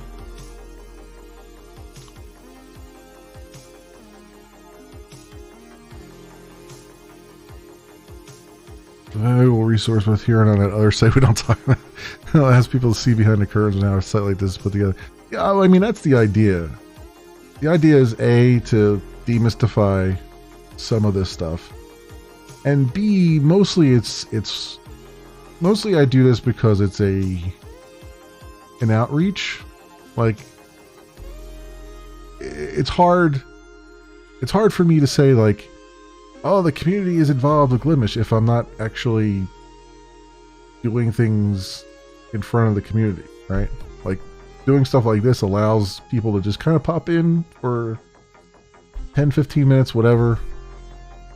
Ask questions, have suggestions, you know, and just kind of be a part of it. And that's the whole thing, right? It's like, if we're going to be open and transparent, then we got to be open and transparent, right? That means at least once a week, sit down and you know, write some code in front of the crowd. You know what I mean? That's at least my idea, anyway. What is it that we're working on? So the tagging stuff. I have spent the last 4 hours getting the migration set up for tagging. So I haven't actually changed the code yet, but what I've done is I've got it so that I've written all the database queries and updates and everything to take the existing tags that are out there, scrunch them down, deduplicate them, and remove the category IDs from them, remove the identifier from them, scrunch them down to and deduplicate them, and then go into everybody's channels and everybody's streams and fix up all the IDs so that the IDs are correct and they're not orphaned, they're not pointing to tags that don't exist anymore. So essentially, hopefully when this rolls out, no one will see anything different. Your tags will still be there. Hopefully all the tags that you had selected will be there. and it'll just be like magic. Everything will be fixed up behind the scenes, and you won't have to do anything. And when you change your categories, you won't have to change your tags. That's the goal. Also, I'm going to remove the recent tags from just the tag section. I'll leave it under the subcategory section, but I'll remove it from the tag section because it'll be redundant now. So, Glimish Magician.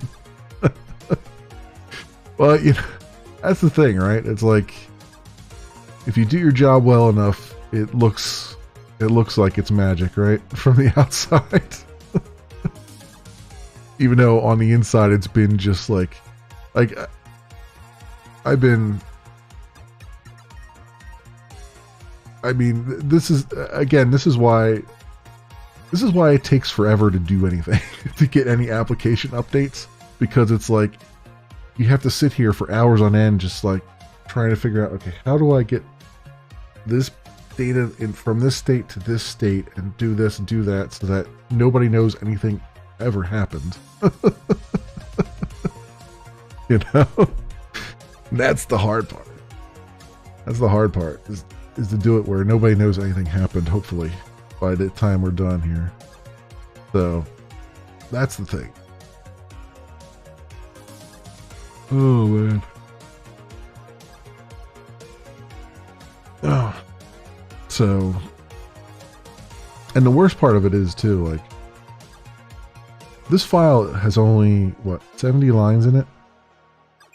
And most of the queries that are running are like 4 lines, except for this one, which is a pretty big one. And you look at that and you go, if a certain someone who is quite wealthy and has been in the news recently were to look at what I did here and like the few lines of code I wrote, I'd probably be fired, right? Because it doesn't look like I did hardly anything. And yet, the end result is that nobody knows anything happened, which is like the best outcome you could possibly have. You know what I mean? It's just funny. It's funny to see the disconnect between like what actually happens and what, and you know, it goes back to it's largely our fault as developers, because the air of mystery and mystique is something that we've just kind of rode our coattails on, because the more mysterious what we do is, the more we get paid. So it's never really been in our best interest to like pull back the curtain and show what's going on. And yet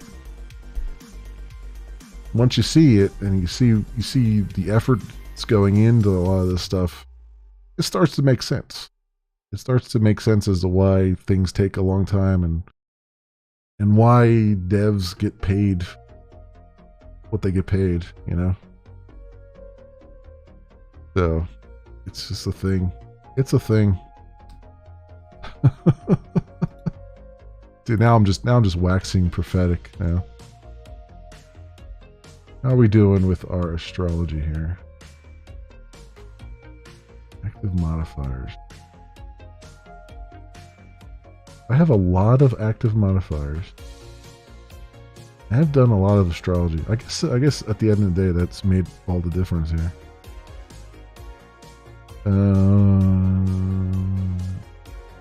This is level 98, so we're almost maxed out on that. We're at 84 skill level.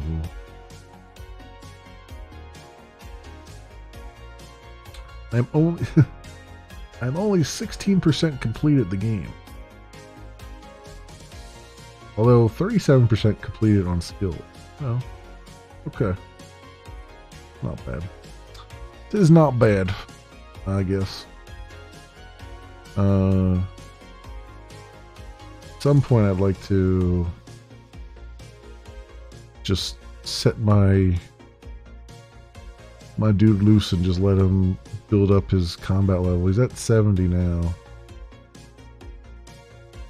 the worst part of this is like all three of these things are separate. So like, you know, they do damage and they all do different types of damage. But if you want to level them up, you gotta like basically let your guy go overnight and he'll level one of them up. And then you gotta go fishing to get some more food to fill up on the food that he used to heal himself with. The auto heal. Alright, and so that takes another night to basically go through all the fishing and stuff. But I guess that is the nature of the idle game. It's like once you get like it's really compelling when you first start because you know the numbers are going up really quickly. But then when you get, you know, several days into it, it's like and you're at, you know, near high levels, everything starts to slow down to a crawl. It's like, well, I guess I'll get back to, like, I guess I'll let them do astrology for the next 3 days, and then I'll come back to it and do some more. Although I guess the township stuff, if I kept up with it, it would be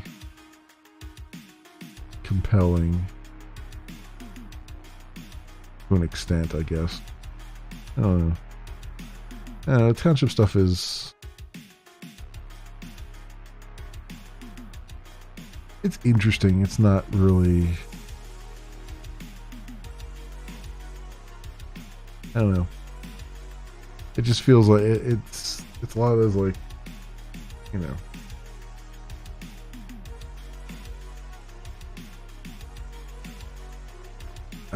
to me, I guess this is a way of having them fill empty time, I guess.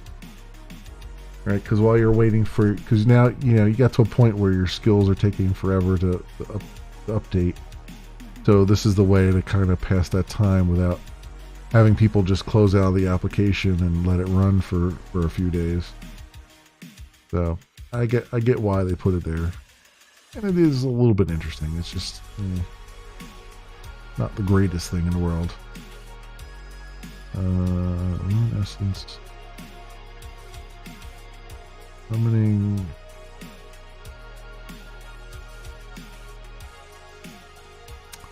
I'll let this go because it's got the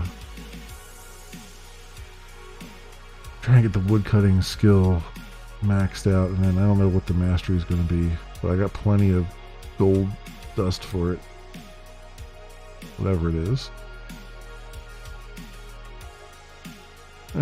Anyway, go minimize that.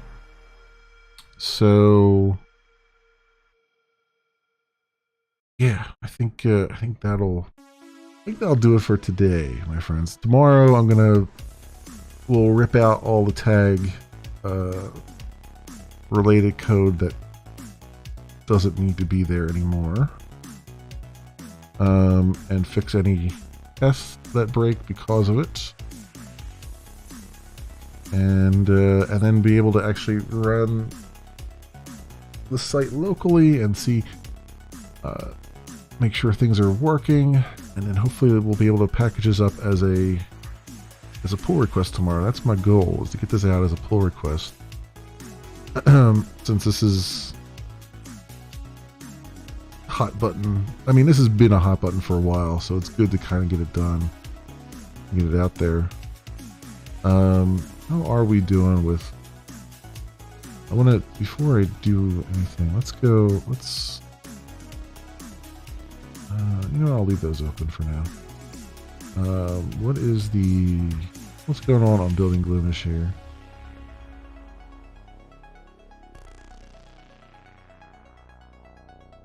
Have one tag pool my stream and choose 5 permanent 5. Describe yourself. First use distinct. What am I seeing right now? What about which tags I use? Tell on a channel page that only 5 category I mean, that's a thought. That's a thought. Like, I'm not opposed to having like tags that are something else. Like, I don't know, like profile tags, or I don't know what you would call them. Like, I'm not opposed to that. I just don't know. I don't know what that looks like right now. I'm trying to see if anybody has any ideas on what that should be. Because like I said, once I do this change where you don't have to worry about changing your tags at all, like it'll keep your tags around. I don't know what these other sort of tags would look like. You know what I mean? Like, I don't know what they would. I mean, I could see there'd be like person tags. You know, like, this is not really describing the stream, but it's like community tags, I guess, is a better one. Like, it's not describing the stream, but it's describing the community that you're building. So like, that would be like where maybe the LGBT and community pride and things like that would probably go there, because that's the community that you're trying to foster. So I can kind of see that as like a community tag thing.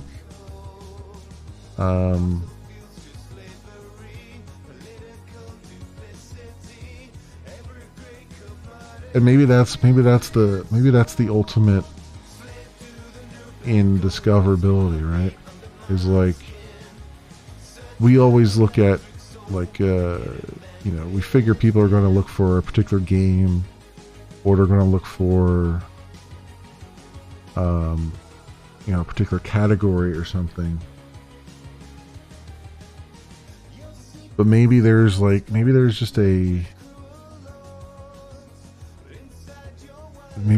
community search thing where you just search by community tags. You say like, hey, I identify as, LGBT or whatever, and I want to associate with those communities, or I want to associate with I don't know. I mean, there could be a broad definition of communities, right? Like, I guess a lot of times when we think about communities, we're thinking maybe,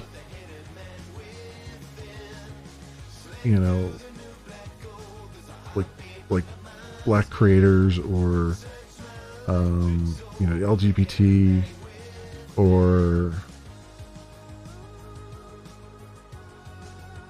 I guess disabled.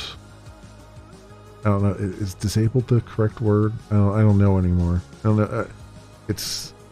I mean no disrespect if that's the wrong word to use, but that's like stuff like that. I could see those being community things, like community tag kind of things, and you want to sort of seek out those communities. So I could see that being a thing, and I wonder if there's.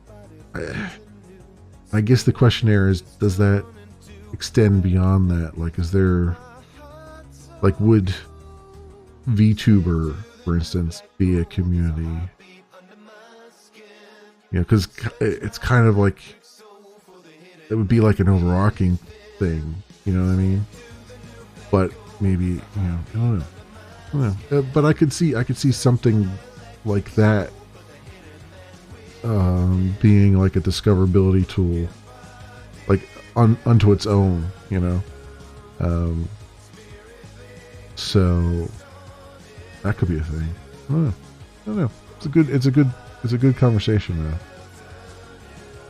I think I'm looking at fixing like the immediate issue, but that doesn't mean that there can't be a broader feature that we can introduce. I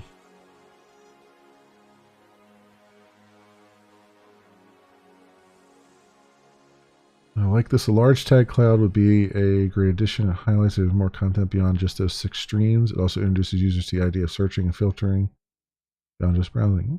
I mean, that's kind of what I was thinking too.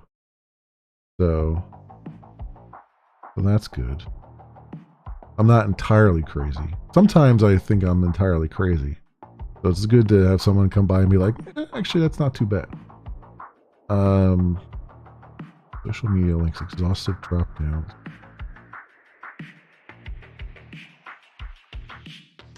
What was this? Just a suggestion would be possible to add more social media platforms to the links section, TikTok, Reddit, etc. Understandably, it might be too early to include platforms such as Hive and Mastodon. Great to have a choice to promote them if you use them. Also understand a concern of channels having a million little icons under their stream. Over 3 to 4 drop-downs under the social section will allow users to promote their favored platform. 3 or 4 drop-downs. I have to see what that looks like. I was thinking about doing the same suggestions soon. Maybe do something similar YouTube has where you paste any social media link. It uses a favorite icon. Well, I know what YouTube does. And that's, I mean, that works. It's kind of what we do. It's kind of, sort of. Much better system. Yeah, like this. This is what YouTube does. But YouTube puts it at the top of the channel. So I don't know. I mean, maybe. I'm not against it. Not follow the style theme of the glimified icons. Allow people to work on glimified icons since every site would be now available to link. Well, I mean, they're not really glimified. It's just I think the icons are just straight from Font Awesome. So they're just straight from Font Awesome and they're colored blue. You know, so I it's not like anybody spent more than maybe 10 seconds on those icons. Long-term intent, verify user owns each account by having them log into it. Exhaustive and unmaintainable amount of work. I don't know. Depends. I mean, I think there should be. We definitely need some sort of verification thing, and right now we're using Twitter for that, which is probably not the best given recent things. But I think as long as we can use one of the sites as a way of trying to verify the authenticity of a particular channel, because that really comes into effect when it comes to whether, name squatting, right? When someone just comes in and registers a name but isn't that real person, and so that when if that person were to come and try to create a channel with Glimish, it would be, their name would already be taken and stuff like that. So having some sort of verification where we can go out to another site and be like, oh yeah, okay, yeah, this looks like it's legitimate, this looks like you, is I think where that comes in. But I don't think we have to do that with every site. I think it's just more of we pick maybe a couple sites that are where we can do that kind of integration. So Twitter was one that we could do that integration with. Maybe Instagram, I don't know. And just kind of like pick 1 or 2 or 3 and just say, look, if you want to, like, we need you to have an account on one of these 3 sites. Pick whichever one you want to do a verification, and then you're done. Although I do know that we do a bunch of verification with your email too, but email is a little bit more fluid. It can be the way Gmail does things, it can be easily spoofed anymore because they link their email to like some kind of, I think, to the chat somehow. You can do a chat message and it sends an email, and people were using that to spoof legitimate accounts, make it look like the email was legit and all that stuff. So there's things like that, but I think it's, I don't think every single social thing we put on there has to be, used in verification. I think we can have some that we just say like, well, you just put it here. It's just for viewing. In particular, like YouTube and stuff. Or really anything Google, that for that matter, really not that.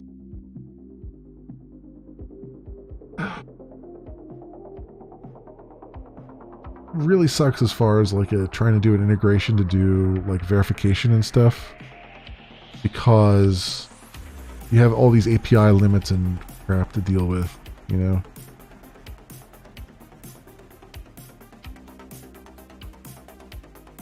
that's what I'm saying. Psychotic. If you can verify a known good account on a different platform, you can verify the person in a sense. And I agree.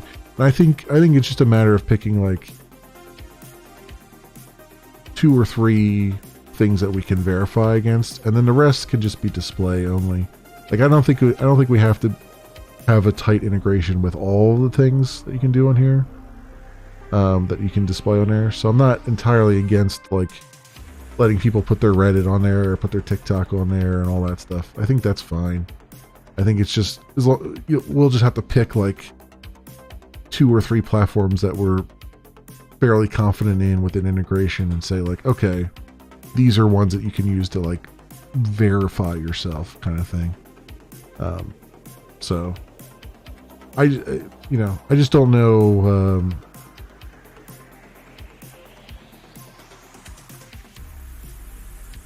I guess I think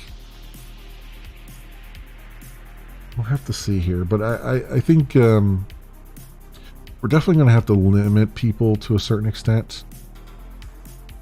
I don't necessarily like YouTube is fine, but I don't necessarily like the way they did it, because they like have a hard limit. And what I would prefer is that we just have we just keep flushing out the social section here with all the different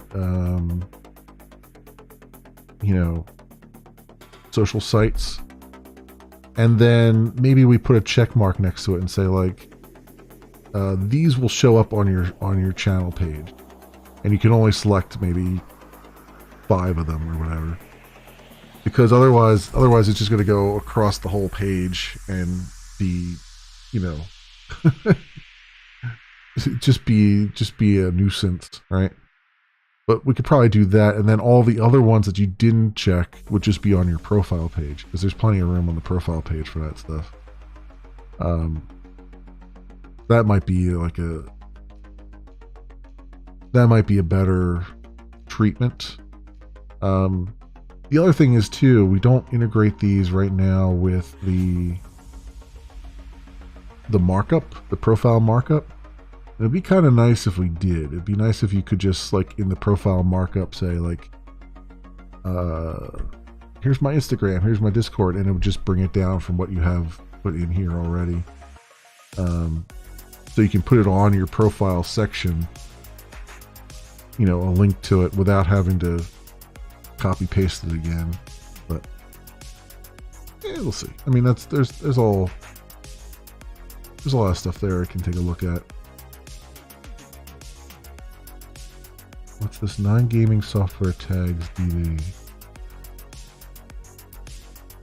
There's been a hullabaloo about tags as of late. I'd like to see about a new type of tag as well, because some of it comes into confusion otherwise, especially if you plan to do a cleanup and merge. A lot of artists like to put the type of software they use, and for the most part, that's not a problem. I illustrate, but I use Adobe Illustrator to denote my software. Sometimes that's not so easy. I make fonts, so thus I am a font creator, but I use HiLogic Font Creator as my font making software. But since HiLogic is too long for a tag, I end up having to use font creator as a tag. I can easily see a layman or someone not familiar with software merging font creator and font making, because without context they mean the same thing. Now a useful tag has been removed. Action and subsequent tag merger goes down the line. It'd be especially problematic since HighLogic themselves have created a Glimesh account in order to pop into my stream from time to time to answer questions. Gaming pulls from a known database of games. Is there a way to link to a known database for non-gaming categories pull from, or maybe even create one if none exists? So to pull down the application, likely use of dash, which is causing the issue. Some software can definitely get wordy in the name. Yeah, I mean, there's a couple different, and everybody's on the right path here. There's a couple different problems with tags that I should address at some point too. For some reason, we don't allow single quotes, which I think it was an abundance of caution because we wanted to make sure there wasn't like you couldn't do a Bobby Tables on us. If anybody reads XKCD, but I don't think, based on where it's at, I don't think that's actually a problem. So we would probably allow single quotes, and hyphens for that matter. And then, yeah, for some reason, someone put the limit in there of 40, even though in the database, you can go up to 150, I think is the limit. So, I don't know why that was there. That's an easy enough change to make to put that as 150, just like it is in the database. So yeah, there's a couple things there. There's a couple what I would consider to be bugs there that we can do. As far as like having application tags, I mean, it's an interesting idea. I don't know if there's any. I don't know if a database exists that we could have an API for. I wonder, application. What would you search for? General application name database? Well, that's not well. Database application. Well, that's not going to work. Application name database, maybe? No, it's giving me database stuff. Application names list. No.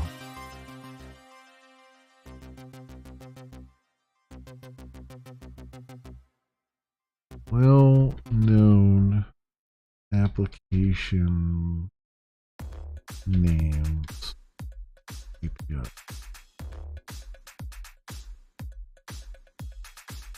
Most popular API integration.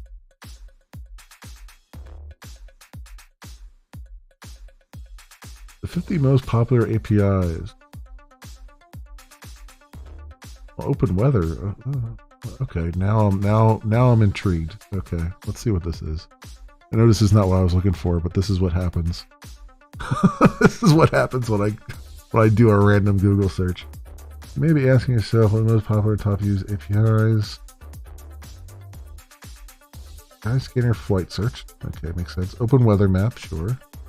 API football. What is that for football scores?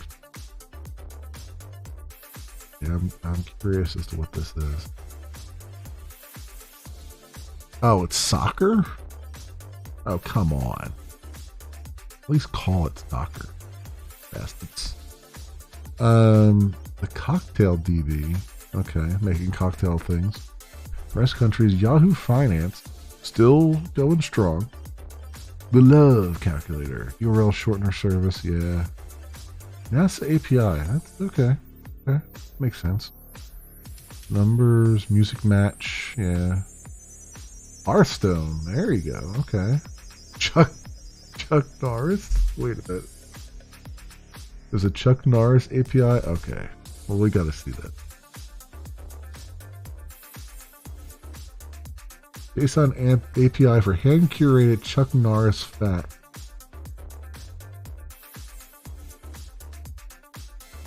Okay. Jokes random. Oh. Killing me. Killing me, Smalls.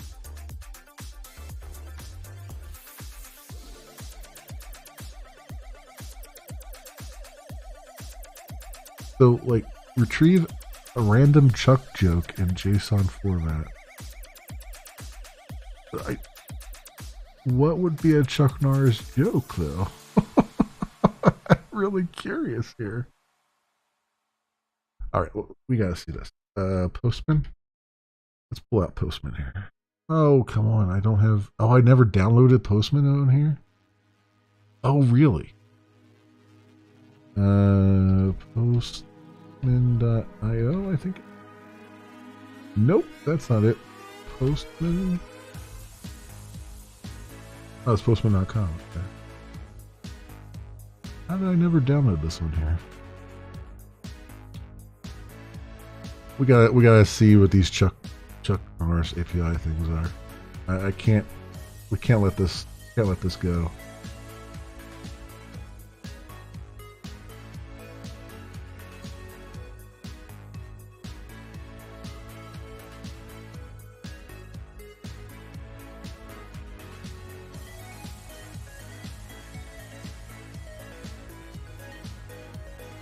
You know what? I haven't. I'm gonna have to create a new account, I think.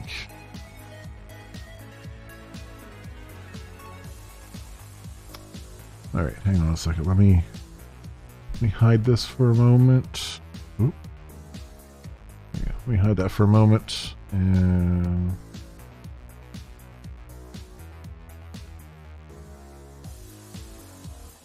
I have an account, but I'm gonna create a different one because the account I have is for work. And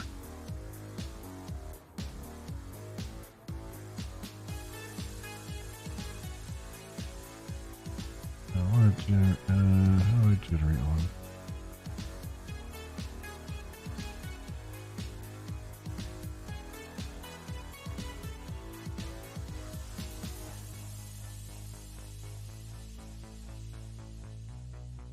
No.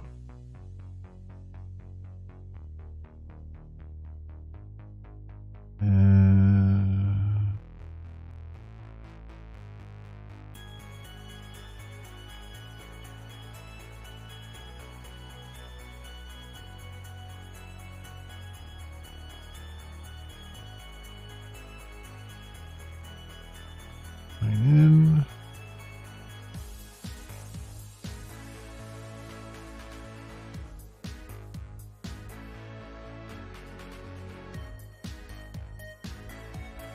Gonna work here.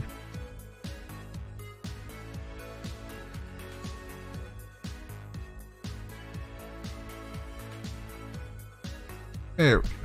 All right. Bring that back up. Okay. Let's go and workspace.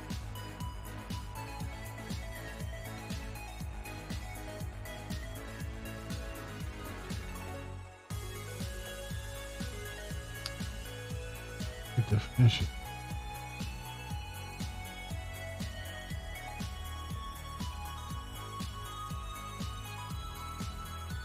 No. Let me just let me do a new request, please. Why did they make that so hard?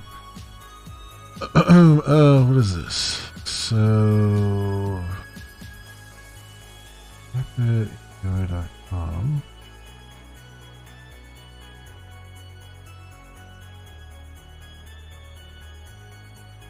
That's a get for jokes random.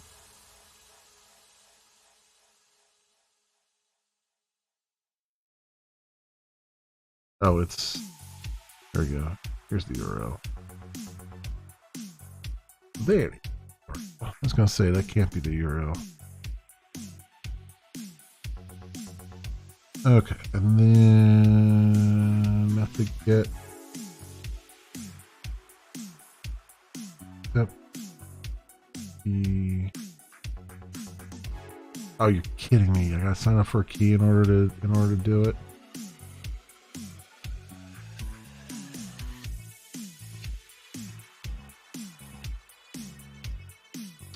You're not gonna let me just like send this? Invalid API key. Bastards. You bastards. I guess we'll never know what a Chuck Norris joke is. That's the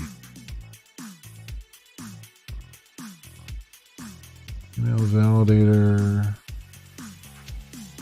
Movie. Oh, IMDb. Okay, there you go. Movie database and IMDb alternative, I should say. Words API. Open API, yeah. Next page web search. Joke API. I was actually looking at Joke API because it will give you wholesome dad jokes. There's a dad joke API that you can get dad jokes from. I was thinking of doing that like as a thing in chat where you just type /dad and it'll give you a dad joke. But there's too many other things to do first. Okay, so that's did that. So I don't know if there's a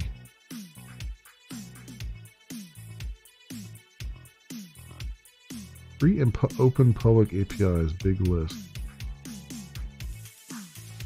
Weather forecast, archive.org, Coinbase, Data USA,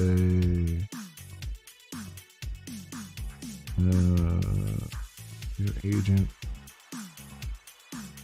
Joke,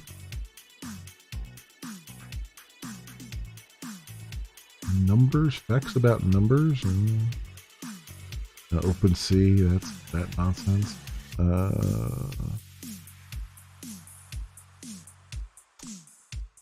Oh, Reddit. I mean, if you call that an API, I guess. Teleport. WeatherDB, Wikipedia. Huh. Nope.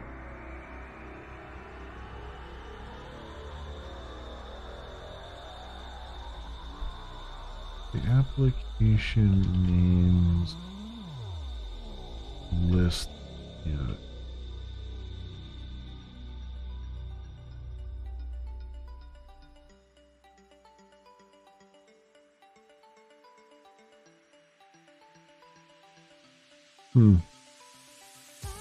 No, I don't think anything like that even exists.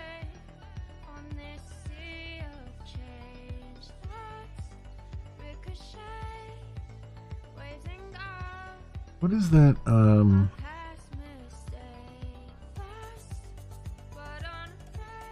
Wasn't there a site that lets you? I'm trying to think. It lets you package up old, or not old, but just like applications. Like you can. It has all the installers for a bunch of applications, and you can just kind of bring them all down at once and have them all install at once. What was the name of that? It's like installer.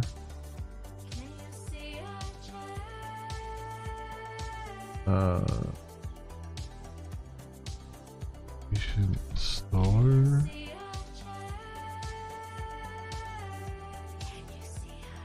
Thing. Alternative to.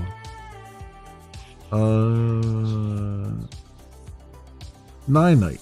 This one. Ninite. That's the one. Right?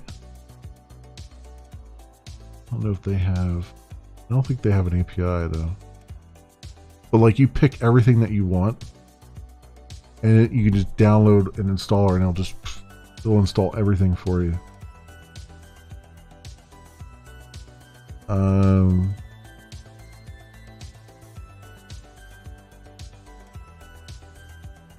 Well, they have significantly less applications than they used to have. I wonder what happened. They used to have a ton of shit.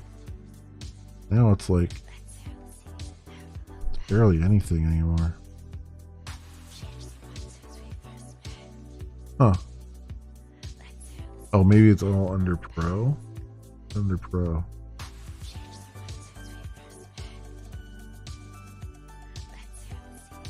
Brand new interface.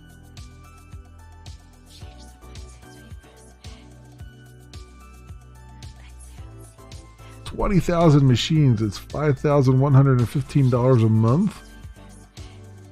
Holy Toledo.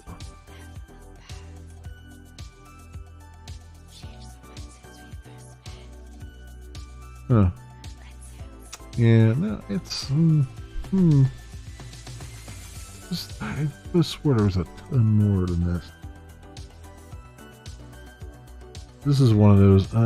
What about alternative to crowdsourced software application?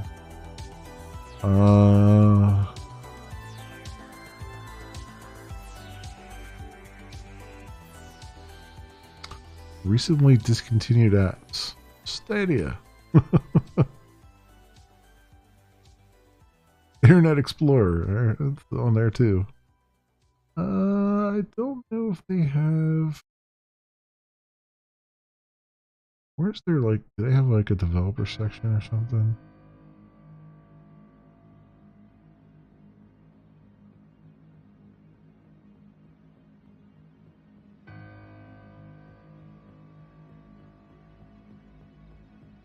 Several programs and games on Alternative. We don't host downloads or for them on our website. We provide links to their official websites. Any applications? Updates info. Hardware. Developer.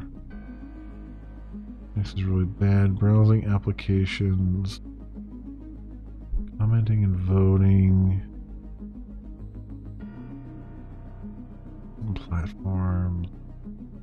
Yeah. I don't know if they have. They update it.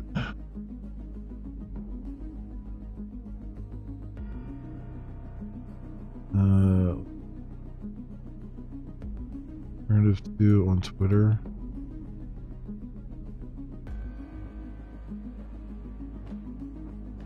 Grab that, bring it over here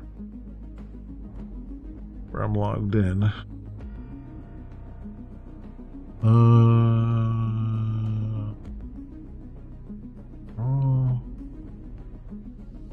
Marcus, okay.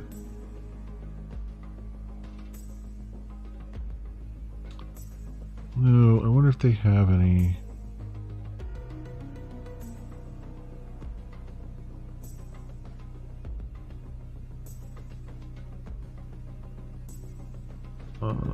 Don't see any Visual Studio Code. That just updated for me. GitHub Copilot. I don't see anything there about it. I don't know if they have a. It would be great if they had an API. It looks like they got a huge database.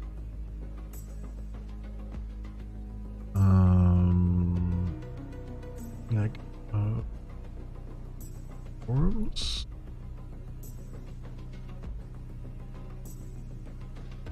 Forums.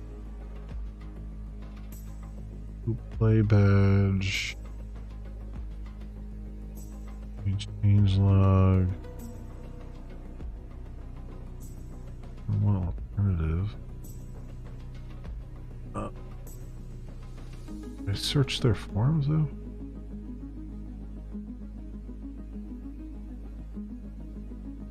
Wait, who puts a forum up that you can't search? What monster puts a forum up that you can't search?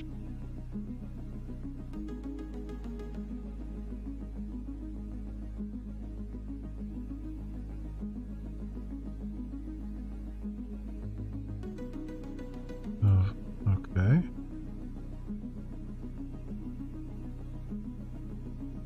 And alternative.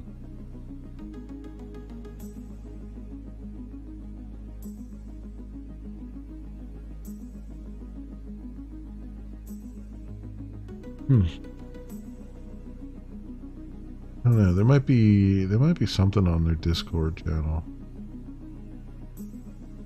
Or wait, they have a blog? Why was this not on their other thing? 10th anniversary.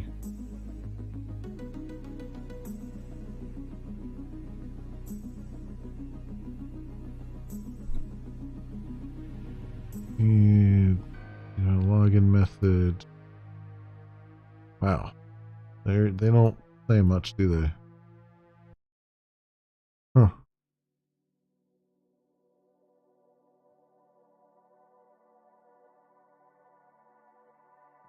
I guess, I'll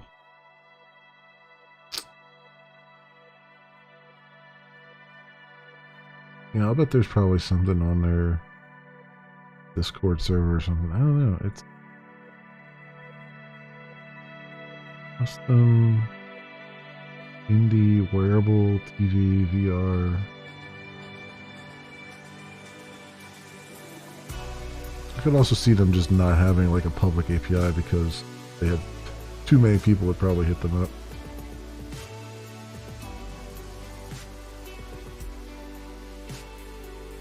Huh.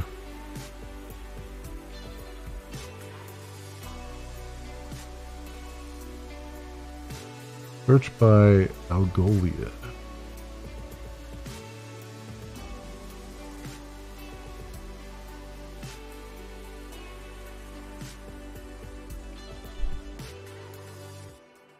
Oh, they definitely don't have an API then. Because they're using a third party to do their searching. Yeah, that's a... Wow, okay. Yeah, they definitely don't have an API. If they're using a third party to do their database search for them, then it's unlikely they have an API available for anybody to use.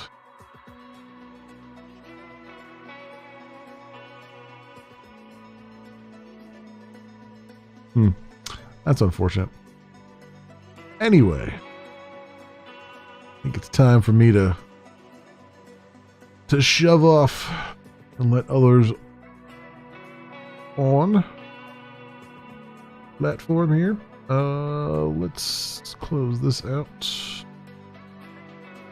Close that out. I've already committed stuff. Let's shut down the database. Go. Fix out that stuff. And we are good for now. So like I said, I'll be back tomorrow and we'll pick up right where I left off here and start ripping some code out and see if we can get this tag stuff fixed at least to a satisfactory level, and then we can have a community talk about if we want to do something more with tags, some different flavor of them, but at least we can fix the immediate quality of life issues anyway. So that will be a thing. So yeah, that'll be that. I'll be back tomorrow around 1 p.m. Eastern time or so for some more coding and things. And then Monday there's no stream as per usual.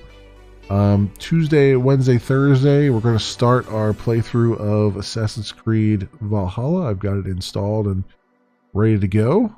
And I bought the one on sale on Steam. Like $20 or whatever. That's like the full complete edition thingamajobber. So we'll be doing that and see what we got there. Get our playthrough started on that, and hopefully finish the playthrough of that before the new Assassin's Creed comes out next year. So that'll be good. And then next Friday we'll be doing some more Small Feature Friday stuff. Next Saturday I'll be having a stream, the normal like daytime stream for some coding. I think next Sunday I won't be streaming at all, because I have family gathering to go to. I'm pretty sure next Sunday it is. I have to verify, but I'm pretty sure that's what it is. And then after that, my vacation starts, so I'll be kind of doing a lot of stuff. I'll probably be keeping the streaming schedule the same for the most part, except for what is it? Yeah, except for Tuesday the 20th. Tuesday the 20th is my birthday, so I will probably be doing an all-day stream of coding. Probably do an all-day coding stream on that day, because I figured that seems like an appropriate time to do that. So that'll be that, and then after that, it'll probably be just normal streams. I might do like one-off like afternoon streams, maybe if I'm up to it, if I feel like it, but probably I'll just keep to my normal streaming schedule during all that. But yeah, I think that is the upcoming events as I know them right now, my friends. Thank you so much, everyone, for watching and hanging out and keeping me company and having feedback and helping out and all those things. I appreciate all of you, and hope everyone has an excellent morning, afternoon, or evening, depending on what it is for you. Hope to see you back here again in the future for some more stuff, whatever happens to suit your fancy. Until then, see you, bye.